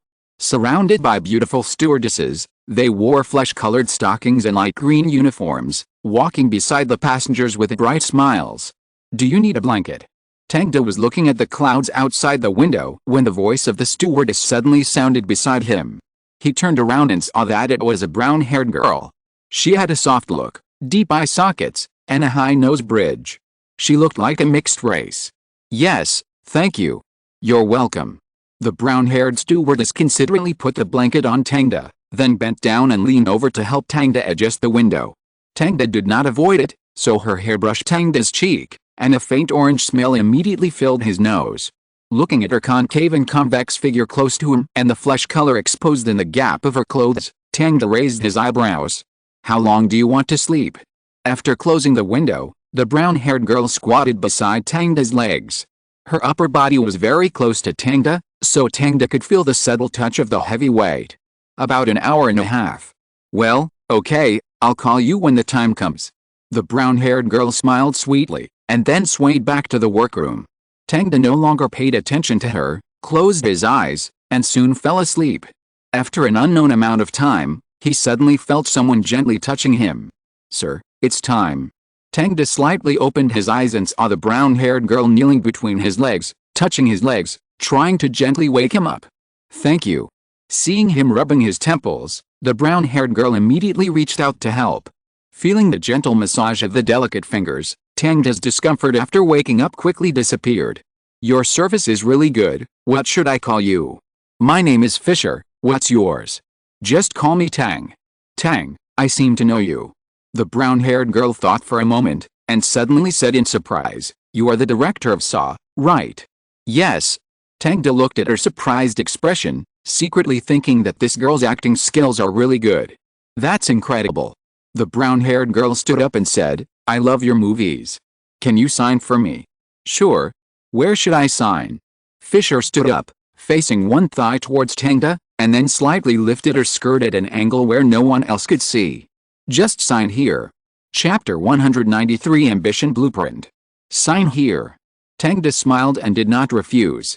After signing her name on the outside of her thigh, Fisher was very happy. Before the plane landed, she took the initiative to give her a small gift. It was a small handkerchief. When Tang opened it, he found a business card inside. After returning to the crew, after rejecting the invitation to the Metropolitan Museum of Art charity ball in New York, Tang devoted himself to the filming of Memoirs of a Geisha.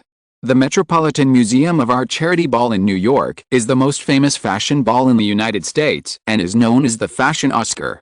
Well, many evening parties will give themselves a nickname with the suffix Oscar, which can also show how famous Oscar is in the United States.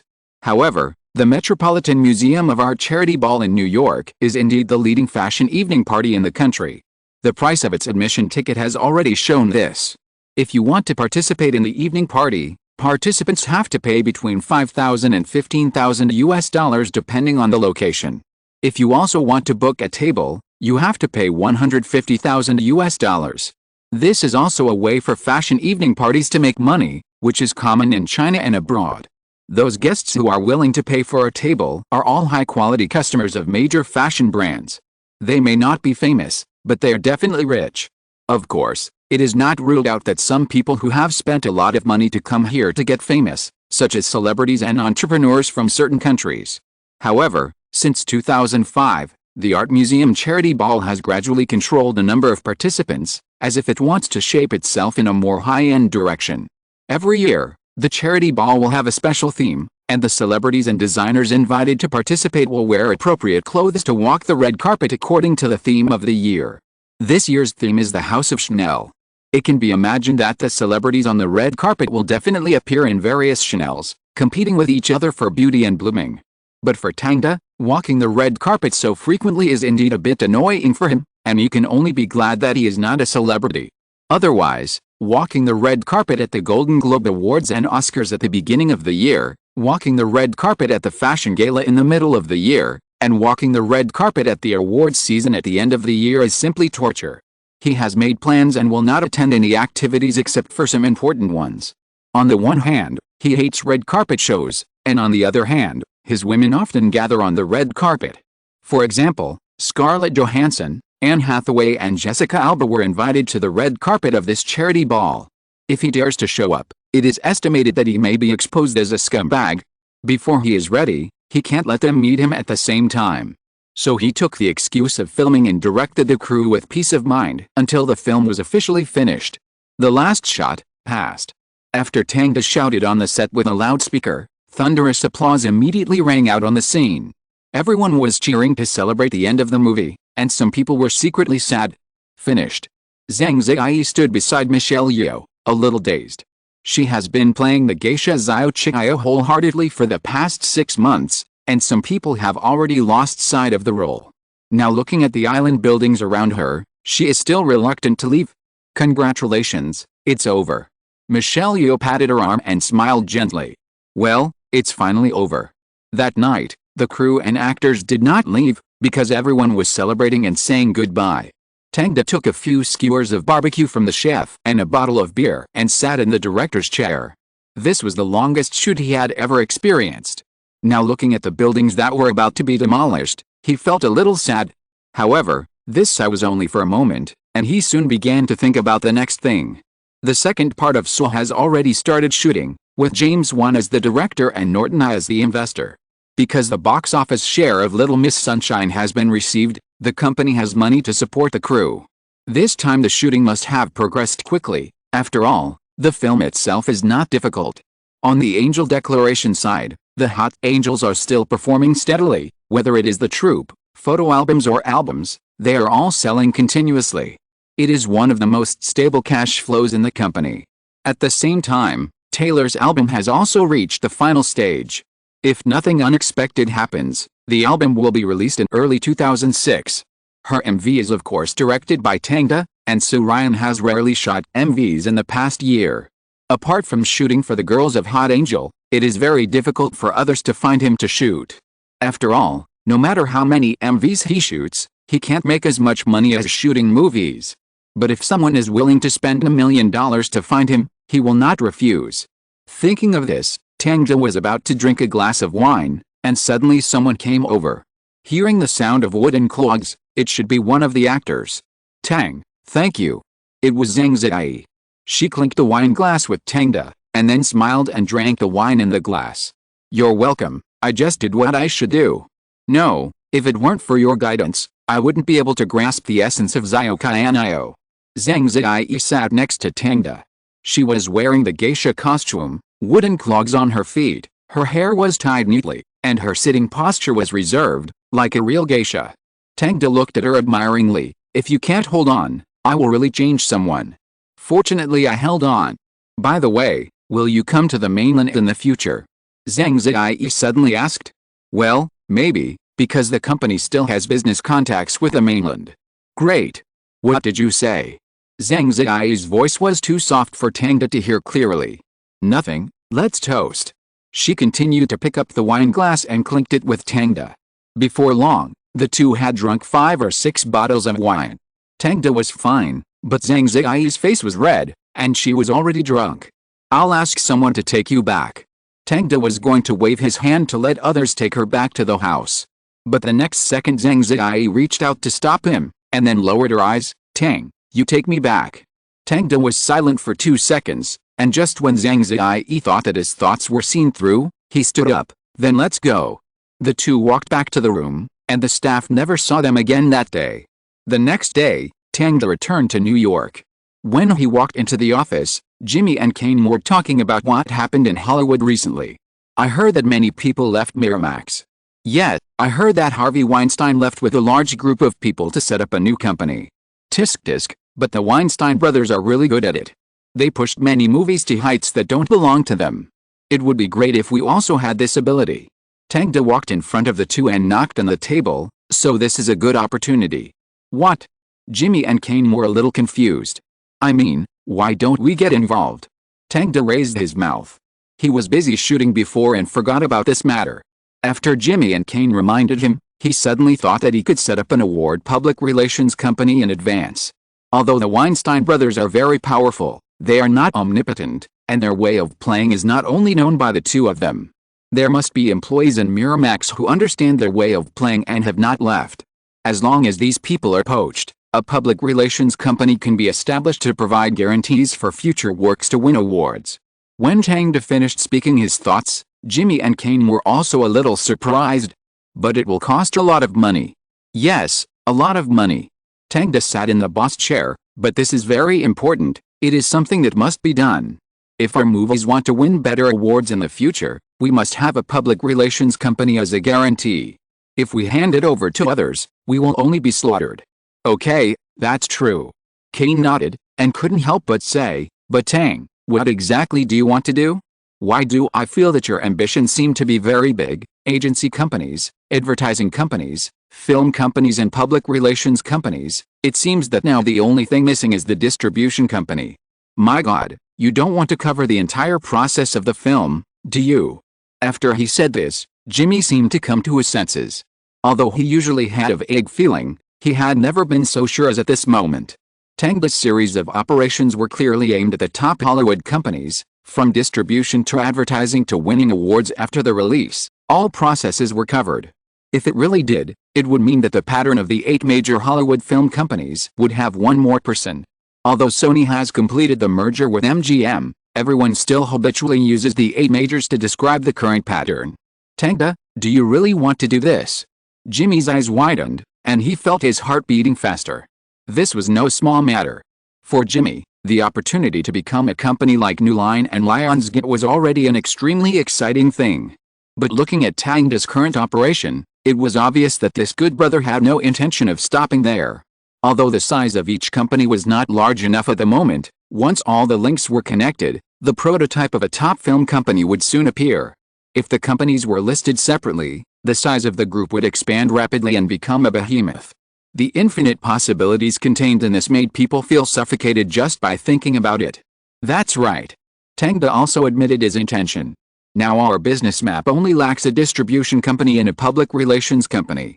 Tang crossed his legs on the table. Now Miramax is the best opportunity to establish a public relations company. What about the distribution company? Jimmy couldn't help asking. Film distribution is undoubtedly the most important company. If you control the distribution rights, you control the lifeblood of the film. Of course, there are also suitable acquisition targets for distribution companies. Tang was talking about United Artists, which was acquired by Tom Cruise in November 2006. This old film company, which once owned Charlie Chaplin, has gone through many ups and downs.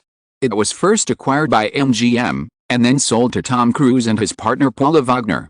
However, although Tom Cruise is the most eye-catching, he is actually only in charge of management and execution, and Paula Wagner is the big boss behind the scenes. In fact, there are many speculations about Paula Wagner's identity in later generations. Tang has only seen some news clips. In his memory, the most reliable guess should be that she is from Wall Street. Only those financial tycoons can spend lavishly while hiding their identities. Although the amount of their acquisition of United Artists has not been disclosed to the outside world, it should be a considerable amount. This is different from the advertising channels split by United Media International, and it is at least more than 300 million. Tang certainly cannot handle it alone, so he also needs to find a partner like Tom Cruise. It is better to say selection than finding. Because the ideal partner he expected must not be interested in the Hollywood business, but only invest for profit and will not interfere in the specific management. And it would be best if he could help Tang in other aspects to speed up the company's development. Such a candidate is not easy to find, so Tang plans to hold a photography exhibition. This will be a party led by him, And the people invited are naturally the candidates for cooperation selected by him. But he did not explain it in detail to Jimmy and Kane, because the things involved are very complicated. However, even so, Jimmy and Kane are already very excited. Wow, Tangda, you really always give me new hope, so what should we do now? Jimmy stood up and asked with his hands on the edge of the table. It's very simple, Kane. You contact the people at Miramax, find those who understand the PR process, and convince them. Jimmy, you continue to expand the publicity, expand the 50 Shades of Grey actor recruitment advertisement to the whole of Europe and the United States. I want to hold a vote, let readers participate in the selection process of the actors. It sounds great, I think those readers will go crazy. The sales of 50 Shades of Grey have been strong, and it has become the #1 sales list in many countries. It is a veritable global bestseller. The plot of this book is discussed every day in major online forums, and some special websites have been established for it. Even in high schools and universities, there are corresponding research groups. Although they are all girls, there is no doubt that girls have stronger purchasing power. Not long ago, the publishing house launched the peripheral items of 50 Shades of Grey, which were sold out in 2 days, which is enough to prove that everyone is still paying attention to this work. So Tangda wants to increase exposure and make this movie a huge gimmick to hide a higher box office amount. It's just a pity for major film companies. After being rejected several times, they watched the sales of this work soar, but they had money in their hands but couldn't spend it. When they learned that the male and female protagonists of 50 Shades of Grey would be chosen by global readers through voting, they regretted it even more. Because they saw the huge box office benefits. As long as readers can participate, the box office of this movie is equivalent to having a basic guarantee, and everyone will keep paying attention to it until it is released. And the number of people who participate, then doubled, is probably the number of viewers of this movie. Chapter 194 Global Casting. The global casting for 50 Shades of Grey has started. When Judy saw the news in the newspaper, she couldn't help but jump up and cheer. What's wrong? You're so happy. Mirren, who was accompanying her, was a little confused. Look, global casting, readers vote. As long as you send a special number under the actor's name to a specific mobile phone number after the list of actor candidates is announced, you can successfully vote. Judy handed the newspaper to Mirren and said, I can also participate in the casting process. I must choose the most handsome male lead. Oh, Mirren admitted that he was a little jealous, but he was an actor after all, and Judy couldn't get in touch with him anyway. So he suppressed his discomfort and continued to ask, but you see, it costs money, $2 for a text message, it's really expensive. Is it expensive? I think it's very cheap. Judy was very happy and didn't care about the money at all. There are many girls like her, and they are everywhere in the school. They are already discussing the choice of male actors. What do you think of Tom Cruise? He's handsome and manly. I like Leonardo, he was really handsome in The Aviator. I like Keanu Reeves, don't you think that kind of handsome guy with deep eye sockets is charming? Actresses are far less discussed than actors. Most girls have only one requirement, that is, to be beautiful and ordinary, and to satisfy their sense of substitution. So after receiving these feedbacks, magazines and publishers also gathered them to Tangda. But now he is busy negotiating with film companies. MGM was the first to change its attitude. Their business conditions have always been poor and they are burdened with heavy debts. Even after being acquired by Sony, the market's outlook on its future has only changed from pessimism to wait and see. Therefore, they are eager to come up with a money-making work and achieve profitability. This has led to the highest conditions offered by all film companies, but it did not meet Tangda's expectations, so he did not agree. Now seeing that Norton I has managed the IP of 50 Shades of Grey so hot, he finally made up his mind to take a gamble. Parent is the current executive CEO of MGM. He is sitting in the office of Norton I, which is also the office of Angel Manifesto. Tangda is already considering moving his office location. Now it depends on how much the box office of 50 Shades of Grey will be after its release. Tang, I have been hearing your name for a while, and even in my dreams. Do you know why? Parent is a graceful middle-aged man with short black and brown hair combed back. Why? He took Rachel's coffee and replied, because of 50 Shades of Grey, because of Saw and Little Miss Sunshine. I have to say that you are really a very discerning producer. Every movie has achieved huge profits. If I had to choose, I would also prefer MGM to be like Norton I, small and exquisite, instead of being bloated like it is now. When Tang said this, he could see that parent was serious. It seems that the huge debt on MGM really made him a little breathless.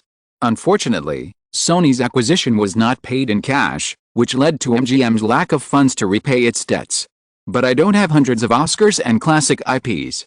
Tang finished speaking, and parent smiled. This is also the last valuable asset of MGM as one of the 8 major Hollywood film companies. But now these also belong to Sony. Okay, I won't talk nonsense anymore. Tang, you also know why I'm here. Parent sat up straight and returned to the negotiation state. I hope to get the distribution rights and investment rights of 50 Shades of Grey. For this, we can pay more than other film companies.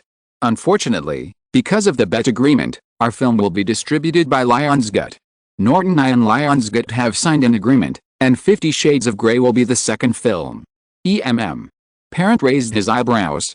He didn't expect to encounter setbacks right at the beginning, but it doesn't matter. He thought about it and continued, then we can be responsible for overseas distribution, and the proportion is 10%. The normal overseas distribution ratio is higher than the domestic distribution ratio. 15% is also normal. Unexpectedly, MGM directly reduced it by 5 percentage points. Even if other companies compete, it is estimated that it will not be lower than him. Tang nodded, you are very sincere. This is only part of it. Parente put his hands on his knees. According to your announcement, the production cost of this film is about $50 million. We can provide $35 million, and he emphasized his tone, only 30% of the domestic box office share and 40% of the overseas box office share. This is undoubtedly more generous than all the previous film companies, but Tang is still not satisfied.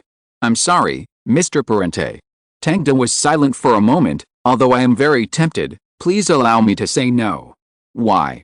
Tang, I believe that no Hollywood film company can give this contract, except me. Parente frowned, thinking that Tang's appetite was really too big.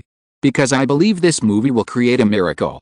Tang looked confident. From the response of the female group now, it can be seen that they have been constrained and disciplined for too long, and they are in urgent need of a chance to prove themselves.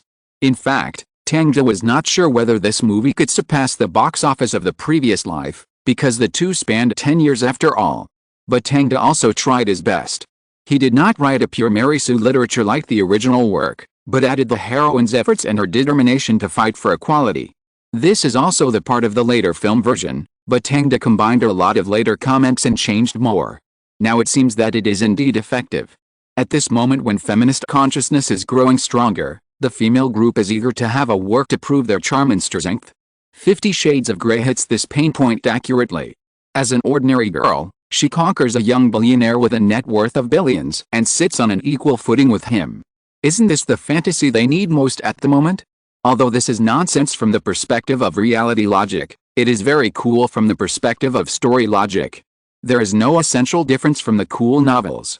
They all realize some difficult to achieve wishes through fantasy. Thinking of this, Tang continued, as long as it arouses a response among the female group, then their boyfriends will naturally become a vote bank. Although they may not be willing to accompany their girlfriends to watch the movie verbally, it is not up to them. And after our investigation and research, it shows that 30% of the readers of 50 Shades of Grey are housewives over 30 years old. Mr. Parent, do you know what this means? What? Parent looked at the thick stack of reports that Tang took out, and finally knew what preparations Norton and I had made around the movie during this period. This means that there will be family viewings and a chain reaction. Most communities have women's organizations or tea parties. If they have watched the movie and think it is good, then soon women in various communities will know about it. Tang smiled. This is one of his promotional strategies for 50 Shades of Grey. So I will invite some women to watch the movie for free. Of course, these people are managers of women's organizations, and they will become the best promotional tools. Parent looked at Tang in surprise. He didn't expect him to be so unconventional. Generally speaking, the promotion of movies is very powerful, reaching the target population through massive advertisements and newspaper news. But Tang proposed another idea, which was to let the target group spread the word spontaneously. There is no doubt that when those gossipers finish watching the movie, they will be eager to recommend or complain to others. But no matter what, it means that the movie will reach the best audience as quickly as possible. Thinking of this, Parent felt that he could not sit still again. The movie 50 Shades of Grey has been half successful. On the one hand, it has won over the core readers through voting, and on the other hand, it has captured a wide range of target audiences through publicity. Unless Tang's directing is wrong, there is no possibility that this movie will not succeed. But who is Tang? Although he has not produced many works in the past 2 years since his debut, each of them is a typical example of small-scale success. Even when shooting MVs, he has never made any mistakes. His name as a tyrant on the set is the best guarantee of quality. Parent does not think that he can make a bad movie by following the original work. Therefore, there is only one way in front of him now. Oh, Mr. Parent, I have other guests next. If you don't have anything else to do. No, Tang, I can offer a new contract. Parent seemed to have made up his mind. He stretched out his hand to straighten his tie and said seriously, we can invest $40 million and only occupy 25% of the North American box office and 30% of the global box office. This is the lowest share ratio I can decide. Tang looked at him in surprise. He felt the courage of the MGM president and the deep sense of urgency behind him. Obviously, the pressure of performance has overwhelmed him. If he can't lead the company out of trouble within a year, he may have to leave this position. Tang knocked on the table and thought for a while. Rachel next to him suddenly came over and whispered, "Boss, the Universal people are here. Let them talk to Jimmy." Tang did not lower his voice. Parent could naturally hear it and understood what he meant. Tang. He looked at Tang. Mr. Parent, we can talk about the contract further. Tang smiled.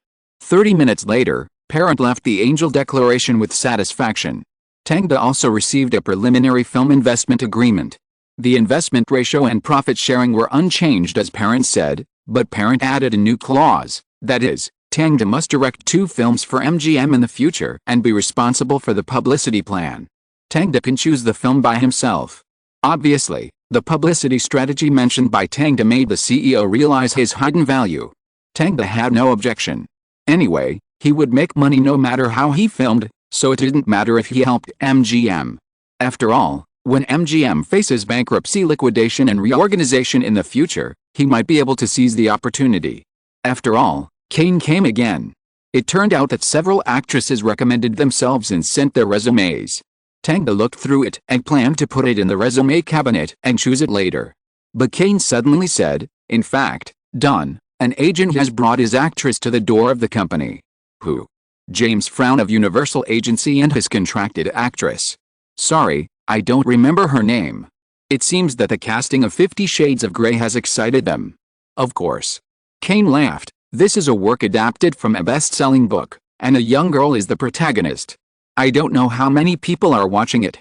Although this book is very popular, there are very few male and female actors so far, or the quality is generally not high. Especially for male actors, no famous male star is willing to play this role, because SM itself is inseparable from eroticism. This is a kind of destruction to the screen image of the actors. It is impossible for those male stars who readers expect to take this risk and participate in such a movie. And famous actresses are also unwilling to expose themselves easily. After all, it is not worth it to expose themselves in a movie that is destined not to win an award. So now the dilemma faced by Norton is that there are no popular actors available. But it doesn't matter. Tang just took this opportunity to let Cindy or other actresses of Angel Declaration play the role. Then let them in. Tang nodded and decided to meet with a self-recommended agent. 5 minutes later, Tang met the two in the office. James Frown was a slightly bald man with a big belly and looked a bit greasy. But the actress he brought was fresh and beautiful, with three-dimensional features, long golden hair draped around her neck, and gray eyes that were unforgettable at first sight. Tang felt as if he had seen her before. "Hello, Mr. Norton." James shook hands with Tang, and then smiled and said, "This is Clara Grace Moritz, come and say hello to Mr. Norton." "Hello, just call me Clara." The bright smile of the blonde girl was very healing. "So you are here to interview for the leading actress? But the casting for the movie hasn't officially started yet."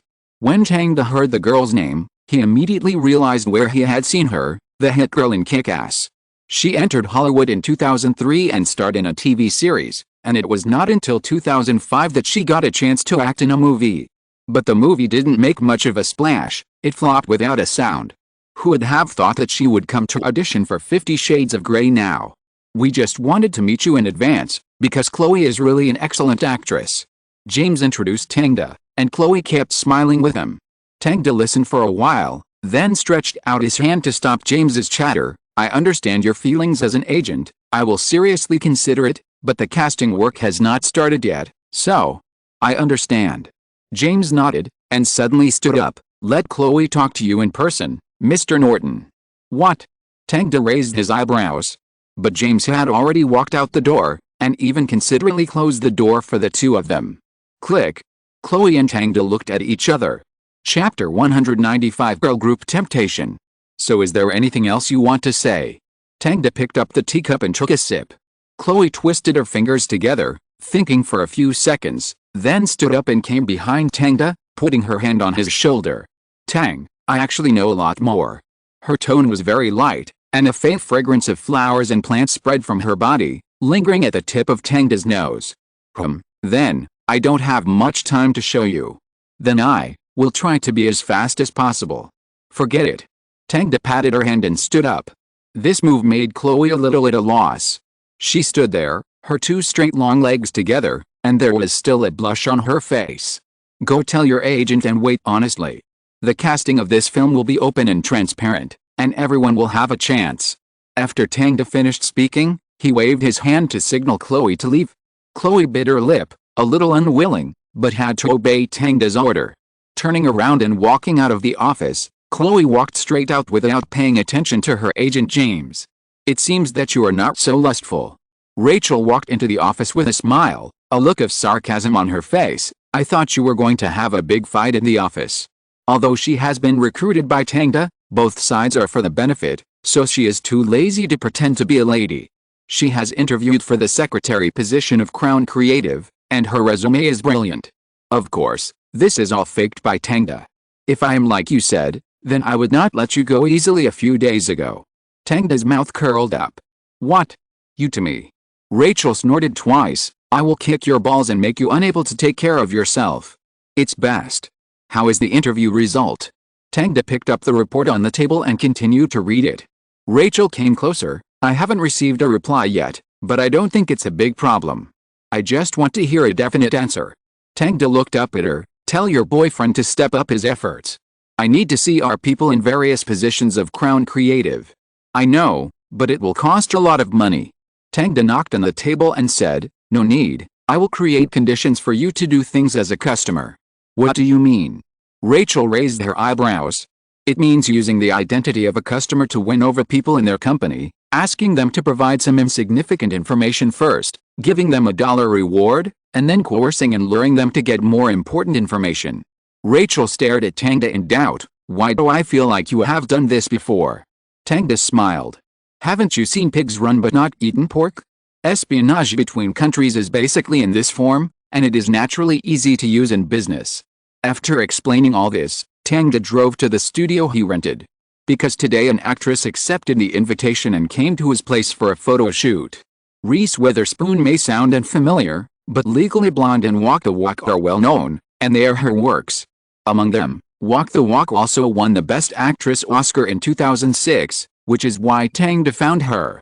Arriving at the studio, the lights were prepared for a while, and soon there was a knock on the door. Hi, Reese. Tangda opened the door and welcomed her in. Reese Witherspoon was wearing a black hollow top and a pair of jeans, looking graceful. Although she had been married for a long time, marriage brought her more mature charm. However, Tangda remembered that she and her husband would divorce next year, and now the relationship between the two should have reached a bottom. Perhaps this is why she was willing to accept the shooting. After all, Tangda admitted that this would be a large-scale shooting. Hi, Tang. Reese Witherspoon took the initiative to kiss Tangda's side face. She looked at this handsome guy and felt that she had become younger. Come in, Reese. After the two walked into the studio, Reese looked at the arranged venue and asked, what should I do? No hurry, let's chat first. Tangda did not start shooting immediately. In fact, in order to obtain better shooting results, it is also very important to communicate with a model in advance. After all, the two have never met before, and it is always uncomfortable to take body photos right away. 30 minutes later, after a series of chats, Seeing that Reese's nerves have been relaxed, Tangda finally spoke. Let's start. Okay, what do I need to do? Tangda picked up the camera. Take off your clothes, just keep your underwear. Reese looked around. Is there a dressing room? There. Tangda pointed to the bathroom, and Reese immediately walked over. When she came out again, she was only left with bikini-style underwear. Okay, stand under the light. I need you to pose in a big letter position and lie on the ground. Reese was a little nervous. It was her first time to take such a naked photo. Facing Tangda's camera, she felt like she was being stripped naked. But Tangda quickly got into the mood, and the familiar venomous tongue reappeared. Reese, don't raise your shoulders. This action makes you look like a spider. It's too ugly. Put your butt down. Don't tangle your legs together. FXXK. Be bolder. Put away your damn self-esteem. Cover the fat around your waist with your hands. Don't make yourself look like a cylinder. I don't have as much fat around my waist as you do. Reese was a little uncomfortable with Tangda's words, and couldn't help but say, do you have to be so hurtful? Shut up and listen to me. But no buts. Listen to me. Reese shut her mouth and felt like she was being moved around like a prop, but there was also an advantage to this.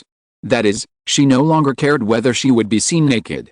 There was no ambiguous atmosphere in the studio, only seriousness and targeting. As a result, she could even show her body freely later.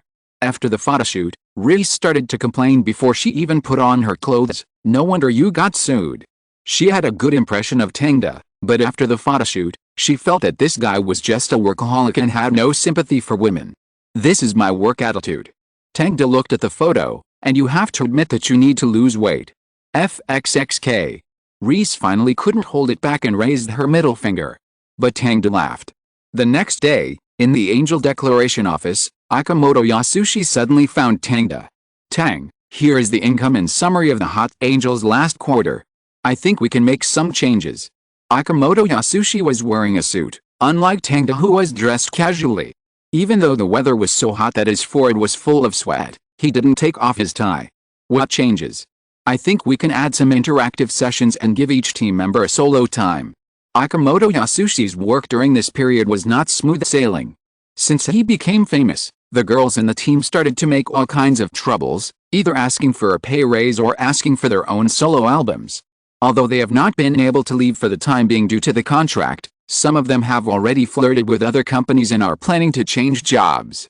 This is something that Akamoto Yasushi did not expect.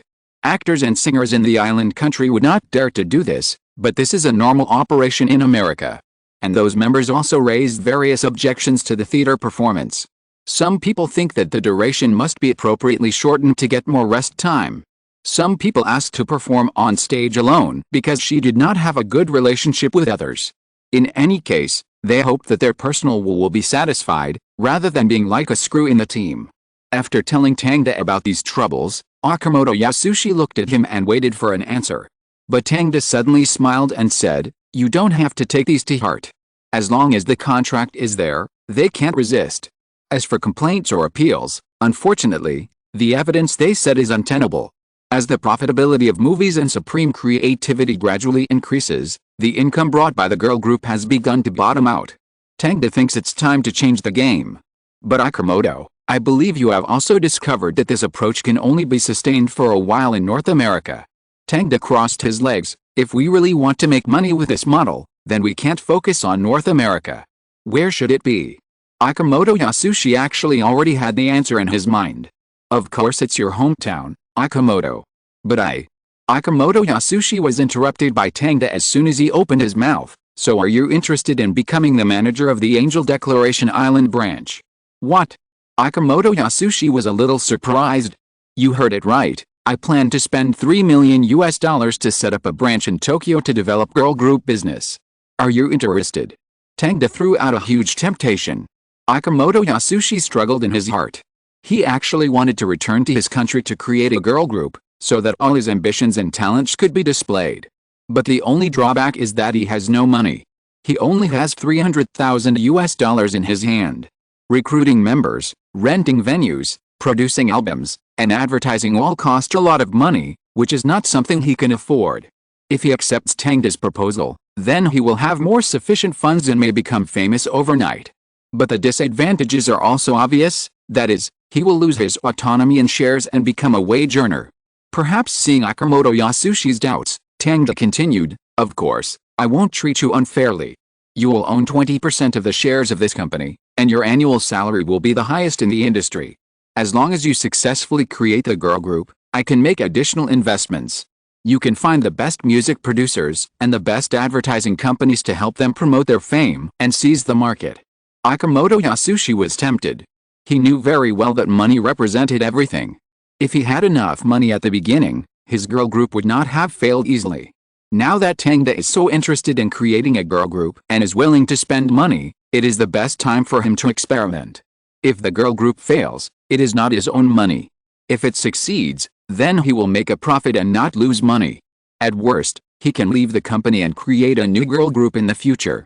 Thinking of this, he stood up and bowed. "Hi. Thank you for your recognition." Tangda stood up and patted his shoulder. "This is what you deserve, Akimoto. You can make a business plan first. I still have some connections in the island country, and the company will be established soon." "Hi. Don't worry." Akimoto Yasushi walked out of the office, and Tangda called Kane in. "How is the girl group recently? I heard from Akimoto that someone wants to leave." "Yes, they have a good chat with Universal Music and Sony, and want to withdraw from Hot Angels in advance." Tangda nodded. "As long as they pay enough money, they can leave. Now is a time when money is scarce. If Hot Angels can cash in, it can also alleviate the urgent need. When 50 Shades of Grey and So are released one after another, Tangda and his team can completely let go." "No problem, I know. By the way, how is the public relations company?" Tangda asked about this again.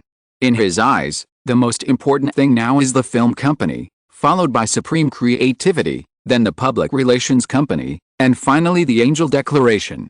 The most important person in the Angel Declaration is Taylor Swift. Nothing else matters. I've already contacted Charlie Nowen. He's a veteran of Miramax and has participated in the establishment of many PR programs. Kane told Tangda. It shouldn't be easy to persuade such a person. Since he didn't leave with Harvey and the others, it means that something in Miramax is holding him back. "Yes." Kane nodded, "because he has another team, and they are not on the same side as Harvey and the others. That's even better. Promise him that you can let them leave with a team." Tangda made a decision, and he will be the CEO of the new PR company. "Got it." After explaining all this, Tangda went to Republic Records again. Tang. In the recording studio, Giorgio Baburin, the president of Republic Records, was a little surprised when he saw Tangda. "It's been a long time since we last met. How are you doing?" Tangda asked. Giorgio immediately spread his hands. "Fortunately, Hot Angels made a lot of money, and finally let me sit firmly in the position. I have signed a lot of singers recently, and the sales are not bad." At this point, he looked at Taylor Swift in the recording studio. "But who is this? I think her singing is great. Tang, do you want to give up the pain?" Tangda pounded his chest. "Forget it, man, don't compete with me for people. I'm serious. Tang, I'm willing to pay $3 million, how about it?"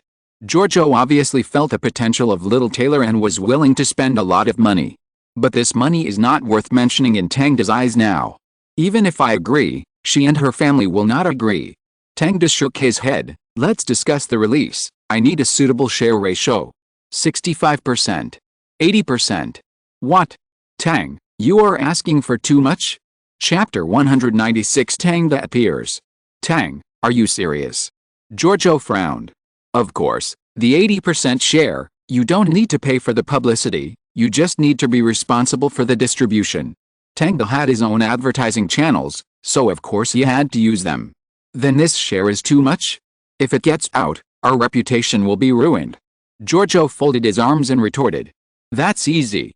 We can first sign an agreement for 65%, and then sign a supplementary agreement for 15%. Tangda immediately thought of a solution. Giorgio was silent for a moment. "You are really amazing, Tang. Are you so confident that she will definitely become a big hit?" "Not a big hit." Tangda waved his finger. "She will continue to be popular. I believe in her talent. I believe in my talent too."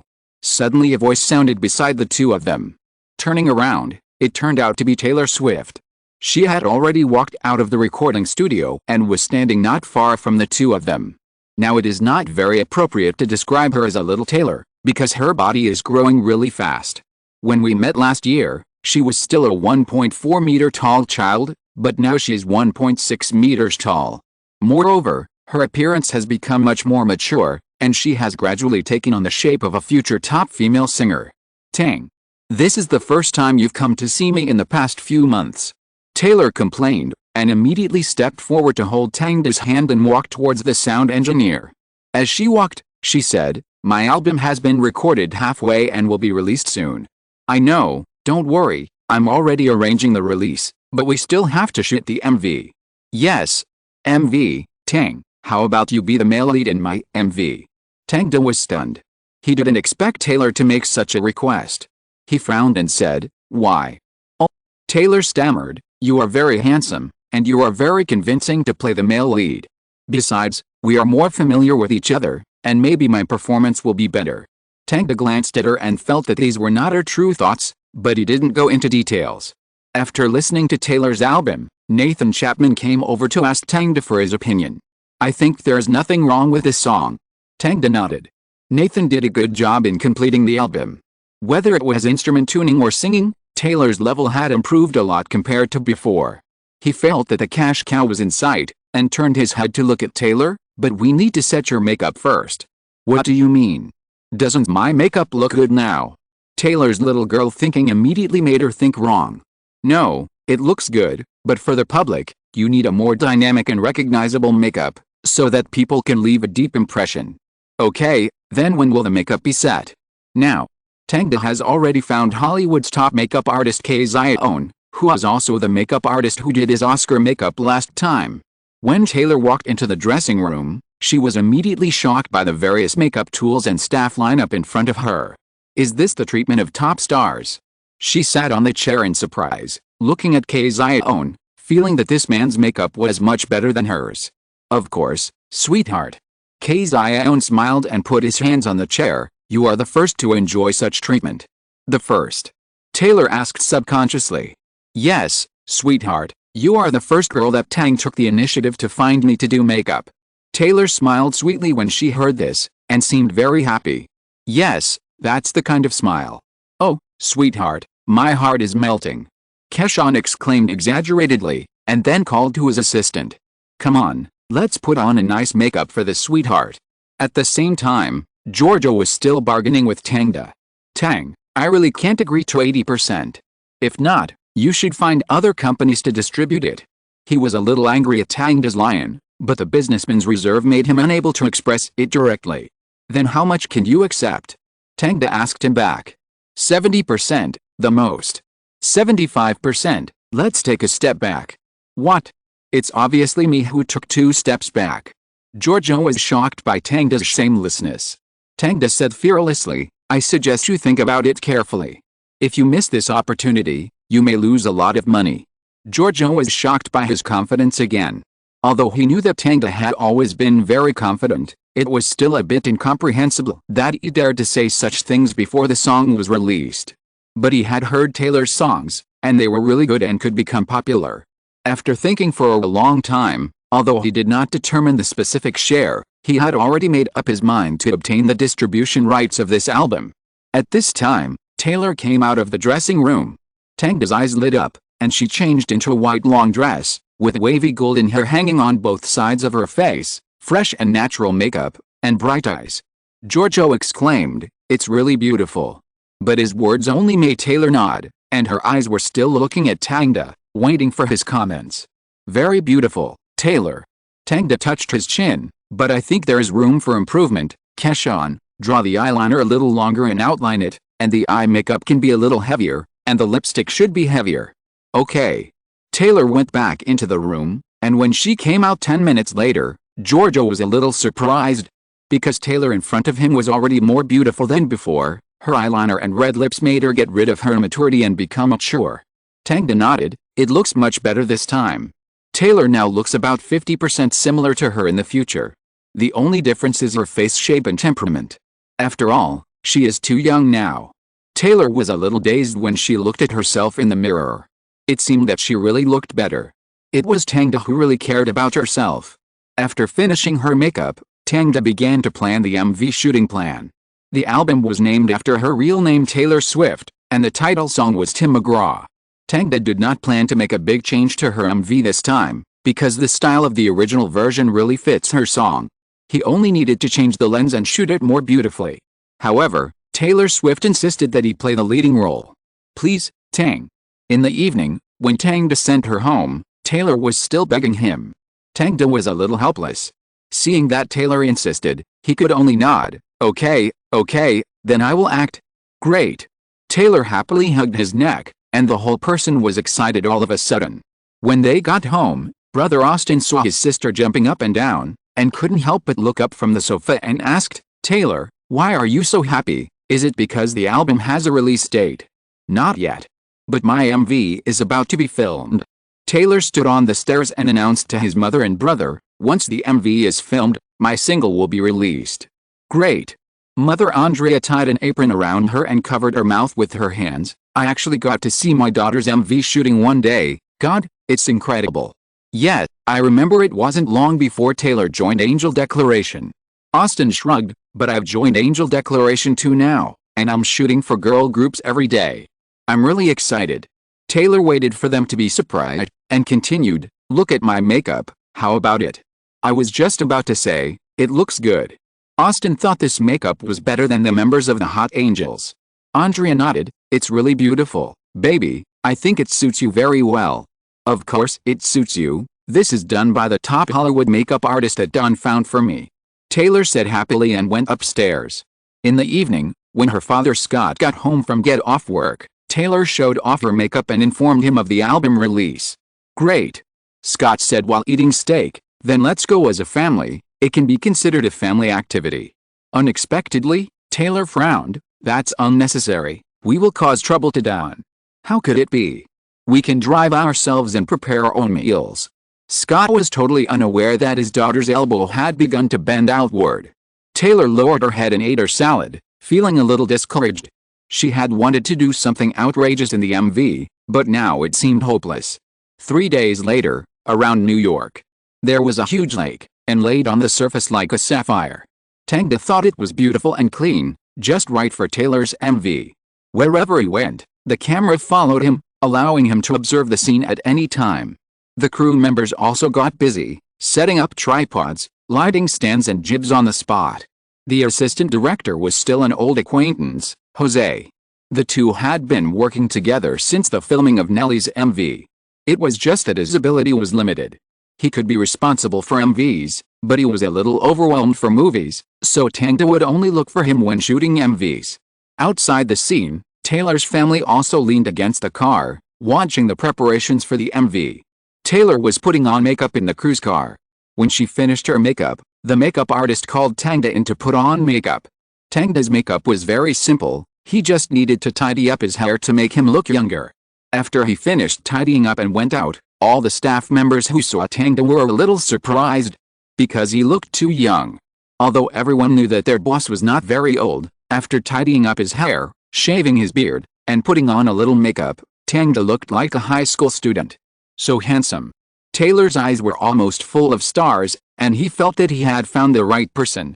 Is everything ready? But as soon as Tang spoke, everyone woke up. Ready. Let's start shooting. Tang sat in front of the camera. This MV is mainly divided into 2 parts. One part is Taylor Swift singing alone by the lake, and the other part is the intimate interaction between the two. They first shot Taylor's part. And this time, Taylor quickly felt why Tang was called a tyrant on the set. Moss. Your lighting is out. If you make such a low-level mistake again, I will hang you on the light. Props. I need a brown guitar, why give me a black one? FXXK. Go find it for me. Don't have it? Then how about you paint your body brown? I'll let Taylor treat you as a guitar. If you don't have it, go buy one. Let's shoot the next one first. Taylor. Don't sing so softly, sing louder. You are sad, not enjoying yourself. Don't put your hands on your legs, it makes you look like a gibbon. Too stupid. Stop these useless little movements and follow my instructions strictly. Don't hesitate. When I say okay, you should leave the spot, remember. SHXT, don't jump up. Taylor felt a little wronged. It was the first time she was reprimanded so harshly, Even the producer would not say that to her. But she still completed her own scene shooting very well, because she didn't want others to see her admitting defeat. But what she was thinking more in her heart was whether Tangda didn't care about her feelings at all. However, when the scene was about the two of them together, her mentality changed again. Stay together, yes, Tang, you have to hug Taylor. Jose arranged the poses of the two people according to Tangda's storyboard, but Tangda looked at Taylor's parents and brother who were watching with great interest not far away, and curled his lips. He always felt that he was doing something immoral. Taylor was very into the role. She hugged Tangda's neck, kissed him lightly, and continued to sing facing the camera. But Tangda immediately shouted cut. Taylor thought she had made a mistake, and just when she was about to explain, she saw Tangda rushing to the monitor. A few seconds later, Tangda, who had watched the screen, cursed, "I acted so badly, it's shxt. Do it again." Everyone else couldn't help laughing when they heard this, and felt that the director was so cruel that he even scolded himself. Taylor felt a lot better when she saw this. It turned out that Tangda was not targeting herself, but was being realistic. "Okay, do this shot again," Jose shouted with a smile, and everyone began to look forward to it, when director Tangda would be able to do it again several times while he was acting.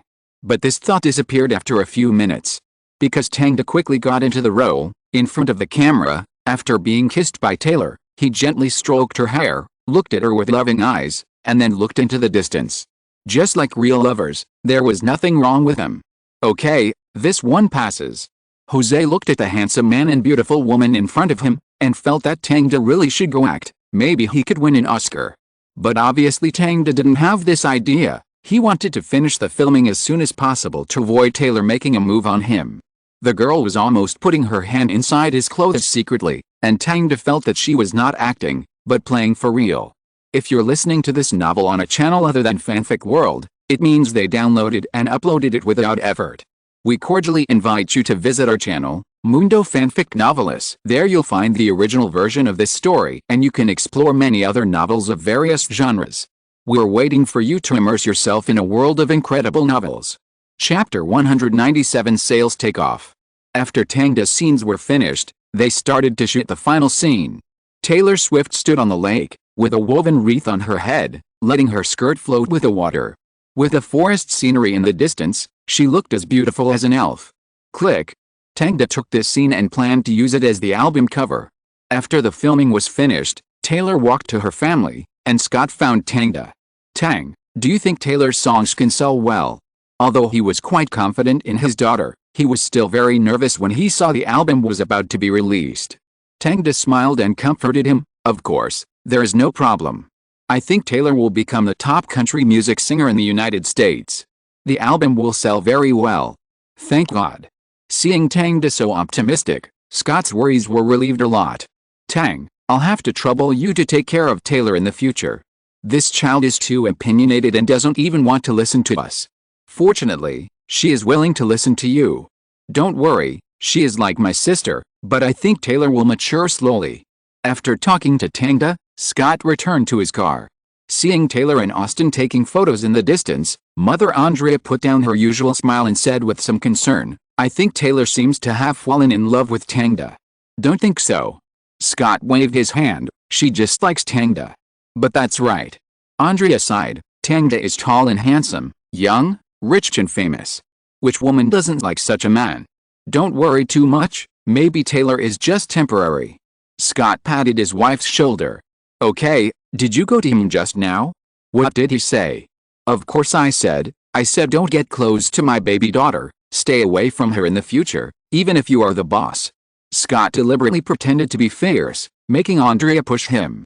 "Come on, Scott, I don't know you yet. You haven't offended anyone at work." "Okay." Scott spread his hands. "I just implicitly expressed our concerns about Taylor's love. He understands, don't worry. How could a man like him not have a girlfriend? Taylor is so young, there is definitely no chance for him. That would be the best." Although Andrea thought Tangda was very good, she didn't want her daughter to find a Hollywood guy. She hoped that her daughter could find a simple boy who loved her. Scott obviously didn't think so, otherwise he wouldn't have said those words to Tangda without telling his wife. Both of them took care of Taylor in their own ways, but they were just sleeping in the same bed and dreaming different dreams.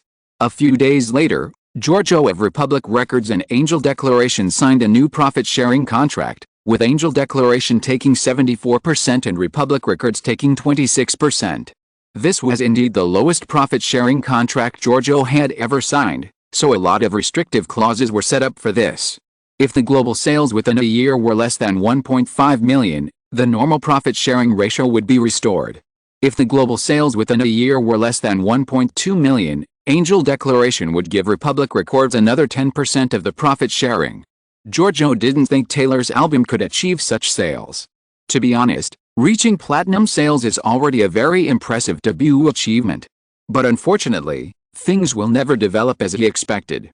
Because Tang has placed advertisements in all advertising channels that Supreme Creative can reach. The content of the advertisement is very simple, just a short piece of Taylor singing and a cover. But the effect is very good, because the song is fresh and catchy enough. In just a few days, it has set off a lot of discussions in music forums in New York and California. Strike while the iron is hot, Tang took advantage of the gap this month when not many well-known singers released albums and immediately released the album Taylor Swift. First week sales, 80,000.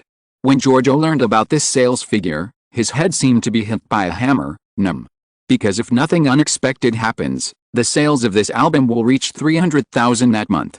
Although it will continue to decrease in the future, according to the rules of previous album releases, this album will surely achieve 1 million sales, which means that Republic Records may really have to get paid at a very low share ratio. Damn it. On that day, several golf clubs were broken in Giorgio's office. At the same time, music lovers from all over the world were discussing Taylor Swift's works. Ding-ling-ling. Bald black man Madden and bespectacled Pucci came to Dival's music store again after a long time. Yo, I thought you were arrested by the police for arrears. Dival joked while adjusting the vinyl record player behind the counter. Of course not. Pucci retorted, we just lost our way in the photo album. Not including me, I was preparing for the exam before. Madden stretched out his hand in surrender, indicating that he was not led astray by Pucci. Hey, are you still my buddy? How can such a warm body say such cold words? Pucci turned around and stared at Madden fiercely. Okay, whatever you want. Madden put down his hand and walked into the store. Boss, are there any good songs recently? Madden looked around and at a glance, it was very different from the containers a few months ago. Those new songs are dazzling. Yes, look over there. Dival pointed to a TV not far away, where a group of people were sitting around, seemingly waiting for something. Why are they sitting so neatly? Pucci adjusted his glasses. Are they holding an illegal assembly? Be careful what you say, bespectacled guy. A buddy next to him scolded him. We are just waiting to watch Taylor's MV. Because the CD sold out very quickly last week, many people were waiting for the goods, and they could only rely on the MVs in the store to relieve their stress. What MV has such a great power? Pucci grabbed Madden's sleeve and walked over to find a seat to sit. Where should I sit? Madden looked around and it seemed that there was no empty seat, so he could only stand. Sit on my lap. Pucci slapped his thigh and said seriously. Madden quickly refused. Forget it, I don't have such a weird hobby. Then sit down and I'll sit on your lap. FXXK. I'm not gay. After talking and making a fuss for a while, Madden finally sat on the ground. Anyway, he was tall enough, even if he sat on the ground, he was about the same height as Pucci. At the same time, Taylor Swift's new song, Tim McGraw, was playing on TV. When the guitar prelude sounded, a pink sky and a large reed marsh appeared on the screen. Taylor Swift, wearing a pink dress, was lying by the lake, holding a tape recorder, with floating clouds reflected in her eyes. Then, Tang appeared in a car. When he appeared, several girls around Pucci immediately exclaimed, "So handsome." Yeah, he's more handsome than Tom Cruise. What's his name? Why isn't he on the list? Hearing these words, Pucci curled his lips in disdain and whispered, "Big-breasted, brainless women who only care about handsome guys." Madden grinned, "If you have the guts, speak louder. You're so annoying." Pucci glared at him, and suddenly a sweet song sounded in his ears. He said my blue eyes were twinkling, making those Georgia stars dim. Nice. Pucci's eyes widened, and he turned back, instantly forgetting all the messy things and being attracted by the singing. Taylor also officially began to sing on the screen. Since the lyrics of the whole song are basically memories and love fragments, the intimacy between Tang and Taylor occupied most of the time. But it was shot beautifully. Taylor sometimes sat in the flowers and sometimes sat by the lake. She was like an elf living in the mountains and forests. She had a big tree house in the woods and sat on a primitive swing made of branches while playing and singing. The most impressive shot was that she lay in the lake, drifting slowly with the water flow, while playing and singing with a guitar. How did you do that? Pucci was puzzled, but he had to admit that all the scenery was very beautiful, and the people were beautiful. You said my blue eyes were twinkling, making those Georgia stars dim. I smiled and said, this is a lie. It didn't take long for a song to pass, leaving only the audience in front of the screen to continue to savor it. Hey, why don't you replay it again? I haven't heard enough. Pucci was the first to stand on the chair to resist Dival. Dival shook his head. If you plan to buy the album, you can. Otherwise, wait for another half an hour. And if you continue to step on my chair, you will have to pay me. Half an hour. Damn it. After hearing the money, Pucci immediately jumped off the chair and said to Madden, let's go to other music stores. As long as we find the right time, we can watch this MV over and over again. However, Madden refused him. Forget it, man, I plan to pay for the album. Madden shrugged his shoulders. My goddess has changed from Avril to Taylor Swift. OMG, man, you betrayed so quickly. Pucci said contemptuously, you are such a fickle man. I'll give this to you. You said you were loyal to Cindy before, but now you're going to see the photo of the hot angel. Pucci, who was caught in the sore spot, jumped up and gave Madden a slap on the head. Shut up. Bald head. After the fight, Madden came to the counter. Boss, give me a copy of Taylor Swift. Sorry, we don't have any now. Let's wait until tomorrow. It will be on sale at 8 o'clock. Dival had said this countless times that day. Okay. Madden frowned. I told you, just follow me to other stores to watch the MV. Pucci, who never spends extra money, persuaded Madden. But he shook his head. It's only one day. I can get the album tomorrow. The next day, when Madden got up early and came to the door of Dival's store to buy the album, he realized that what he said yesterday seemed to be impossible to fulfill. Because he saw a long queue. What's going on? Madden was a little puzzled, and walked into the store from another door, and then found that they were queuing to buy Taylor Swift's album. WTF? Why are there so many people? Madden was shocked. He thought this album would sell well, but he didn't expect it to be so hard to get. He hurried out to line up and began to wait anxiously. An hour and a half later, Madden finally entered the store. But at this time, Dival suddenly took out a board and put it on the counter with a message written on it. Today's Taylor Swift has been sold out, and it will be on sale again at 8 o'clock tomorrow. God, I've been waiting in line for so long. Madden covered his head and expressed helplessness. The expressions of others were also helpless, but even so, there were no extra albums, so they could only disperse on the spot and try to buy them in other stores. Of course, there were also some clever people who sold the albums directly at the door after grabbing them. Madden, who was about to leave, was stopped by someone. The guy opened his clothes and revealed a CD. Brother, I just grabbed it, $15 a copy. FXXK. So expensive. Madden shook his head quickly. Although he liked this album very much, he didn't want to be ripped off. But there were also people who were willing to pay dollars to avoid queuing again. The shortage of Taylor Swift album did not only happen in New York. In fact, this scene happened in major cities across the United States. In the Office of Republic Records, Georgia was also asking Tang about the significance of doing this. It's just starvation marketing. Tang sat on the sofa with his legs crossed. But won't this make the fans angry? I release the album every day, what should they be angry about? Tang smiled.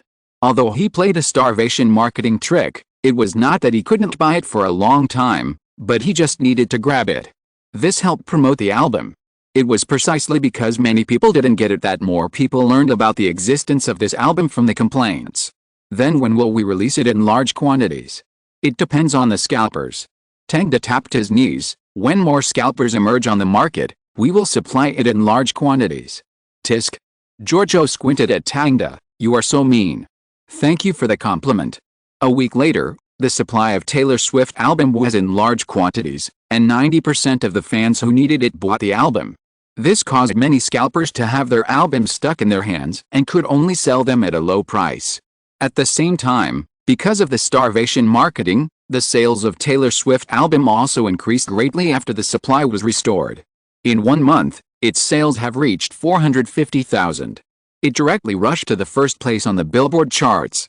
When Taylor's family heard the news, they were all in disbelief. "Am I really famous, Mom?" Taylor looked at the pile of music magazines on the table, which had all kinds of praise for her albums. After just reading 2 of them, she was so happy that she almost fainted. "Really? Baby?" Andrea was also very excited. She hugged her daughter and said, "Our little Taylor will soon become the most famous country music singer in America." Chapter 198 Public Election begins. While Taylor's new album is selling well, the global casting of 50 Shades of Grey is also progressing. Norton has received actor resumes from all over the world, including resumes of ordinary people, models and singers. Obviously, many people just want to try and submit a resume. But these resumes have also become Tang's publicity capital. So soon, 3,800 actor resumes became news in newspapers, which surprised everyone at the global popularity of 50 Shades of Grey and achieved further breakthroughs. When many passers-by saw that this movie had such a large number of actor candidates, they were curious about what the movie was about. And when they learned that this was an adaptation of a novel, some people curiously read and bought the original book.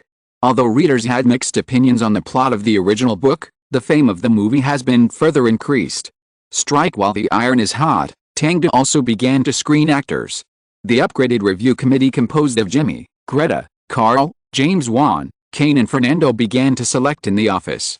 Saw 2 was finished shooting a month ago and has entered the post-production stage, giving James Wan plenty of time to rest. He is full of expectations for the performance of this movie, because it will prove his ability and also prove that Tang's vision is correct. Take a look at this. The resume handed over by Jimmy interrupted James Wan's thinking. He took it subconsciously, and then frowned after seeing the actor's photo. WTF. "Look, I said that one can't stand this kind of actor." Jimmy laughed.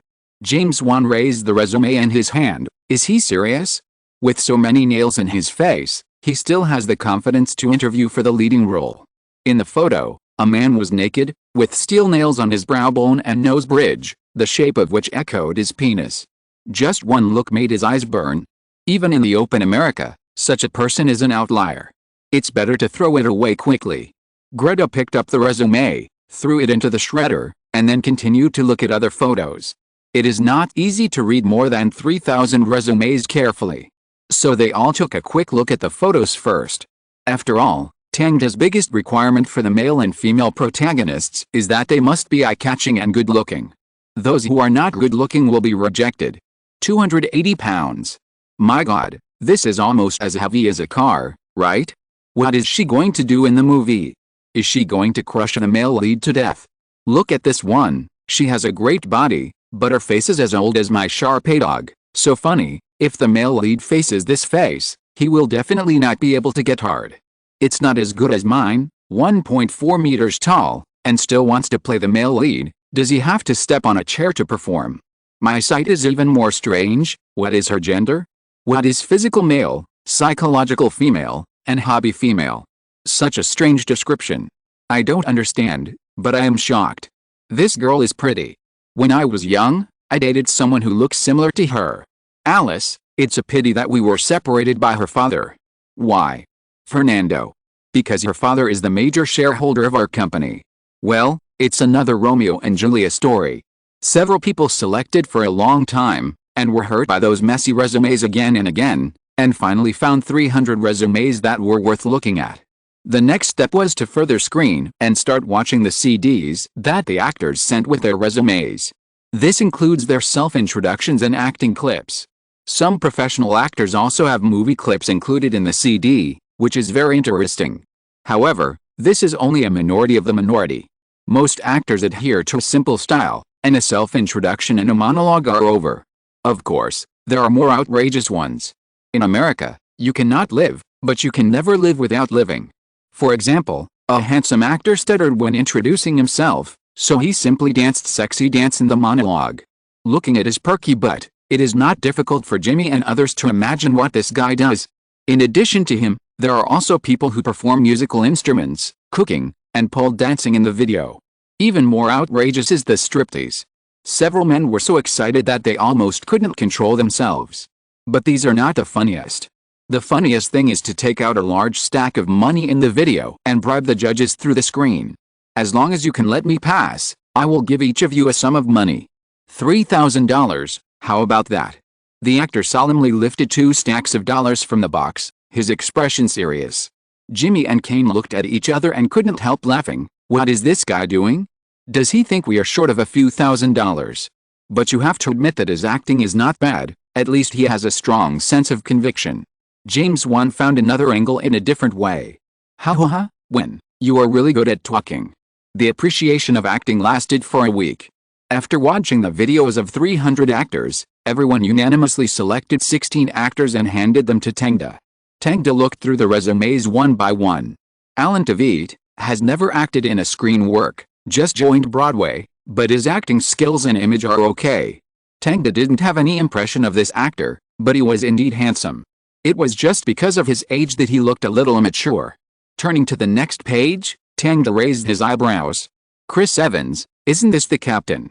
The man in the photo had a healthy smile on his face. He was the actor who played Captain America in the Marvel movies. He had just finished playing Fantastic Four this year and was on the rise. I didn't expect him to submit his resume.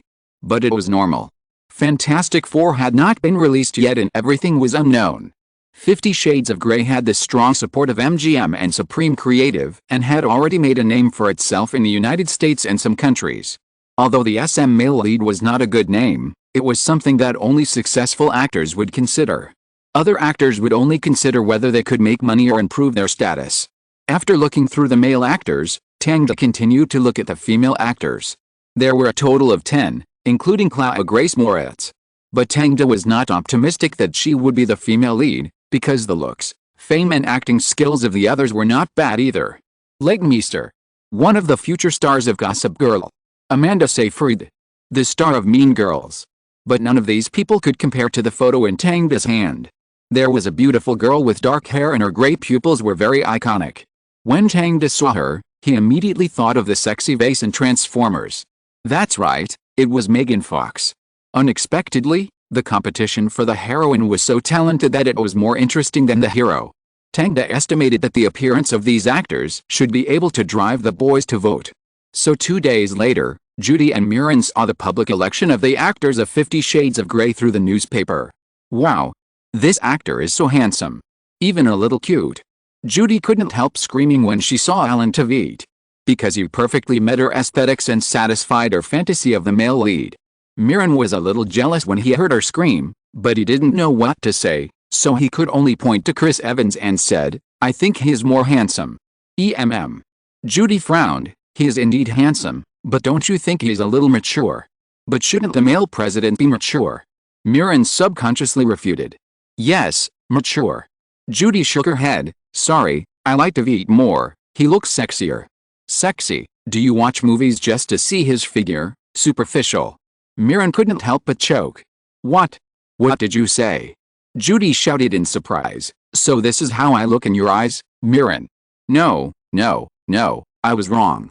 Mirren hurriedly tried to make amends, but unfortunately Judy was already angry. She threw the newspaper away and walked away from Mirren. You can spend Christmas with your music magazine. Don't go. Judy. Mirren wanted to keep her, but unfortunately failed. He looked at the newspaper at his feet, stepped on it hard and complained, it's all your fault. Done. There are many couples who have similar experiences with Judy Mirren, but more often, girls are jealous of boys' choices. Especially after seeing her boyfriend vote for Megan Fox in a swimsuit without hesitation, this anger is even worse. So in order to prevent them from succeeding, the girls simply formed an opposition alliance and chose Cindy and Leighton Meester, who look very different from Megan Fox. But since voting costs money, when Tangda learned that the voting amount had exceeded $3 million, he couldn't help but be a little surprised. These girls are really crazy. He sat on the chair with a sigh on his face. In the commodity world, women, children, the elderly, and dogs, this ranking is not unreasonable. It can only be said that when girls are willing to pay for what they like, no one can stop them. This is exactly the purpose of Tangda's public election. He wants these girls to spend real money to vote, so that they will go to the cinema to watch in the future. If it is a developed internet society now, he will not do this, because it will form a fan circle hegemony. But now the communication remains unchanged, and everyone can still maintain a certain rationality. While waiting for the voting results, Taylor Swift's new album has officially exceeded 700,000 sales, and is one step closer to 1 million platinum sales. Taylor has already started a nationwide promotional tour, and Kane will take her and her mother to major music festivals to expand her fame. So Tang has been able to have a little peace of mind in recent times. At the same time, the post-production of the second part of Saw has been completed and the preview has begun. This movie will be the only chance for Lionsgate, so their senior executives have been keeping an eye on the preview reputation of Saw 2. Unfortunately, they were disappointed. The Hollywood Reporter gave Saw 2 a score of 6, believing that although this movie was directed by a new director, it could not match the first one in terms of pictures and shots. But it went a step further in visual performance, especially the innovation of torture instruments, and revealed part of Jigsaw's background, allowing the audience to glimpse into the heart of this old man. Therefore, the watchability of this movie is not inferior to the first one. However, inheriting the mixed reviews of the first part, there are still many film critics who cannot understand the content of this movie and think it has no nutrition. But in terms of audience reputation, Saw 2 has continued the good reputation of the first part. All the audiences said that they were very refreshing after watching it. It is an excellent horror movie. In particular, many of the shots of torture instruments gave them a very real feeling of pain. Everyone said that they would definitely recommend others to go to the cinema to watch it. In addition, Tang continued to promote through advertising channels, with advertisements for Saw 2 being played on the big screen every day. The puppet Billy riding a baby carriage appeared again in every corner of the city, and passers-by could even take out invitations from its mouth. Because the puppet was so delicate, everyone began to look for Billy spontaneously. It was like a large offline game. Many loyal fans of the Saw series were proud to own this kind of puppet Billy released by the producer. And they also found marks on the puppet Billy on the street that were different from those sold around. This undoubtedly strengthened the interest of many people, and everyone thought that these Billies were unique. On the second-hand platform, this kind of puppet Billy was also more expensive than ordinary Billies. After all the Billies were found, Saw 2 was officially released. That night, all theaters in New York replaced the pillar decorations at the door with puppet Billy, and audiences lined up to enter the theaters to seek excitement. The next day, Tang sat in Mariah's office at Lionsgate Films, looking at the box office report in his hand. The first day's box office is 18.3 million. Tang laughed, while Mariah, who was sitting opposite him, spread his hands and celebrated perfunctorily. Because this meant that Lionsgate's plan had basically declared bankruptcy. Little Miss Sunshine and Saw 2 both had box office performance far exceeding expectations. Unless 50 Shades of Grey is not satisfactory in the future, Lionsgate can make a comeback. But how is this possible? 50 Shades of Grey earned millions of dollars in public voting. Those girls will collapse the threshold of the cinema. Mariah had no doubt that this would happen. During this period, all Hollywood practitioners saw the madness of women. Even the original novel of 50 Shades of Grey successfully achieved a 50% sales growth. Mariah had to admit that Tang was the most powerful publicity master. He even began to discuss with Tang and handed over the publicity of his films to him in Supreme Creative. "What do you think?" Mariah handed him the cooperation agreement. Tang looked at the numbers on it, nodded, and signed with a big pen. "No problem, Mariah, I accept this contract." Chapter 199, Vivid and Fragrance. The box office of Saw 2 has once again attracted the attention of many Hollywood companies. The first day box office was 18.3 million. The first week box office was 46 million, and it was only a matter of time before it exceeded 100 million. Although everyone had expected its performance, when its box office exceeded the first one, many companies were still jealous. A series of movies, each of which has exceeded 100 million in North American box office, and the global box office is about 200 million, which is almost catching up with the money-making level of scary movies. As long as the film company does not commit suicide, it is estimated that this series will be profitable for many years. James Wan's name also spread, and everyone knew a talented horror film director. However, after filming this movie, he suddenly found Tang to talk about another thing. "Tang, I want to make a new movie with Ray." Talking about a new movie, He was excited and full of confidence. I heard a very interesting story when I was filming Saw. James Wan told Tangda, there is a legend in a small town that if a ventriloquist is killed with resentment, her ghost will linger.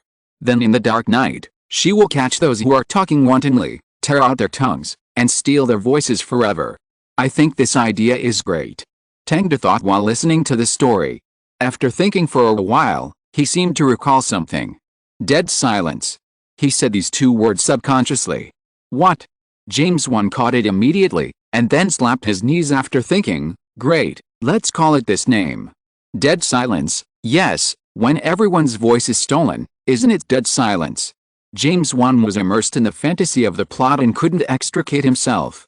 However, Tangda shook his head, because he knew that the box office of this movie was very low, with a total box office of more than 20 million worldwide, and he didn't know whether the cost was recovered at the beginning. But he didn't plan to give up the investment, because he knew that just a few years later, James Wan created a series of horror movies such as The Conjuring. The first two films made a lot of money around the world, with a total box office of more than 700 million yuan, and formed a horror film worldview called the Conjuring universe. In order to invest in the production of this film in the future, he must of course have a good relationship with James Wan. After all, he only knows that the Conjuring series of films are adapted from novels, but he can't remember which novel it is. If you want to do it, of course I fully support it. Seeing that James Wan was slowly walking out of the story, Tangda said, but I think the box office performance of this movie may not be too high. Why? James Wan didn't think so. The audience has seen too many old-fashioned horror stories, and this movie will bring them a brand new experience. Yet, you are right. Tangda spread his hands, but you overlooked one thing. Are there really many people who are interested in ventriloquist performers? He crossed his legs and explained, the reason why Saw was a big hit was because of the concept of torture instruments and jigsaw, which resonated with many people. Who cares about the story of a ventriloquist? Although her method of killing is quite novel, it lacks a core that people can resonate with. In other words, your current core is too restrained and there is no way for the audience to feel it all at once. No, Tang, I disagree with you. James Wan insisted on his philosophy. I think the audience will be surprised by such a new story, and they will buy tickets to the cinema. Well, maybe. Tangda admitted that in the field of horror films, James Wan was far more professional than himself, and the techniques of dead silence were better than Saw. But the market does not only look at techniques, sometimes the audience needs emotions. 5 million. Tangda calculated in his mind. Dead Silence had a global box office of more than 20 million, plus the DVD revenue of 18 million, the two together are about 40 million. Although investing 5 million will not make a lot of money, it can at least make a little money. When James Wan hits the wall, he will naturally know to turn back. 5 million. When James Wan heard the amount, he was stunned. Obviously, he did not expect Tangda to be so easy to talk to. He thought Tangda was not optimistic about this film and did not want to invest. Thank you, Tang. James Wan reached out and shook Tangda's hand to express his gratitude, and then hesitated and said, but it may not be enough. According to his and Ray Wannell's estimate, the film will be shot in a small town, involving a large number of buildings and group performances, and it will cost about $10 million. Don't worry, I'll ask Carl to help get some investment. I don't think Lionsgate will reject this movie. Tangda didn't hesitate to try to trick Lionsgate, who told them to always try to get something for nothing. And Lionsgate had long coveted James Wan. This horror film director was just perfect for their company. After James Wan left, Tangda looked at the results of the public election. When the half-month voting ended, two male actors were far ahead. Chris Evans and Alan Tveit. These two male actors led the others by 30% of the votes with their looks. As for the actresses, Megan Fox and Cindy ranked at the top. Although Leighton Meester also had a high number of votes, she was still a little behind the other two. Cindy happened to be in the company, so Tangda notified his secretary to call her over. Rachel has now joined Crown Creative and is actively looking for opportunities to obtain information, so Tangda's secretary was replaced by a new person. Tang. Cindy walked into the office. She was wearing a dark floral dress, her hair was tied up, and she wore light-colored crystal earrings. She looked very gentle. Recently, her style has changed a lot. She has gradually moved away from those shows and movies that show off her figure, and started to take another path that tests her acting skills. Although Tangda gestured for her to sit down, she did not sit down. Instead, she came behind Tangda and pressed his shoulders with her hands. "Are you comfortable?" Cindy smiled and kneaded his shoulders gently. This action suddenly reminded Tangda of the previous advertising campaign, when Cindy helped him massage in the same way. So he closed his eyes and leaned back on the sofa. "Very comfortable, Cindy, just like before." "It hasn't been that long, has it?" Cindy kneaded for a while and suddenly said, "Tang, I saw the results of the public election." "Then what?" "I think I may not be able to do this role." "Why? Do you think it's difficult?" Cindy shook her head. The citrus scent on her body spread to Tangda's nose as she moved, making him take a deep breath. "I just don't want to play such an exposed role anymore." Cindy gave a reason that surprised Tangda. Cindy continued, "Besides, I recently got a movie, Fright Flight 93, and I may not be able to make it in time." Tangda tapped his fingers on the armrest a few times. "You want to change your development direction, right?" "Yes." Cindy walked to Tangda and sat down, then leaned her head on his shoulder, and said in a low voice, "My parents think I have embarrassed them. Tang, I can't go against their wishes." Tangda put his hand on her shoulder, patted her to comfort her. "That's right, they are your relatives after all." He didn't intend to force Cindy to do something she didn't want to do, and he was even happy to see Cindy find the path she wanted to take. Because this was the only treasure he had independently excavated from the dust of history. The name Cindy Shay did not exist in the history of Hollywood, just like himself. So he was very tolerant of Cindy, just like a father watching his child grow up independently. In fact, there is another reason. Thinking of this, Cindy suddenly whispered again. "What?" Tangda asked curiously. "I don't want to show myself to other people." Cindy leaned close to Tangda's ear, and Tangda heard a soft gasp through his ear. "I just want to show it to you." After so long, Cindy finally made up her mind. But before Tangda could react, the office door was suddenly pushed open. Caden stood at the door and looked at the man and woman hugging each other, raised his beautiful eyebrows, and was a little surprised. Oh. Tangda felt that this scene seemed difficult to explain. Cindy's face turned red, and she hurriedly left Tangda's shoulder, stood up and greeted Caden. "Caden, why are you back?" Tangda shrugged, thinking that Cindy's tone was very similar to the image of a best friend and mistress in a vulgar TV series. "Well, the current situation is similar. But Caden is far from ordinary, or her view on sex is different from others." So she didn't say anything, but locked the door after entering the office. Cindy looked at Caden with some confusion, not knowing what she was going to do. "Caden, what's wrong with you?" However, the moment she asked, Tangda saw Caden hugging Cindy's waist. Wow! Tangda became a spectator, his eyebrows raised, and felt that this scene was quite good. "Caden, you." Cindy's eyes widened, and then Caden looked up and said with a smile, "I received your apology gift." "Why?" Cindy didn't understand. Caden didn't explain, but just pulled her to sit next to Tangda. "Caden, wait a minute." Cindy panicked and wanted to push Caden away, but unfortunately her strength was not as good as her sister's, and she was quickly pushed back to the sofa. She was as pitiful and helpless as a little girl after failing to resist. Caden shook his hair, and after controlling Cindy with one hand like a queen, he looked at Tangda. "I have wanted to do this for a long time." "What do you mean, Caden?" "Tang, what do you think?" Tangda said, "It's really exciting. Help us take a picture." Caden took the initiative to ask for a picture. "Don't." Cindy was so shy that she just wanted to hide in the gap of the sofa. "No problem." Tangda took out a camera from the drawer and started shooting professionally. Click. Click. 15 minutes later. Cindy. Seeing Cindy raised her body, Caden leaned close to her ear and said a few words, and then Tangda saw Cindy's pupils widen and she was very shocked. "I'll think about it." "No need to think about it, wait until tonight." Tangda didn't know what Caden and Cindy whispered to each other, but he thought it was probably related to him. After the two walked out of the office, Tangda called Kane over. "As for the actress, it must be Megan Fox." "Okay, Tang, by the way, the Miramax matter has been confirmed." Hearing the news, Tangda immediately asked, "Has Charlie now agreed?" "Yes, he said that he can accept our recruitment and is willing to re-establish a company with his subordinates, but he wants 30% of the shares and needs to manage the company independently. We can't interfere. He looks like a person with a bad temper." Tangda thought for a while. "You can give him 25%, And you can also give him independent management rights, but he must meet the indicators we set. Okay, I understand. At the same time, in a villa in Los Angeles, the agent was talking to Megan Fox about the film contract. Megan, that's great, this Transformers has finally been accepted. As long as you finish starring in this work, you will definitely be a big hit. The agent was very excited and waved his right fist.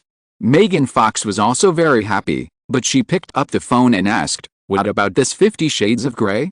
The agent frowned. Before they received the offer of Transformers, they thought 50 Shades of Grey was good, but now the two are somewhat conflicting, and 50 Shades of Grey itself has the SM curiosity attribute. The agent felt that it seemed that it could be abandoned. After hearing the agent's idea, Megan Fox nodded, "I also don't think it's suitable, so please help me reject it." Megan Fox refused to act. FXXK. After hearing the news, Kane rushed to find Tang, but did not see him in the office. The call did not go through, so he could only call Tang as exclusive driver and bodyguard, on his mobile phone. "Hey, Tom, tell Tang that Megan Fox refused to act." 2 minutes later, Tang's voice came from the phone. "She refused to act?" "Yes, but our news report has been released. If we announce the replacement of actors at this time, I'm afraid." "Don't be afraid." Tang stood on the wooden floor, listening to the sounds of laughter and playfulness in the bathroom, while loosening his belt. "This is a good thing for us." Kane instantly understood what he meant. "What about me now?" "Wait 2 days, and then break the news. The popularity of this movie will rise again." "Understood." Tang hung up the phone, threw the belt aside, and walked towards the bathroom. Chapter 200. They are coming. The news that Megan Fox quit 50 Shades of Grey was soon revealed in the Hollywood News. Norton I also announced that Cindy Shay's schedule conflicted and she could not participate. The final heroine fell on Leighton Meester, which made her ecstatic. When facing reporters, she said that she would definitely play this role well. Many boys expressed regret about this, but the girls who are the main force of the box office did not care much about it. The male lead chose Alan Tveit to play because Chris Evans' image did not match Leighton Meester, and Alan Tveit's votes were also higher. Obviously, girls like this kind of young president of the Little Milk Dog type. And deciding these two actors is also more conducive to Tang's cost control, otherwise the actors' pay would be a huge expense. After getting the actors and making a small profit, 50 Shades of Grey officially entered the preparation stage. MGM also sent a producer, David Clay, who and Tang looked around the world and unanimously decided to shoot in Canada. Because this movie will involve many high-rise buildings and offices, as well as manors, yachts and the like, if it is filmed in the United States, it will cost a lot. But Canada can save at least 30% of the budget cost. So after the filming location was determined, David Clay went to help communicate and coordinate the venue. Tang was free here, but he was soon invited to participate in the Venice International Film Festival. The organizing committee invited him to join the jury as one of the judges of the main competition film. This is a novel experience. Tang has never been a judge, so he immediately agreed. But just when he was about to go to Italy, he suddenly received a call from Anne Hathaway. "Tang, I heard that you are a judge of the Venice Film Festival." "Oh my god, what a coincidence." "Oh? Why?" "My movie, Brokeback Mountain, has been sent to Venice." "I see, it's the one with Ang Lee? But I won't hold back. I mean, we can meet then." "Yes, but I should avoid suspicion, right? Otherwise, people will take photos of the judges and actors living together, haha. Will something bad happen?" "It seems to make sense, but I don't care." Anne Hathaway was a little willful. "I just want to see you." "Me too." Just when he said this, Tang's phone rang again. He glanced at the incoming call and quickly hung up the phone on the grounds of work. "Hey, my little devil, are you free?" "That's right, Tang. I finally finished my tour." "Wow, so cool, so cool." Avril's voice came from the microphone, and Tang could even hear the music and shouting in the background. This year, she did not release an album, but has been running around for performances, and won the Juno Award for Best Artist. "So what are you going to do next?" "I'm going to an island country. I'm going to have a performance at a martial arts hall there, but that's a few months away." "Tang, I'm free now." "Where are you?" Tang curled his lips and answered truthfully, "I'm going to Italy recently to be a judge at a film festival. I may be in isolation for several days. It doesn't matter. I just want to wander around, Tang, I'm going to find you. That's it, bye. Avril hung up the phone before Tangda continued. Tangda silently picked up an orange and began to peel it. He felt that the situation he was facing next seemed not very good. Fortunately, Scarlett was in Australia recently, so he shouldn't have to deal with this most troublesome girl. Ding ding ding. The phone rang again. Tangda picked it up and saw that it was Jessica Alba. There is one more. Tangda picked up the phone and smiled. Honey, what's up? Honey, are you in the office? I miss you. Oh. I'm so sorry, I'm going to take a plane to Italy soon. Really? What are you going there for? To attend the Venice Film Festival. I'm a judge. Wow, great. Tang, you're a judge now, that's great.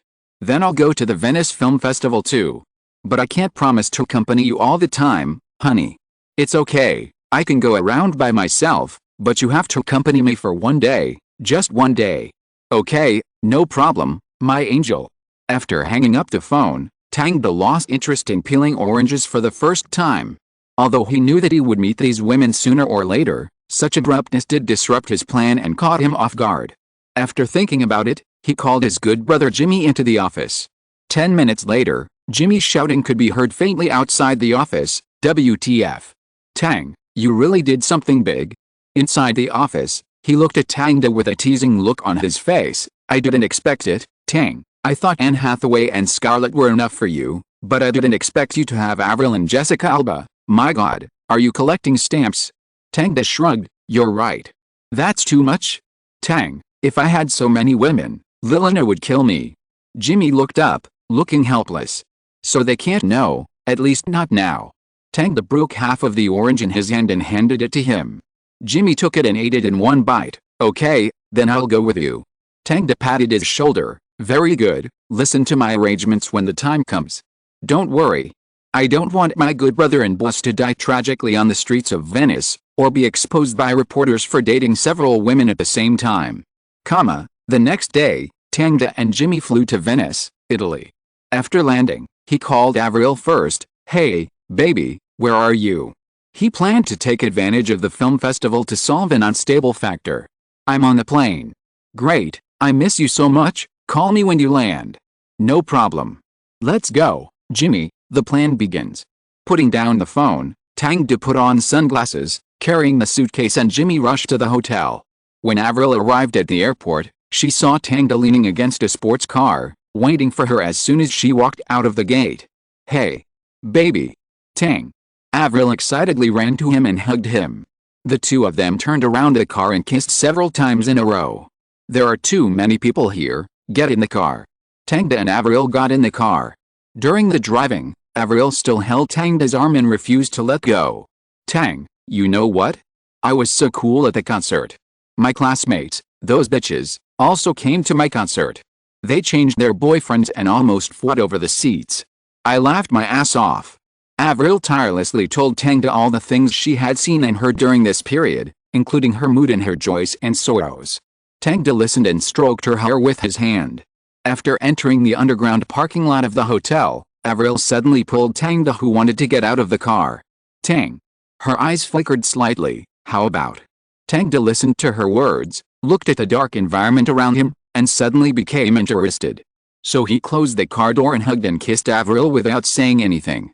Then the car began to vibrate slightly, the frequency gradually increased, and there were bursts of low moans. It didn't stop until half an hour later. When Avril got on the elevator, she felt her legs were a little weak. Fortunately, she supported Tangda, and the big hat on her head blocked her appearance. Please make way. There were many people in the hotel, but no one recognized Tangda and Avril, and they just hurriedly passed by them. The two walked all the way to the door of the hotel room. After Tangda opened the door with the door card, Avril immediately pushed him into the bedroom. Woohoo! Tangda fell on the bed, looked at Avril's delicate profile, and smiled. What are you doing? My dear little devil. I want to eat you. Avril said fiercely, and then moved her pink lips closer. The room never became quiet that day. Even at dinner time, when Jimmy walked to their door and was about to knock on the door, he could faintly hear some inappropriate sounds for children. Damn it. Jimmy looked at the shaking floor under his feet, stroked the corner of his mouth with his finger, and couldn't help laughing. It seems that Tangda is going to be beaten badly. I hope he can stand up tomorrow. How is it, brother, is it very good? The next day, Jimmy met Tangda in the restaurant. But to his surprise, Tangda's face was neither pale nor sunken, and he looked calm and composed, as if he had not been drained by Avril. Fortunately, this little girl is indeed quite energetic. Tangda briefly commented and said, I will go to the organizing committee for the selection tomorrow. Have you booked the hotel for me? Don't worry, it has been booked. Jimmy handed 2 room cards to Tangda. The 2 hotels are next door. I saw that the underground parking lot is connected. That's good. Tangda looked at the room cards carefully and put them in different pockets. But do you really have time to deal with it? Jimmy still couldn't believe it. If it were him, after these 2 days of high-intensity training, he probably wouldn't be able to stand up again for the rest of the week. It shouldn't be a problem. Tangda was very confident in his physical strength and energy.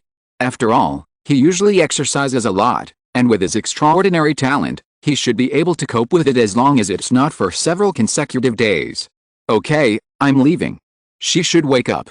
After Tangda got the room card, he picked up the plate, selected some pasta breakfast that Avril liked, and took it back to the room. For the next whole day, Tangda and Avril went shopping in Venice, had meals, and took a boat ride. The 2 of them were like a couple, playing and being intimate. However, after returning to the hotel at night, there was another round of military training. In the early morning, Tangda looked at Avril, who was finally exhausted, and touched her nose with his hand and said, I will participate in the selection tomorrow. Well, you go. Avril closed her eyes contentedly and lay in Tangda's arms. I will play in Venice for 2 days by myself, and I will talk to you after you finish. Okay, if you want to buy anything, just use my bank card. Tangda picked up his wallet, but Avril pushed it back. I have money, Tang, I just need your company. Avril opened her eyes, her eyelashes were straight and thick, and her high nose bridge rubbed against Tangda's arm, making him a little itchy. After saying this, she suddenly put her nose to Tangda's neck and took a deep breath. You smell so good. What's that smell? The hotel's shower gel. Tangda answered truthfully. No, it's not the smell of shower gel, it's your own smell, I like it. After sniffing, Avril leaned on the pillow and fell asleep. Tangda suddenly realized a problem. That is, the shower gels of different hotels are different. If you use the wrong one, it will be bad if several women smell it. He touched Avril's long golden hair. Fortunately, his devil baby reminded him. Early in the morning, after Tangda put breakfast in the room, he came to the bed, kissed Avril and turned to leave. The organizing committee has already started to gather. Tang. Hello, Tang. I've seen your movie.